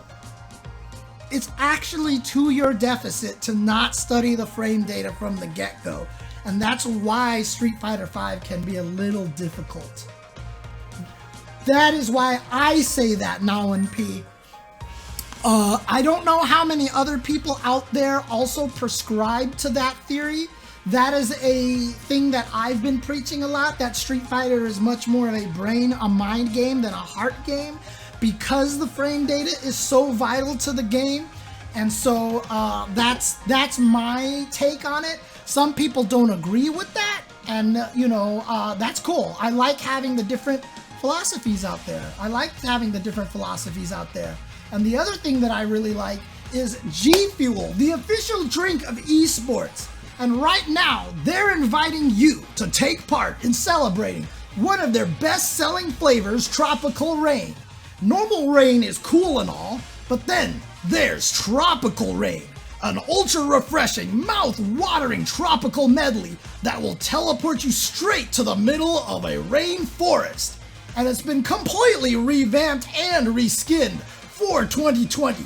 Go check out GFuel Quest and share how GFuel helps power you in esports.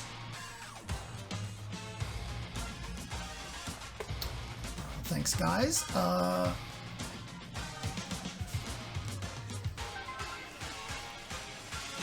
Yeah. High level, the YOLO stuff comes into play. Absolutely. So every fighting game, once you get past the mind stuff, the brain stuff, the frame data, becomes a heart game. Street Fighter V at the highest levels is a heart game because you assume that the player you're playing against knows the frame data as well as you know the frame data. So at that point, you know what the right choices to make and what the stealing turns choices and everything. At that point, Street Fighter V is pure heart game. But at the start, in order to get to the heart game, you have to understand the data, the brain part of it. At the highest level, Street Fighter V is 100% a heart game. And it just takes a lot more effort to get there, basically. So that's the way to kind of talk about that. So yeah, absolutely. I'm not saying that Street Fighter V stays that way the entire time. But in order to get to that hurdle, you kind of have to figure that part out a little bit. And that's the tricky part. But here we go. Space Boy Zaferino, winners finals. I'm not sure if this is 2 out of 5 or 3 out of 5, 2 out of 3 or 3 out of 5. We'll find out as we go.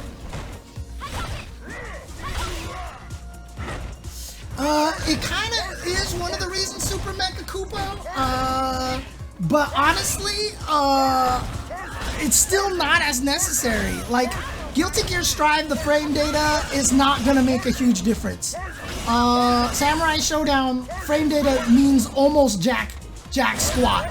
A game like Soul Calibur, frame data is more valuable once you understand the basics of the game. Frame data comes more into play later on. It's different for every game. I really honestly believe that. And Street Fighter V, I think, is one of the games that almost kind of, it's not required at the beginning, but it is recommended at the very, very beginning. Oh, this is run back from NLBC. Nice. Yes, Planet Chaser. All fighting games are heart at the highest levels, in my opinion. Once they get to that point, that's what they're all about. Woo! Zaferino looking so good right now. Round 2. Fight. And he's playing well, too. It can be tough. Nice anti-air. Oh, Space Boy actually beat Zaf, huh? Nice!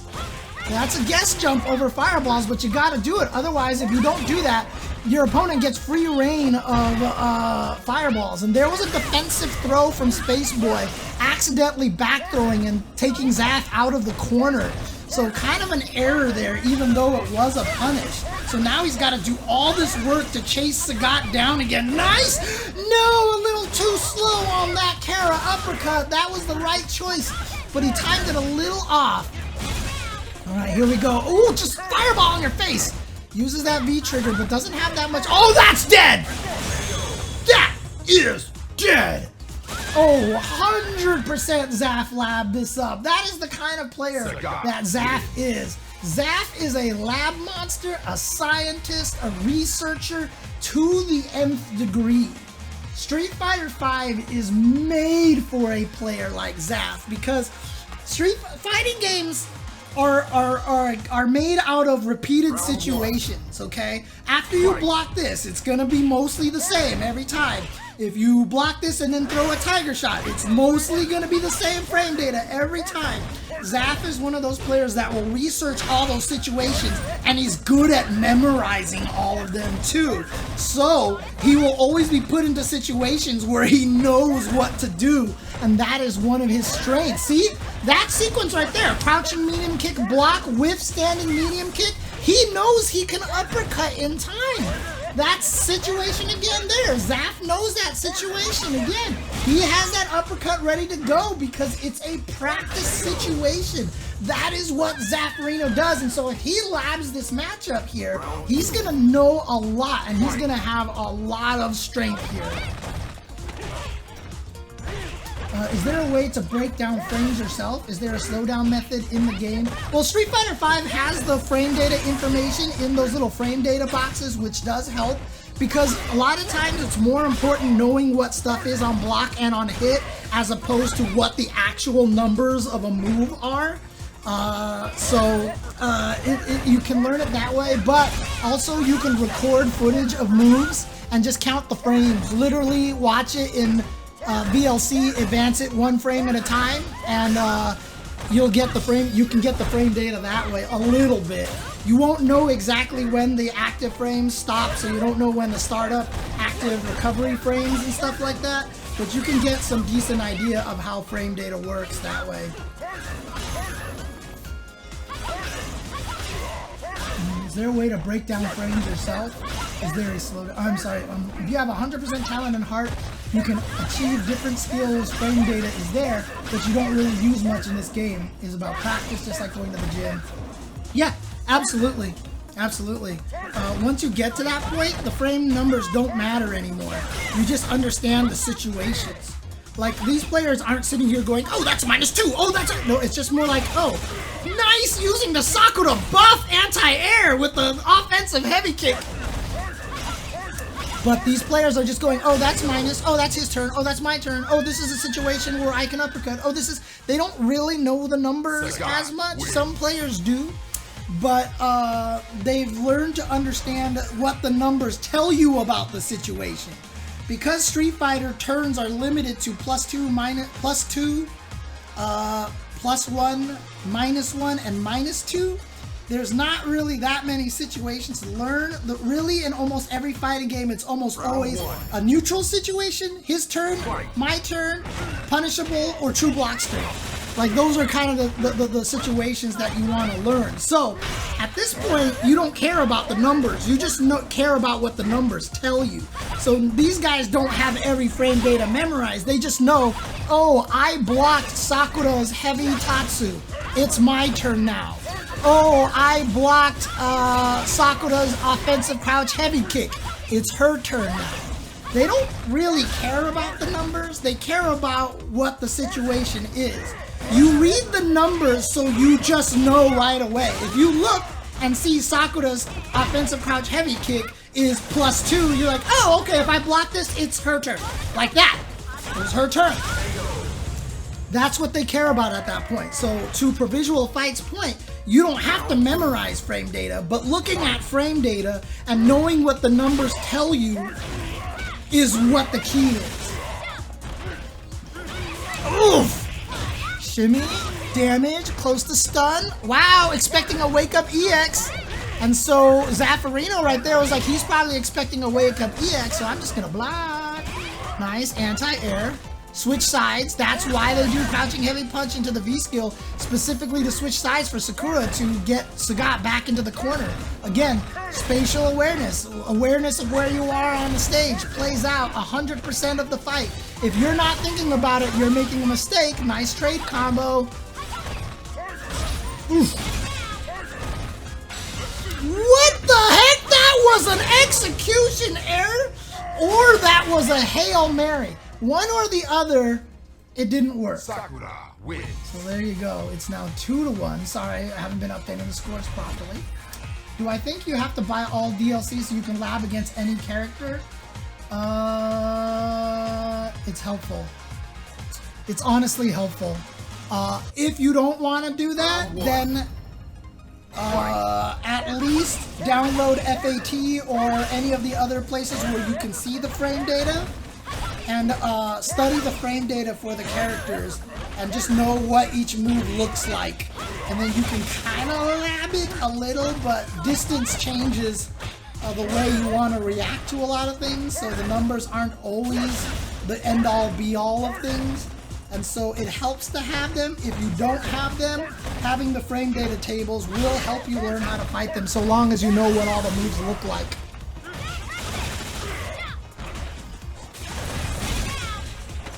Yeah, I don't think that's what, like I said, it was either that or a huge Hail Mary, which I really don't think it was.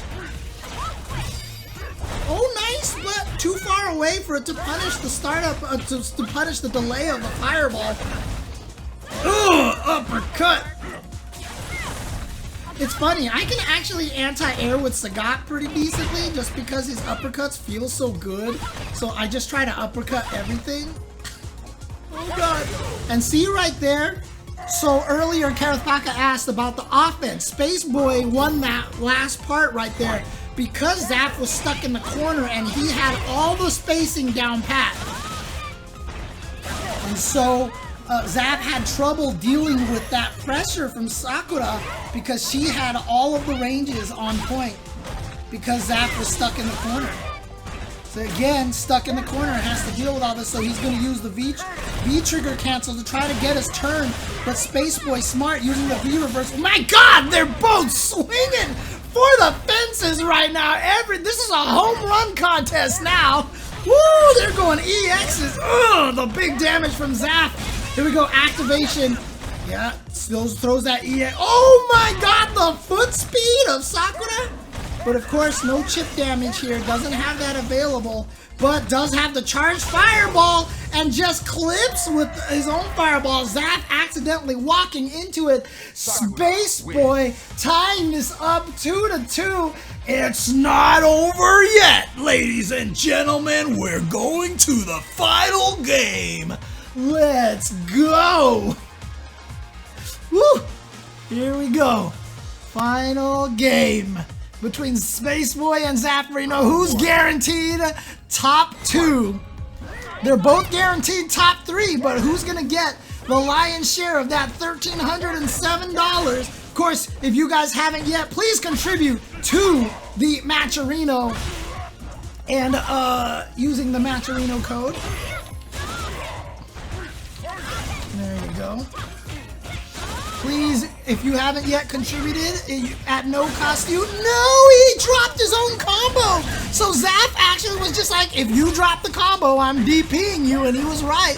Oh god, that's gonna be a punish, but Space Boy with the miss on his combo as well. Oh, a little bit of nerves playing out here. And Space Boy, actually, I didn't even notice switch to V trigger 1. I didn't even notice that he switched to the palm V trigger. So he must have did that a little bit earlier, and I just missed it. Round 2. Okay, Space Boy at match point. Man, if Zaferino loses this, he is gonna not be a happy man. He is gonna be kind of frustrated. Ooh, yep, see? Remember I said one of the best places to use V-Shift is when it's the opponent's turn. After your heavy Tatsu gets blocked like that, you're -2, so it's the opponent's turn. So that's when you use the V shift.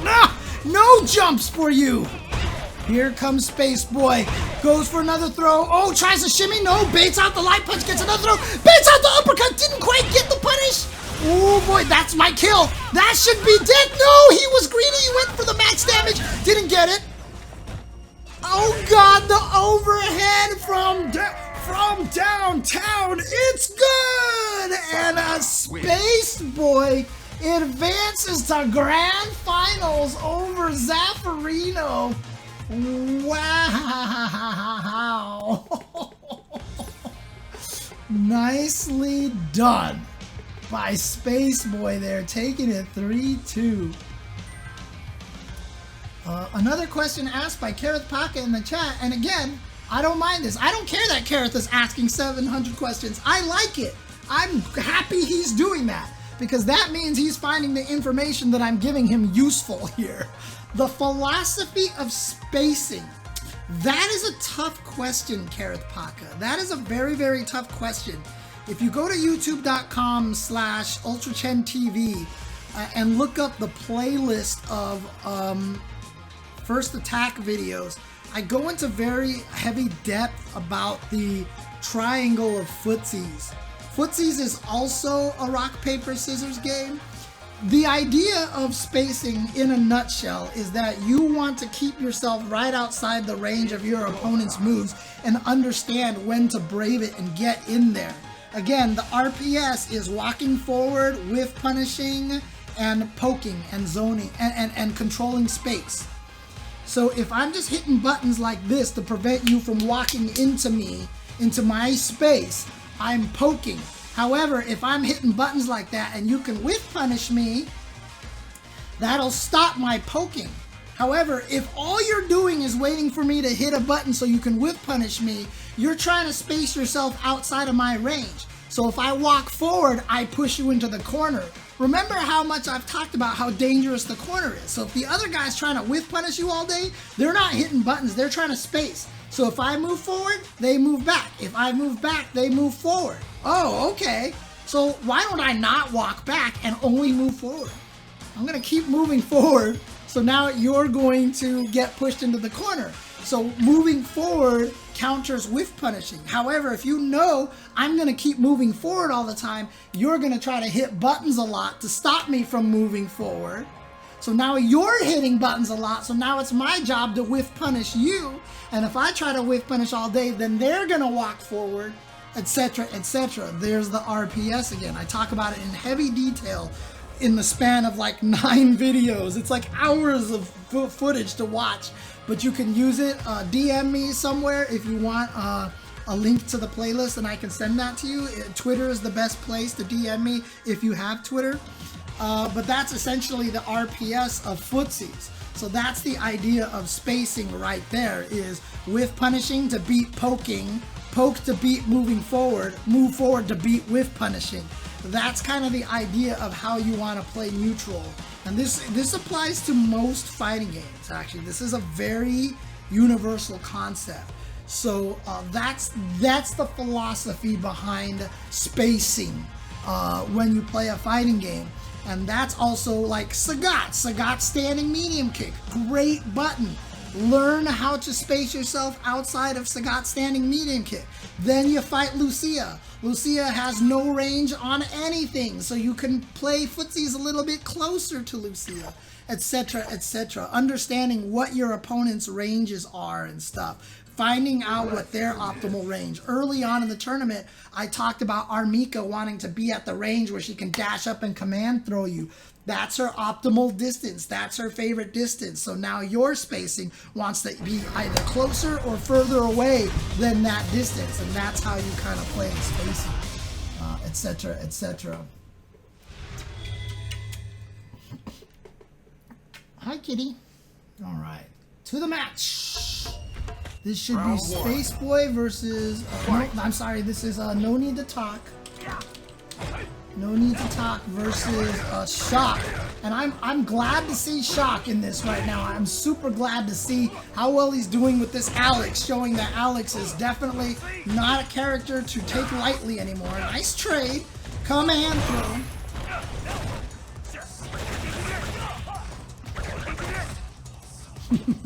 Two characters with very kind of similar mentalities, although Alex probably has to rely on the threat of his command throw more than Honda does. Honda threat of the command throw not as strong because Honda can just do chip damage. Chip damage all day, no problem, Art, thank you. The restream has been fine. I have not had any problems, and it feels like people have been enjoying this. I've been doing a very beginner-friendly stream, answering a lot of questions. A lot of people seem to be very happy so far. Ooh, man, just stopping with the standing medium punch. Nice, towards heavy kick. And keep in mind, if I do a beginner stream like this and I've answered a question in the past, I don't care. Ask it again. I will answer it again. I will take the time to answer it again. I will answer the same question every stream. As long as it's being asked, I will answer it. That's how it works if I'm doing a beginner stream. Oh, God! Catch him on his wake-up buttons! Oh, the V-shift avoidance, and now the back throw side switch. Nice parry! Okay. Cool, Ashley. I'm glad to hear that. People still adding to the Matcherino. You can see $1,315. Let's get more into there, guys. Let's get more into there. Oof! Yeah, no neutral jumps for you. Okay, you saw that? Stealing turns. He did it twice in a row. He stole future turns twice in a row. Towards heavy punch, the lariat with Alex. It's +2 on block, so no need to talk, respected it. But what Shock did instead was after he got his lariat block and he's +2 or +3, he's +3, he walked up and did it again to steal a future turn. And then he walked up and did it again to steal yet another future turn. But no need to talk, actually backdashed and got away from that situation. And there you go. But a perfect example there of how Shock was using the plus frames of the lariat to steal future turns by walking up and doing another lariat. Thanks, NY Option. That's actually a huge compliment. I gotta tell you, that is a compliment. I appreciate that. Wishing I was your professor in college. That is a good sign. Oh, nice. Dude, I am putting that as a quote into my Twitter. Coco Ferocia. Can I quote you on Twitter on that, dude? You're gonna be like the movie quote on the video box for me, dude. That is gonna be like the movie quote on a video box. I am definitely putting that in there. There we go. Flush counter. There we go. Oh, God, this Honda pressure is so scary. Nice, out of there. Gets out of the corner. All right, more pressure.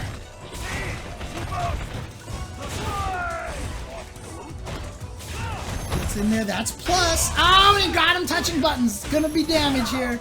Backdrop. No, he went for the reset. He went for the reset. Nice neutral jump. But the parry off of the V trigger. Oh, the reset into the stun got him this time. He went for the reset last time. No need to talk, beat it. So I think no need to talk didn't think he would be going for the reset again. But Shock said, nah, sorry, I'm actually gonna do it because I think that you don't think I'm gonna go for the reset again. So I am gonna go for the reset again. My parents owned a video store, so crates, so I will always remember video boxes. Is that true, top floor view? Oh my god. Oh yeah, see that time he stole a turn and then took the turn. So he stole a future turn and then he took his turn, and that's what hit no need to talk. These things happen so fast in Street Fighter V, but once you start playing the game a lot, you recognize these situations. But you see how once you understand the situation, how much I can actually like rattle that off so quickly because I've seen it. The shimmy into death. There you go. Honda wins. so I can clearly not choose the wine in front of me. Truly, you have a dizzying intellect. Wait till I get started. Where was I? Australia. Oh yes, but you would have known that I would have known the origins of iocane powder. So, man.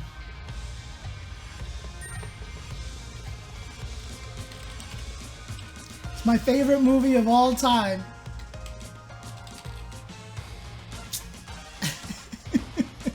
Sorry, I'm laughing because this guy, oh, he was just staring at me, but he decided to move.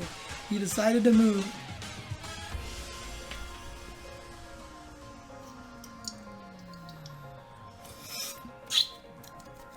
GFuel, keeping me awake after 3 hours of sleep last night.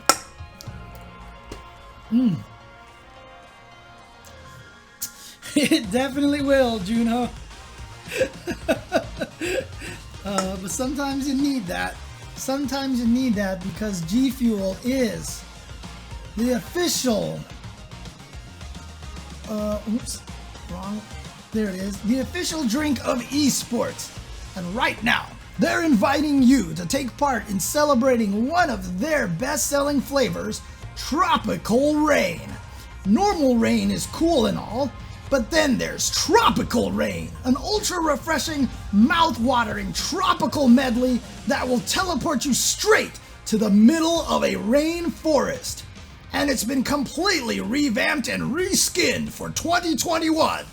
Go check out GFuel quests and share how GFuel helps power you in esports.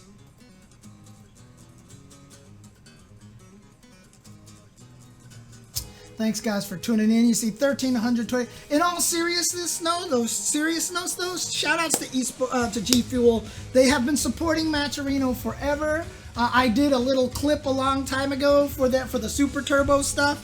A little clip, and mine was the one that was turned into the sponsor quest for retweeting to raise the pot. You know, GFuel has been helping Matcherino for years now, I feel like. If Arturo's in the chat, he can confirm and stuff, but GFuel has been helping. And again, Matcherino has been so crucial to keep people getting prize money all pandemic long, even though we've been doing these offline events. What a lot of people don't understand is events like this cannot do entry fee prize money, because it is illegal in like 7 states. It is considered gambling in like 7 states, and it's illegal. So you either run a tournament and ban people from those 7 states, which sucks, or you just make it so that all tournaments are free to enter, and you have to find a different way to give prize money. Matcherino has been providing that for the FGC all pandemic long. Without Matcherino, we would not have the ability to open up these tournaments to everybody in all 50 states of the United States, and for Washington, D.C., and for Puerto Rico, and, you know, all the other areas of the United States. So the fact that Matcherino has been able to provide us this is very, very important. And so GFuel, being one of Matcherino's biggest sponsors, honestly, shout outs to them. And it's a great service, because what happens is, like, if you're someone trying to run a tournament, I've run my own Matcherino tournaments before, and I've given away $200 for a Soul Calibur stream. I've given away $200 for a little mini Soul Calibur stream because of Matcherino, right? And that's the thing. Small streams will not have the ability to go, hey, GFuel, sponsor me. But they will have the ability to partner up with Matcherino, and GFuel will sponsor Matcherino, because then they are guaranteed to get that kind of love and that spread between a bunch of small different events and get the eyes that way. So an event like me running a tiny little Soul Calibur stream, I can get the sponsor benefit and prize money from a GFuel through Matcherino, and that's the kind of service that Matcherino provides, and a sponsor like GFuel can provide to Matcherino. And again, this is not something that they've asked me to talk about. This is me speaking literally off the cuff and just really promoting what it is that they do and how important it is to have Matcherino and GFuel be able to help tournaments in the FGC like this. It's super important, and I'm really grateful for them to provide this kind of service for us.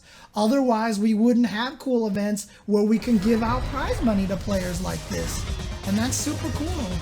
But here we go. Let's get to the losers finals, shall we? Here we are. Losers finals. It is going to be oh whoa, Zaferino versus No Need to Talk, and No Need to Talk going with the poison. That girl is poison. Here we go. Oof, that is a punish. Nice jump from Zaf. Interesting. I wonder if, I mean, this has got to be an NLBC classic as well. These guys probably play each other all the time. So they probably, No Need to Talk probably knows that Honda versus Sagat is not the greatest matchup here. Didn't confirm off of the 2 lights. Should have. Oh, beautiful jump in from No Need to Talk. This can be the start of things. Gets in there. Nice V-ship to escape. Yeah, willing to use that meter because he had such a life lead, but the stun, not quite. But if he hits him one time, heart rate got nerfed. Oh, yeah, no more stun danger, but still one combo can do it for No Need to Talk. He can't die by chip. Oh, he tried to go for the jump, but no anti-air from Zap. And then Zap with the juke, with the head fake on that little crouch, and then the walk up and throw. Beautiful stuff by Zaferino to take round number 1. This is going to be 3 out of 5 again.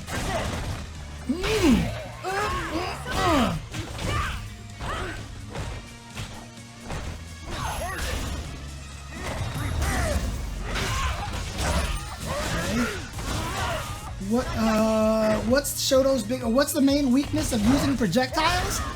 There's a lot of anti-projectile moves, and they have a lot of delay, so that if you jump over them, you can kill someone. That is not true for someone like Sagat, but that's because Sagat has to charge to throw his projectiles, so he's kind of forced to be immobile to throw projectiles. Thus, he has good recovery on his projectiles. The biggest weakness of projectiles is that you can jump over them and punish them. Ow! Into critical art. No need to ask, no need to talk is definitely getting the kill off of that. Thank you, Skates TV. I appreciate that. So sweeper charge. To do a sonic boom, you have to hold back for a certain number of frames for a certain amount of time. You have to hold back or down back, then hit forward and punch to do a sonic boom. So if I'm walking forward, I can't throw a sonic boom because I'm not charging, in quotes.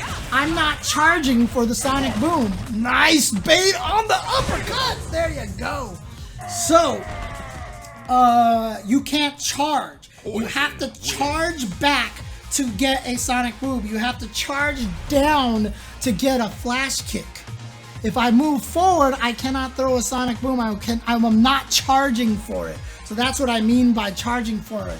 Think of there being a little meter on the screen going ding, ding, ding, ding, ding, when you charge up for a sonic boom, and you get that every time you hold back. So you hold back and it goes and as soon as you let go of back, it goes and then the meter zeroes out. And then you hold back again and then you let go and it zeroes out. And then you hold back again, but you hold back long enough, ding, ding, ding, ding, ding, now I can throw a sonic boom. That's what I mean by charge. So a lot of characters in this game have charge moves. Balrog, Guile are 2 characters with charges. Not Birdie. Birdie doesn't have a charge. He used to, but he doesn't anymore. But there are charge characters like that. That's Blanca, thank you. Honda. So there you go. Those are all characters that have charge moves. I kind of like Vega not being a charge character because it fits his style more. He's supposed to be this graceful, ballerina-esque, like beautiful fighter, you know, kind of thing. And then what did he do in all the other games? He just sat there. He was like, I need to charge my wall dive. So I like Vega not being that way because then he actually moves around and it's interesting. No Need to Talk won that last one, right? It's a 1-0 or is it 1-1? 1-0 or 1-1? Dang! I missed that donation. We're up to $2,000 on the Matcherino. Shoutouts to whoever put that donation in there. Thank you so much.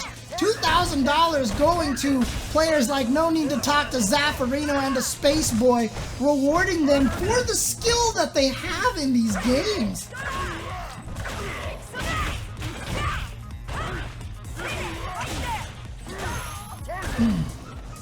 Almost stunned. Nice block on the overhead and the punish. Ooh, nice timing on that. It is 1-0 or is it 1-1, guys? I don't remember exactly. Oh, what? That was not an intended interaction, but Zaf will take it. Gets a throw into the corner. Gets the hit, and there you go. So what happened there, No Need to Talk, tried to hit a button on his wake up and instead ate the true meaty attack of Zaferino. So there you go. The reversal wake up light punch from No Need to Talk got beat by Zaferino's meaty, to keep using those terms that I explained earlier.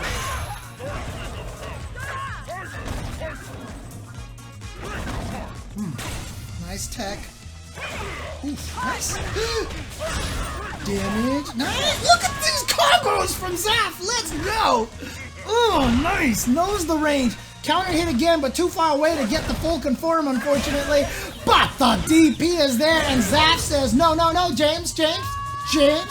It was 1-1. It's 1-1. Blink of an eye, and Zaferino ties it up. Oof.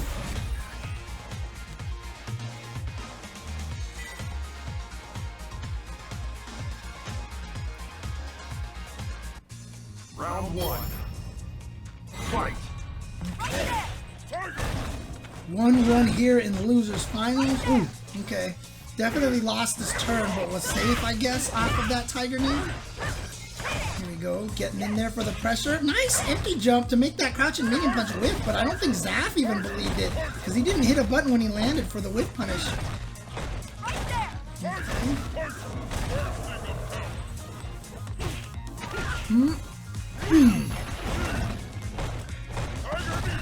I mean, for viewers, I agree, Fish Tacos tonight. I would like to have it so that you could see how much HP they have for viewers like us. But for the players themselves, I don't know. I could go either way, but I kind of like not knowing. So sometimes you kind of have to guess on what's going to kill. So, Kareth Paka, when I talked about the spacing and the footsies, with that whole whiff punish and walk forward and poking zoning, that's neutral. Neutral is the... in fact, I have a whole video for that too. I have a fighting game dictionary video for that as well. I can show you guys in a little bit. But neutral is the situation when both players do not have an advantage and both of them are jockeying for that advantage. That's neutral. So I'll show you that video after this match over here. Oh, no EX flip kicks for you. No love me tenders. Nice V-shift, but not going to really get much out. But that the stun! Zaferino wants that rematch with Space Boy. Meaty plus, see, he knows the setup, the whip punish, and there you see right there, because No Need to Talk was trapped in the corner, Zaferino had control of all that spacing, knew that crouching heavy punch would hit from that range, and doesn't have to worry about No Need to Talk walking backwards and causing that crouching heavy punch to whiff. Zaferino goes up 2-1. Let's see if No Need to Talk switches. Actually, what is happening here? Was that 3-1? That was only 2-1, right? Arturo, are you in the chat? Arturo, are you in the chat? Help, help, help. Oh, I see. Got it. So we got to 1,500 And one of the stretch goals, well, that GFuel added another 500 to these stretch goals if they reached 500. If we get to 2,500, they're going to add another $500 to the pot. So we got to 1,500. That meant GFuel instantly put in another 500 to get it to 2,000. If we can get it to another 2,500, GFuel will put in another $500 to get it to 3,000. That's the way it works. So yeah, shout outs to GFuel once again. And you know, I mean, honestly, our scene, the FGC, is gonna live and die by these kind of sponsors and stuff like that. So I think it's really important to have these kind of sponsors, and I'm very, very grateful to have that kind of help. Yeah, fish tacos tonight. But yeah, the concept is the same principle for Neutral, but each fighting game has its own groove in Neutral. I love how Neutral is played in MVC, KI, and GG, just more heck. Exactly. So Neutral is that game that people play. However, every fighting game has a different neutral and a different pace. Understanding the pace of the fighting game that you're playing is very important. I often say that when I try to learn a fighting game, it's about the rhythm, it's about the pace, etc., etc. And so that's kind of important. Street Fighter V, the pace is very slow. A game like Marvel is hectic as hell. A game like Guilty Gear Strive is going to be pretty hectic as well. I mean, No Need just has the Dan icon there. Doesn't necessarily mean that's who he's going to play. But I think No Need thought it was a 2 out of 3, but it's actually 3 out of 5. So let's see what happens here. Let's see who he goes with. If he decides to stick with Poison or goes to Honda. Yeah, Samsho Neutral is so dangerous and patient. It's awesome. I love it. It's like you can cut the tension with a knife for Samsho Neutral, which is what I love. All right, so it's gonna stick with the Poison. They're switching sides here. So Zaf gonna be on side number 1. No need to talk on side number 2. Here we go.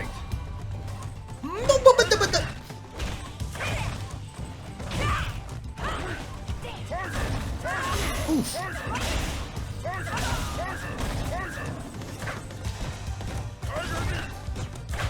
Nice interruption with that stand light punch and the tiger shot. Goes for the throw, but you see No Need to talk tech right there. So that means that Zaf might be able to go for shimmy. So I won't be surprised if the next time he gets the knockdown, he goes for a shimmy on No Need to talk. That's not, he can't get a true throw mix up. There we go, punish into the corner. Just going for the meaty this time, buttons. Oof. Look at that! The read with the Torrance heavy kick. Getting the clip out of the air, and it's a knockdown, so he gets the juggle. Nice. Beautiful stuff. Zaferino is definitely feeling himself right now. He's looking really strong right now. Like I said, he wants that run back against Space Boy. Lost to him at NLBC, lost to him here. He wants to show that he can take out Space Boy. He wants to get back there, but No Need to talk, obviously, also wants to do so as well. Look at this round for no Need to talk. There you go, staying alive. Final round. Fight. The Waka from downtown. Took a walk in the park, took a nice little jog, got in there, got the throw.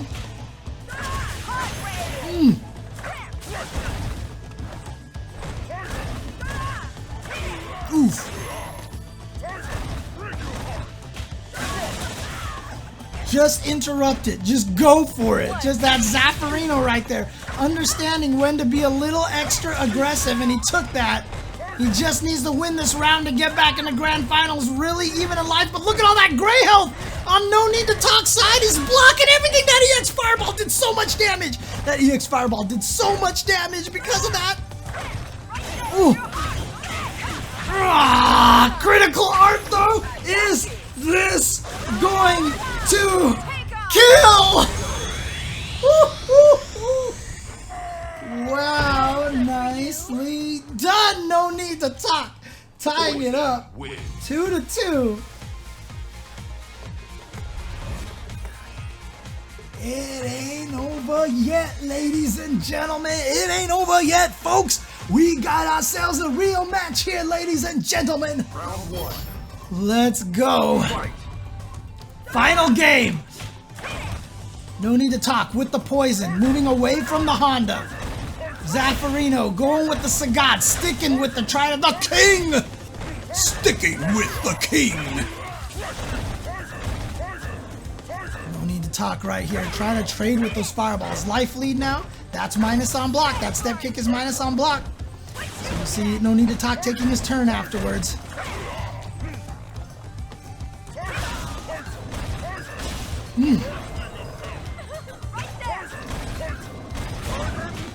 Nice check with that standing light punch. Wasn't a counter hit though. Wasn't going to get the combo off of it. Doesn't matter. Kept his turn. Trades again with that crouching heavy punch. Oh my god. Zaf tried to walk up again and get that throw. No, nothing doing this time. Beautiful read. That is projectile info, ladies and gentlemen. Going right through that fireball. No need to talk now. Poised in the position to be able to get to grand finals. Oh no. Zaf now in trouble.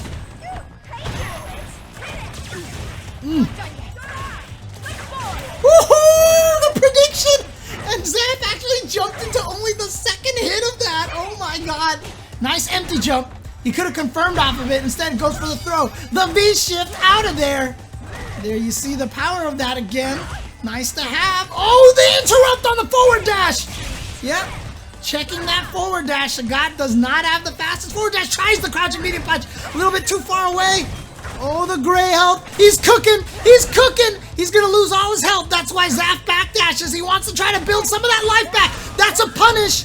But nothing. Not a lot of damage there. He didn't have any meter. He got the jump in. The EX knee. Oh, my God.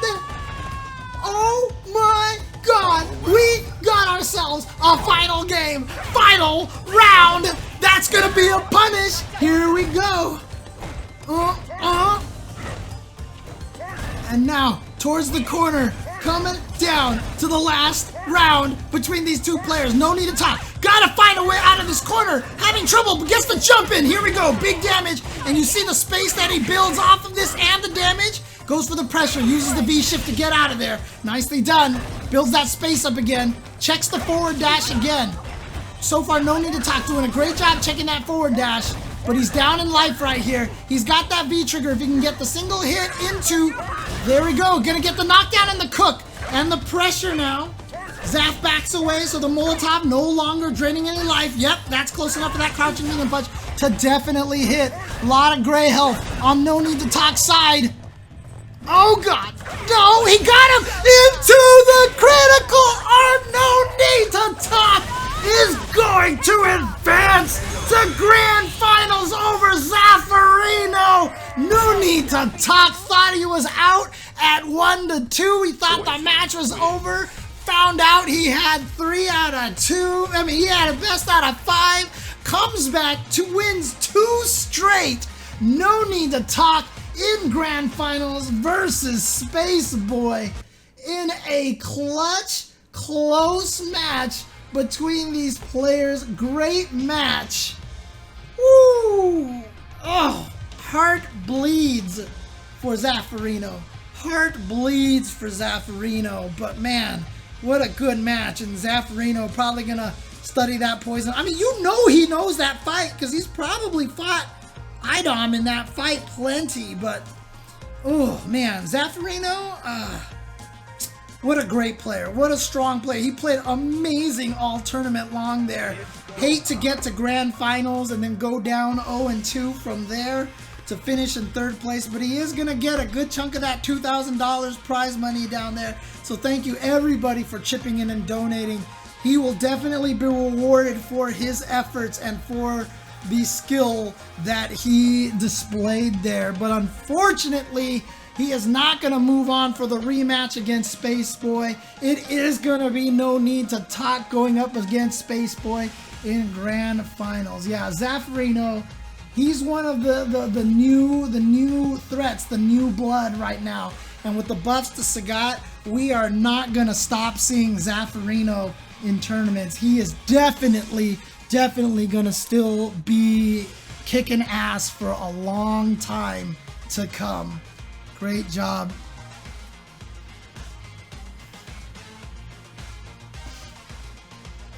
D-Dong, man, it makes such an importance. Actually, I was gonna show you guys the neutral video. That's right. Let me do that for you guys real quick to see if I can help explain the neutral a little bit. Here's my other video, Fighting Game Dictionary on neutral. Let me take this away here. What is the neutral? The neutral game is what is being played when neither player has a distinct advantage and both are looking to put themselves into an advantageous position. So what do we mean by an advantage? Well, in fighting games, you want to damage your opponent, and the best way to do that is to open up their defense by earning yourself a chance to apply a mix-up. For example, blocking your jump attack in Street Fighter V forces the opponent into a throw or attack mix-up. Getting locked down by your assist in Dragon Ball FighterZ opens them up to a left-right mix-up. Getting knocked down by your attack in Tekken 7 can force them into a high-low mix-up. All those scenarios are examples of when you have an advantage over your opponent, where they are forced into an unfavorable guess in order to avoid taking damage. However, when the tables are turned and your opponent has the advantage, they are now forcing you into a mix-up. The neutral is the game that is played when neither player has an advantage and neither can force the other into a mix-up at that moment. Your goal in the neutral is typically to jockey for that advantage. In every game, that's accomplished by various means, some unique to the game in question. However, regardless of the game, understanding the strategy and unique pace of that particular game's neutral is paramount, and often the key component to succeeding in fighting games. This has been your host, James J. Chensor Chen. That was my video on neutral. Let me know if that helped make things a little bit more clear. Oh shoot, we're going with grand finals already. Sorry guys, sorry, that's my bad. Oh, that's the wrong thing. There we go. Okay, we just started. We just started. My bad, guys, my bad. Here we go. Let me turn this back on as well.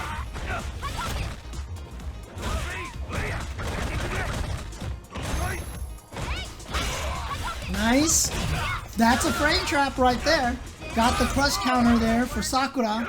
Back throw into the corner. Important butt slam. And now the pressure. He should be able to kill off of this. Yeah, no need to talk. Going back to that Honda. Remember, Space Boy is in winner's bracket. He only needs to win one set of 3 out of 5. No need to talk is coming from the loser's bracket. So he actually has to send Space Boy to the loser's bracket first before he can eliminate him. So No Need to Talk needs to win 3 out of 5 set to send Space Boys the losers, and then win another 3 out of 5 to actually take the tournament. But that's your reward for getting into grand finals on the winner's side, is you will need to win 1 set. Nice! Chose to use the V-Break right there. V-Break truly invincible all the way until it hits. So Space Boy was trying to punish the end of that backdash, stuck out a button and got hit by V-Break instead. V-Shift. See, V-Shift's already kind of showing their powers here. Oh no, he did not get the punish. This should be super. And No Need to Talk is going to go up 1-0 over Space Boy. After that win over Zaferino, I imagine he's probably feeling hyped. He's probably all in with himself ready. He's like, here we go, let's do this. You see Honda shaking the hand, going, yeah, let's go.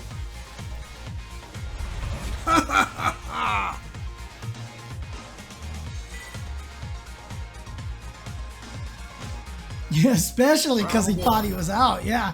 Space Boy definitely not going to change characters. I think he's going to be Sakura through and through.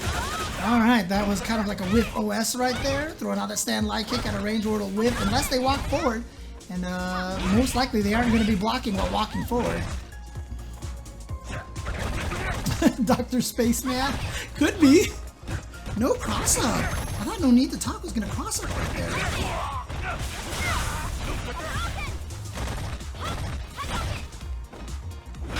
Oof, crush, nice. And then he gets the combo with that. Oh no, clipped him out of the air. That's always the worst right there. That's what happens when you commit to a cancel like that. No Need to Talk. Looking great here to start. Oh, the new combos. Uh-oh, no chance here for Space Boy. Nice V-shift out of here. You can already see how V-shift has become such a really valuable defensive mechanic. Yeah, No Need to Talk should have had this round already. I think he just messed up a combo. Oh, V-shift, but it was a light, so you can't do anything about it. Oh my god! Space Boy hit a light button in the air because it's faster, so he wanted to win the air-to-air, but instead it traded, and the light wasn't enough to kill. Oh, nice.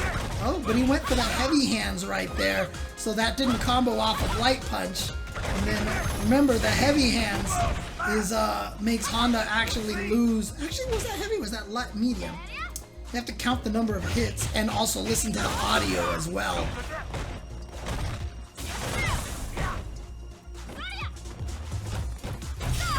Ooh, the V-shift, nice. Using the V-break to go through the hands and get the punish. Nicely done.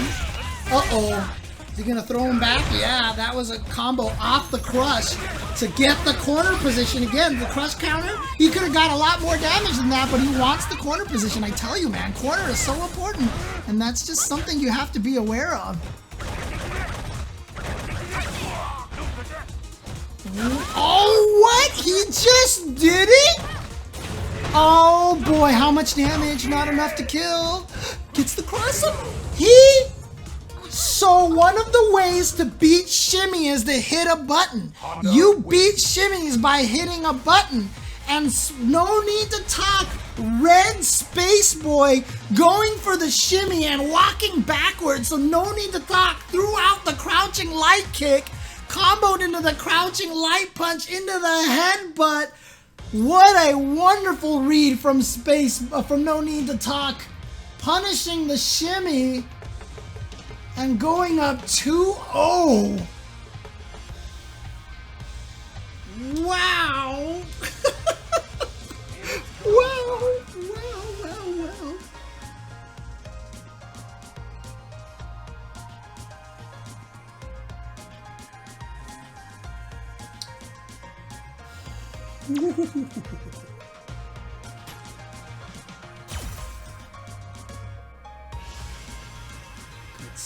Good stuff.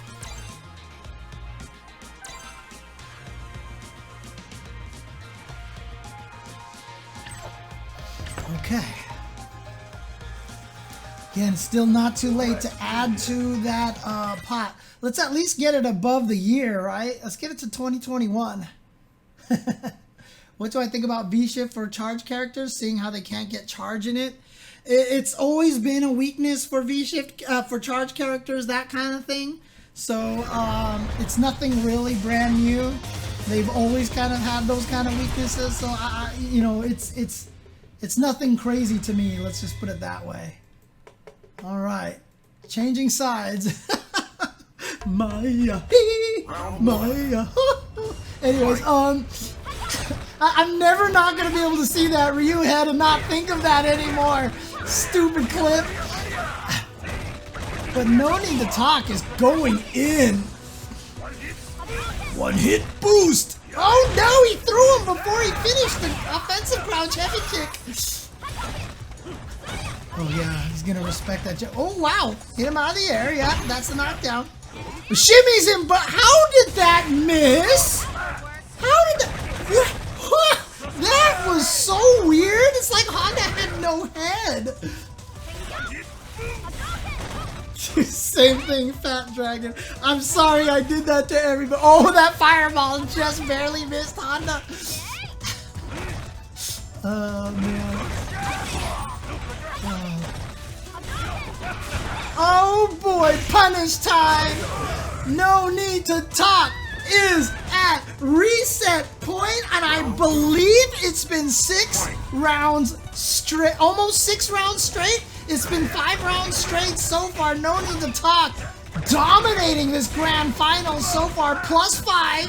Yep, so Spaceboy can't do anything. There's that anti-air heavy punch. So good for Honda. Works so well.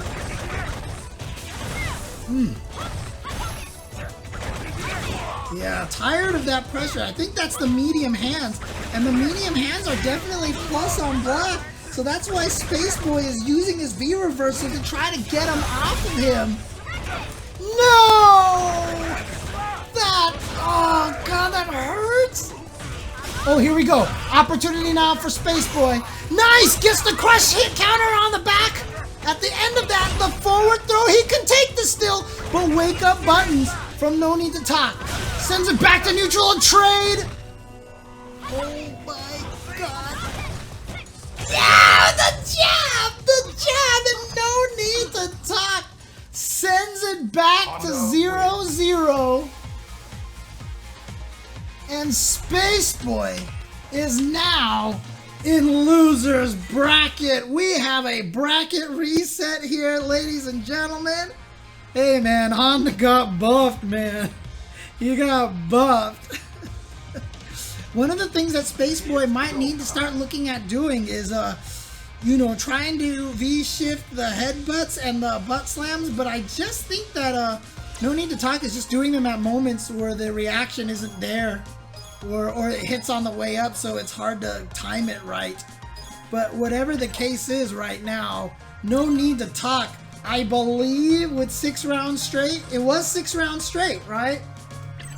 But there you go, No Need to Talk. Drink that GFuel. No Need to Talk is chilling in the rainforest right now. He's a gecko in the rainforest right now, doing his thing. Can No Need to Talk bring this home? Can he do this and win a lion's share of that $2,012? Boy, I couldn't say that number. That was weird. $2,012.18. Round 1. Here we go. No Need to Talk. Spaceboy. Reset bracket. Nice. Goes for the throw after pestering with those fireballs. Oof. That towards heavy kick is not a low, by the way. That's actually just a, you can stand block that. It just has good range, and it's such a great poke.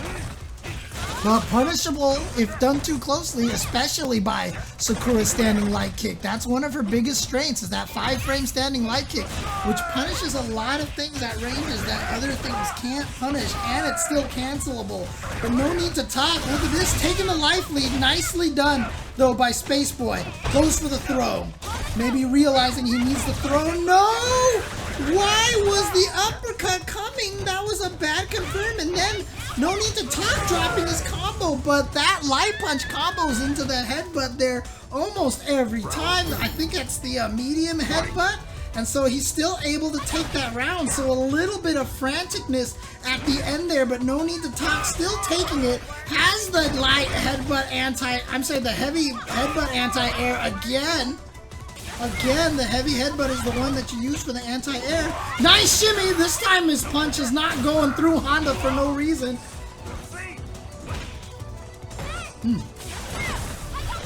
Yeah, No Need to Talk. If he can take this round here, this is when we start heading into the realm of nervousness. And there's the power of that light punch into hands. Even if you jump, you don't get out of that pressure. So you saw No Need to Talk get hit out of the air. Yeah, that's a reset. That's an air reset. But here we go. Big damage for Spaceboy.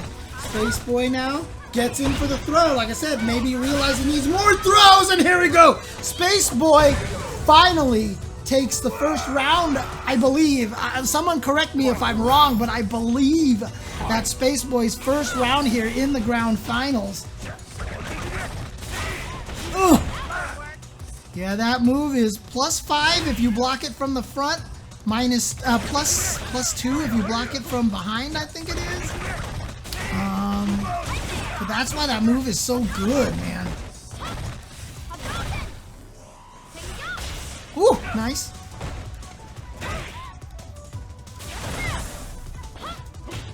Yeah, the score is probably not a good indication of how close it's actually been. Spaceboy has been close in all the rounds, just like Super Mecha Kupo says in the chat.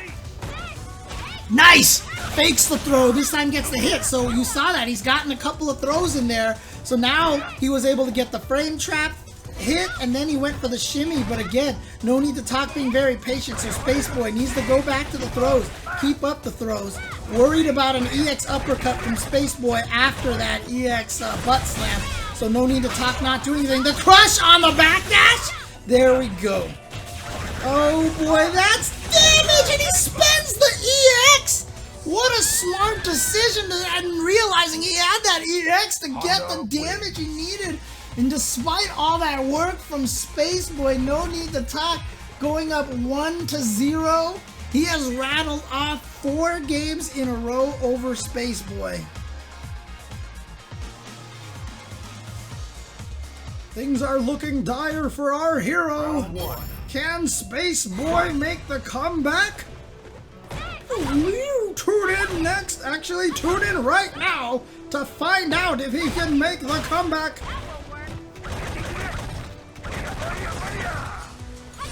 Oof. Tried to jump at the last second, got hit by the fireball. Plus frames on that. But again, no need to talk is showing right now that he is willing to take throws. See that back throw right there, and he's like, all right, I'll block a heavy kick, whatever. But look at this, Spaceboy applying the pressure now. Good stuff. Gotta throw a little bit more. No need to talk. Look at this. He is just blocking. He is so patient. Beautiful timing on that V reversal to catch Honda after he lands. Wow, it actually hit Honda on the ground. He actually got the delay frames on the landing. He had a landing punish there. That's fierce. Spaceboy, though, chooses to neutral jump instead of take his turns off of that hand slap. Here we go. The walk-up throw and the trade. Spaceboy taking round number 1. This is important. Can he get his game? If he can tie this up 1-1. Yeah, see, he goes up for the throw again. Like I said, we've seen no need to talk blocking a lot, so Spaceboy trying to get in there for the throw, but no need to talk with a nice little check on that forward dash and the surprise EX butt slam. Hard to handle.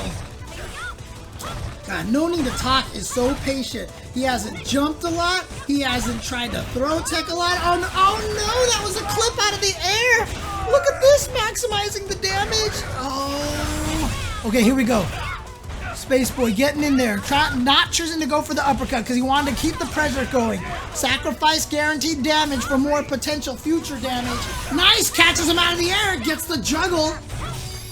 Oh, nice V-shift. We've got V-shifts, baby. The pressure in there. Again, not going for the throw. The crush! And beautiful confirm. Single hit confirm off of that crush. The fourth throw. Pressure. Overhead. Spaceboy ties it up. Takes his first game here in Grand Finals. Ties it up 1-1.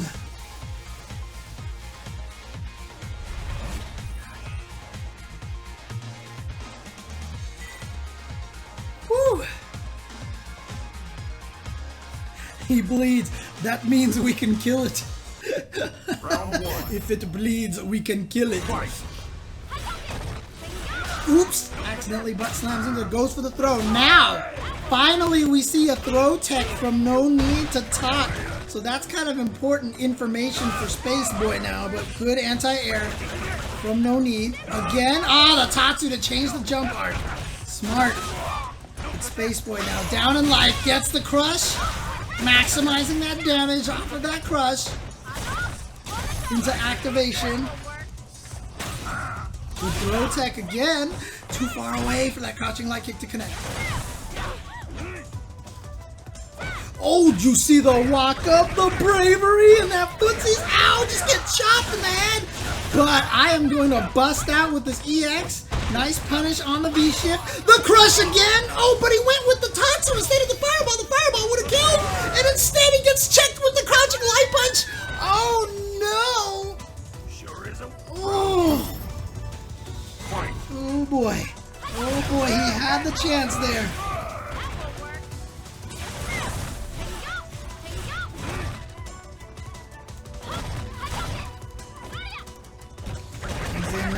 pressure.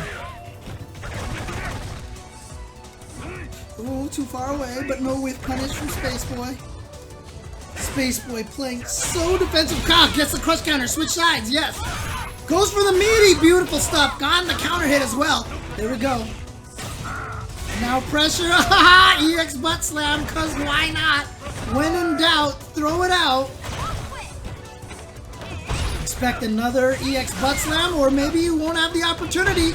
The throw, look at this. Space Boy, too far away for that throw. Oh no, he cornered himself. This is dangerous. Activation. Cancels anything into that hands. Oh no, he didn't have it anymore. Why did he go for the crouching heavy punch? He can still take this. Oh, he got him. Oh, he didn't cancel into the critical. Oh, that's a punish. No, he went for the overhead, but no need to talk with the punish on the overhead. The overhead is punishable -7, I believe, and Honda has the range and the damage. Standing light punch in the headbutt wins it in this little bit of a scrap at the end, but here we go. Last match, potentially. No need to talk, just needs to win one more. We're at $2,018. He's gonna win the majority of that if he can take this right now.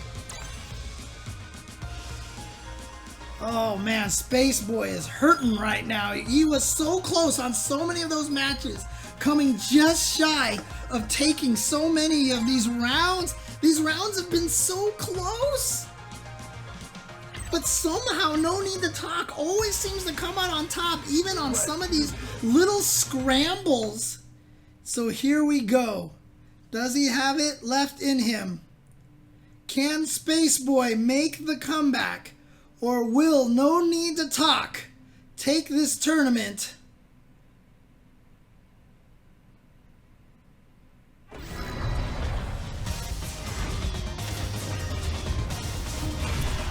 Is this the final game?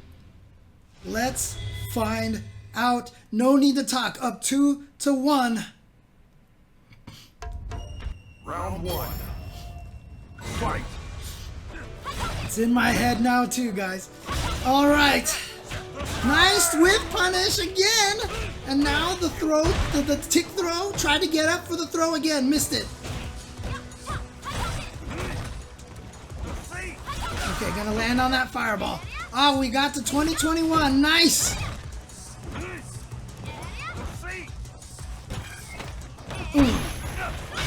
Crush.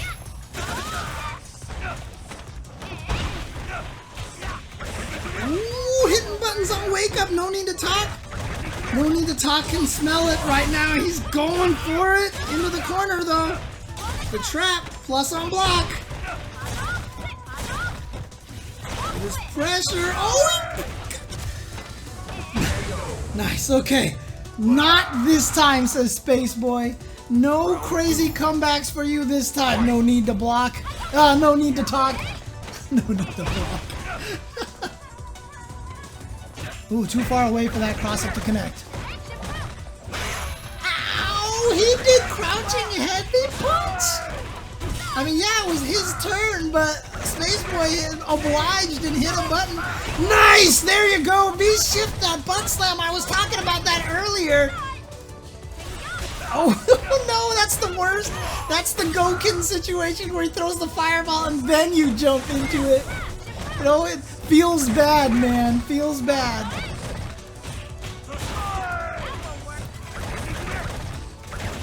Oh, God. Hands, hands, hands. Come on, Honda. Keep your hands to yourself. And keep your hands to yourself. Nice! Throws the V reversal. Here comes Space Boy. He wants to tie it up. Bring it to the final game. No, he got crossed up by that. Maybe he tried to V-shift and he missed it. Activation time. No, he just walked into it and that gives him a free juggle. So the standing light punch was enough to kill. Space Boy brings it to the final game. Ladies and gentlemen, we have a final game. Here we go. Space Boy, no need to talk. Grand finals here of Matcherino Cup for Street Fighter V, the Tropical Rain. Let's go. Ooh, Space Boy with a strong start here. He's feeling it. He's starting to read No Need to Talk's rhythm. Oh, the punish! Nice! Tries to go for the crush counter. Minus frame. No Need to Talk. Takes his turn. Keeps the pressure. Catches the backdash. But Space Boy busting out with the EX uppercut. Good anti-air. And here we go. Pressure time. Yep, there's that range. Whenever you block Honda's hand slap, it's just the range is so perfect that he can't really be pressured afterwards.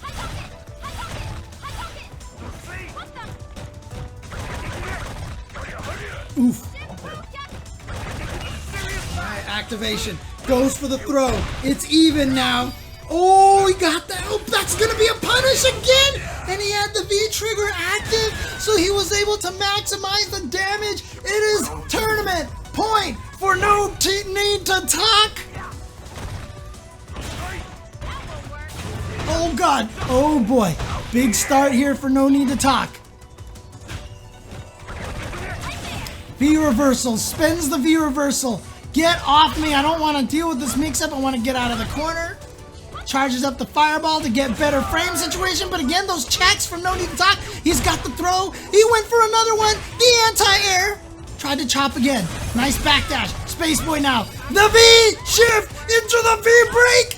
Gonna send Space Boy back. Space Boy almost out of that V trigger. He's got a little bit left. No, he's out of it now.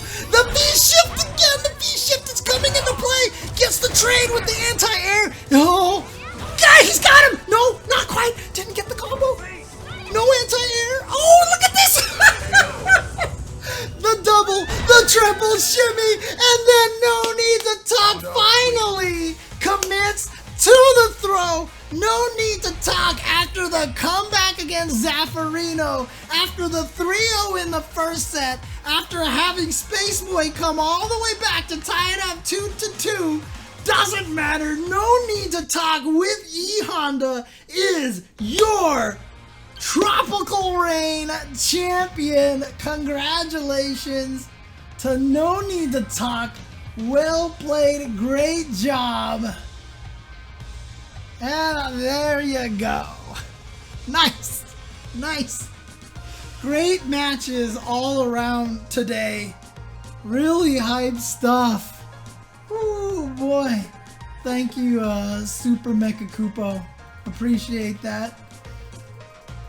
But I hope you guys enjoyed that. Yeah, and honestly, if you guys did enjoy this and you want to support me as well, subscriptions, donations, all that stuff, very much appreciated as well.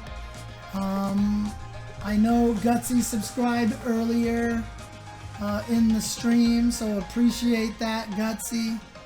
And you can help support me and help support Nathan. Helps get kitties some cat foods. Yeah, that's right. And helps kitties get some GFuel. I'm gonna be like one of those fighting game things. There you go. Shout outs to GFuel. Thank you guys. Thank you, El Zilcho. Thank you, Mr. Nicolan. Thank you, Echo Noodle. Appreciate it. Appreciate it. But I hope you guys enjoyed that tournament. I hope you guys, man, good stuff, man. Good stuff to all the players there. Strong players all around. Top players all around.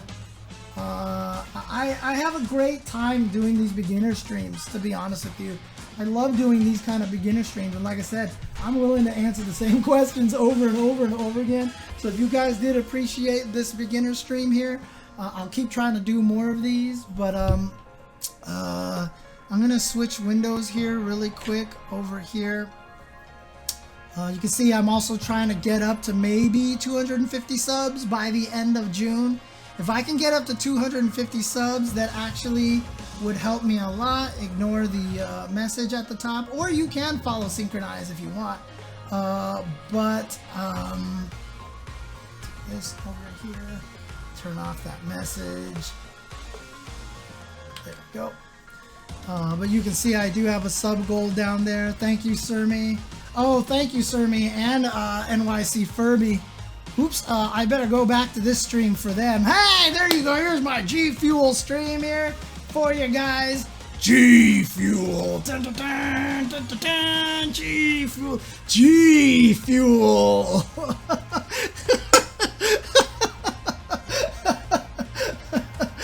Remember, ladies and gentlemen, GFuel is the official drink of esports, and right now they're inviting you to take part in celebrating one of their best-selling flavors, Tropical Rain. Normal Rain is cool and all, but then there's Tropical Rain, an ultra-refreshing, mouth-watering tropical medley that will teleport you straight to the middle of a rainforest. And it's been completely revamped and reskinned for 2021. Go check out GFuel Quest and share how GFuel helps power you in esports. Chun, chun, chun. There you go. Thank you guys. Thank you guys very much. GFuel. No, honestly, jokes aside, GFuel, like I said, has been supporting Matcherino forever. These guys, I'm sure Surmi can let us know that how long GFuel has been supporting. I gave a whole spiel on what Matcherino is doing is so important, helping tournaments give out these prizes like $2,022 for these players. You saw the entertainment, the excitement that players like No Need to Talk, like Zaferino, like Spaceboy are giving us. They deserve this kind of prize money for these kind of events, for this kind of effort. And thanks to Matcherino and sponsors like GFuel here, we are able to reward these players with this kind of money, helping them in the pandemic, helping them support their desire and drive to continue to be great at this game, to continue to entertain us with tournaments like this. So shout outs once again to Matcherino, to esports. And again, like I say, if you do want to support me as well, donations, follows, and cheers, and bits, and gift subs, those kind of things are all appreciated as well. You can see I've got a subscriber goal. I'm halfway there to getting to 250 by June. So if I can get to 250, that would be great. I'm starting to do a bunch of streams now where I'm going to be doing a lot of like arcade style streams. I'm doing them for Soul Calibur. I plan to start doing them for Samurai Showdown, for Grand Blue Fantasy Versus as well. So if you want to support me, Surmi, oh my god, thank you, Surmi, with the gift subs over here. Thank you so much. Sigma Nuts, Cat Butts, to Surmi90 for the gift subs, to Talel, to Yosbury, to Justine St. Remy, to Provisual Fight, to Fonte 7686. Thank you so much, guys. Yeah, honestly, last year I got up to 250, then the country fell apart and I stopped streaming, and so it's totally my fault that we dropped back down there. But I guarantee you, like, I am going to keep up this year. I'm going to give you guys the stream content that you guys deserve. So appreciate that so much, Surmi. Hopefully I can do that. Yeah, Fuse Coast, I've been running the SoulCal distancing on shoutouts to Tranquil Mills. Hope you enjoyed the Chensor Dynasty. But I've been doing the SoulCal distancing, and the next one I'm starting up, which is going to be the Sam Show stream. Check in the chat the Sam Show stream. I mean, check out my what I'm gonna call that event. So I have SoulCal distancing for Soul Calibur, and my next event is going to be Sam Show sort of online. Sam Show sort of online because their netcode is not good, and since we're doing the parsec stuff, it's gonna be sort of online. The Sam Show sort of online. Thank you, Gutsy, for the gift subs. Sigma Nuts Cat Butts to Gutsy. Sigma Nuts Cat Butts to Tarkham Crest, to Kite Music, to Systemic 66, to Majala, and to Super Pipi 11. Tranquil Mills, super late to follow, my bad on that. No problem. Thank you so much. Appreciate it very much, guys. But yeah, the next one I'm going to do is the Sam Show sort of online event. That will be starting up soon. Someone gifted me Samurai Showdown on the Epic's Game Store. So I have that available. Thank you guys. Appreciate it so much to everybody. And shout outs once again to Matcherino. Like I said, we've got more events planned for you guys from the Matcherino side of things. I believe we've got like an MK11 event coming up. That one I'll get Ultra David to help me out because he definitely knows the game better than I do. But you know, they did a Super Turbo event earlier. And as long as these events keep being successful, Matcherino will keep throwing these events, keep doing these wonderful things. Shout outs to nycfurby as well. He's the one running the stream and sending the signal to everybody so that everybody can also restream the event as well. Arturo always putting in all the work to the FGC. Sermi being a wonderful representative of Matcherino as well. Thank you so much. Did I promise that a long time ago? Fish tacos tonight? Oh God. Oh God, did I actually promise that? I don't know, we'll see. But thank you guys for watching. Appreciate all the help. I'm starving. My cats are starving. I'm going to go ahead and try to grab some dinner now. But thank you guys so much. Thank you guys so much for the support. Hope you guys enjoyed the stream. Shout outs once again to Matcherino and GFuel. Again, guys, please stay safe out there. We're not through this pandemic just yet. Still going on, so please stay safe. Take care of yourself. Social distance. Wear a mask. And don't forget, Black Lives Matter, Trans Lives Matter. Be excellent to each other, everybody. Be excellent to each other and party on. Let's get back to those locals. And I'll see you guys next time here on the Chensor Dynasty. Take care. Take care. Okay. Be excellent to each other. And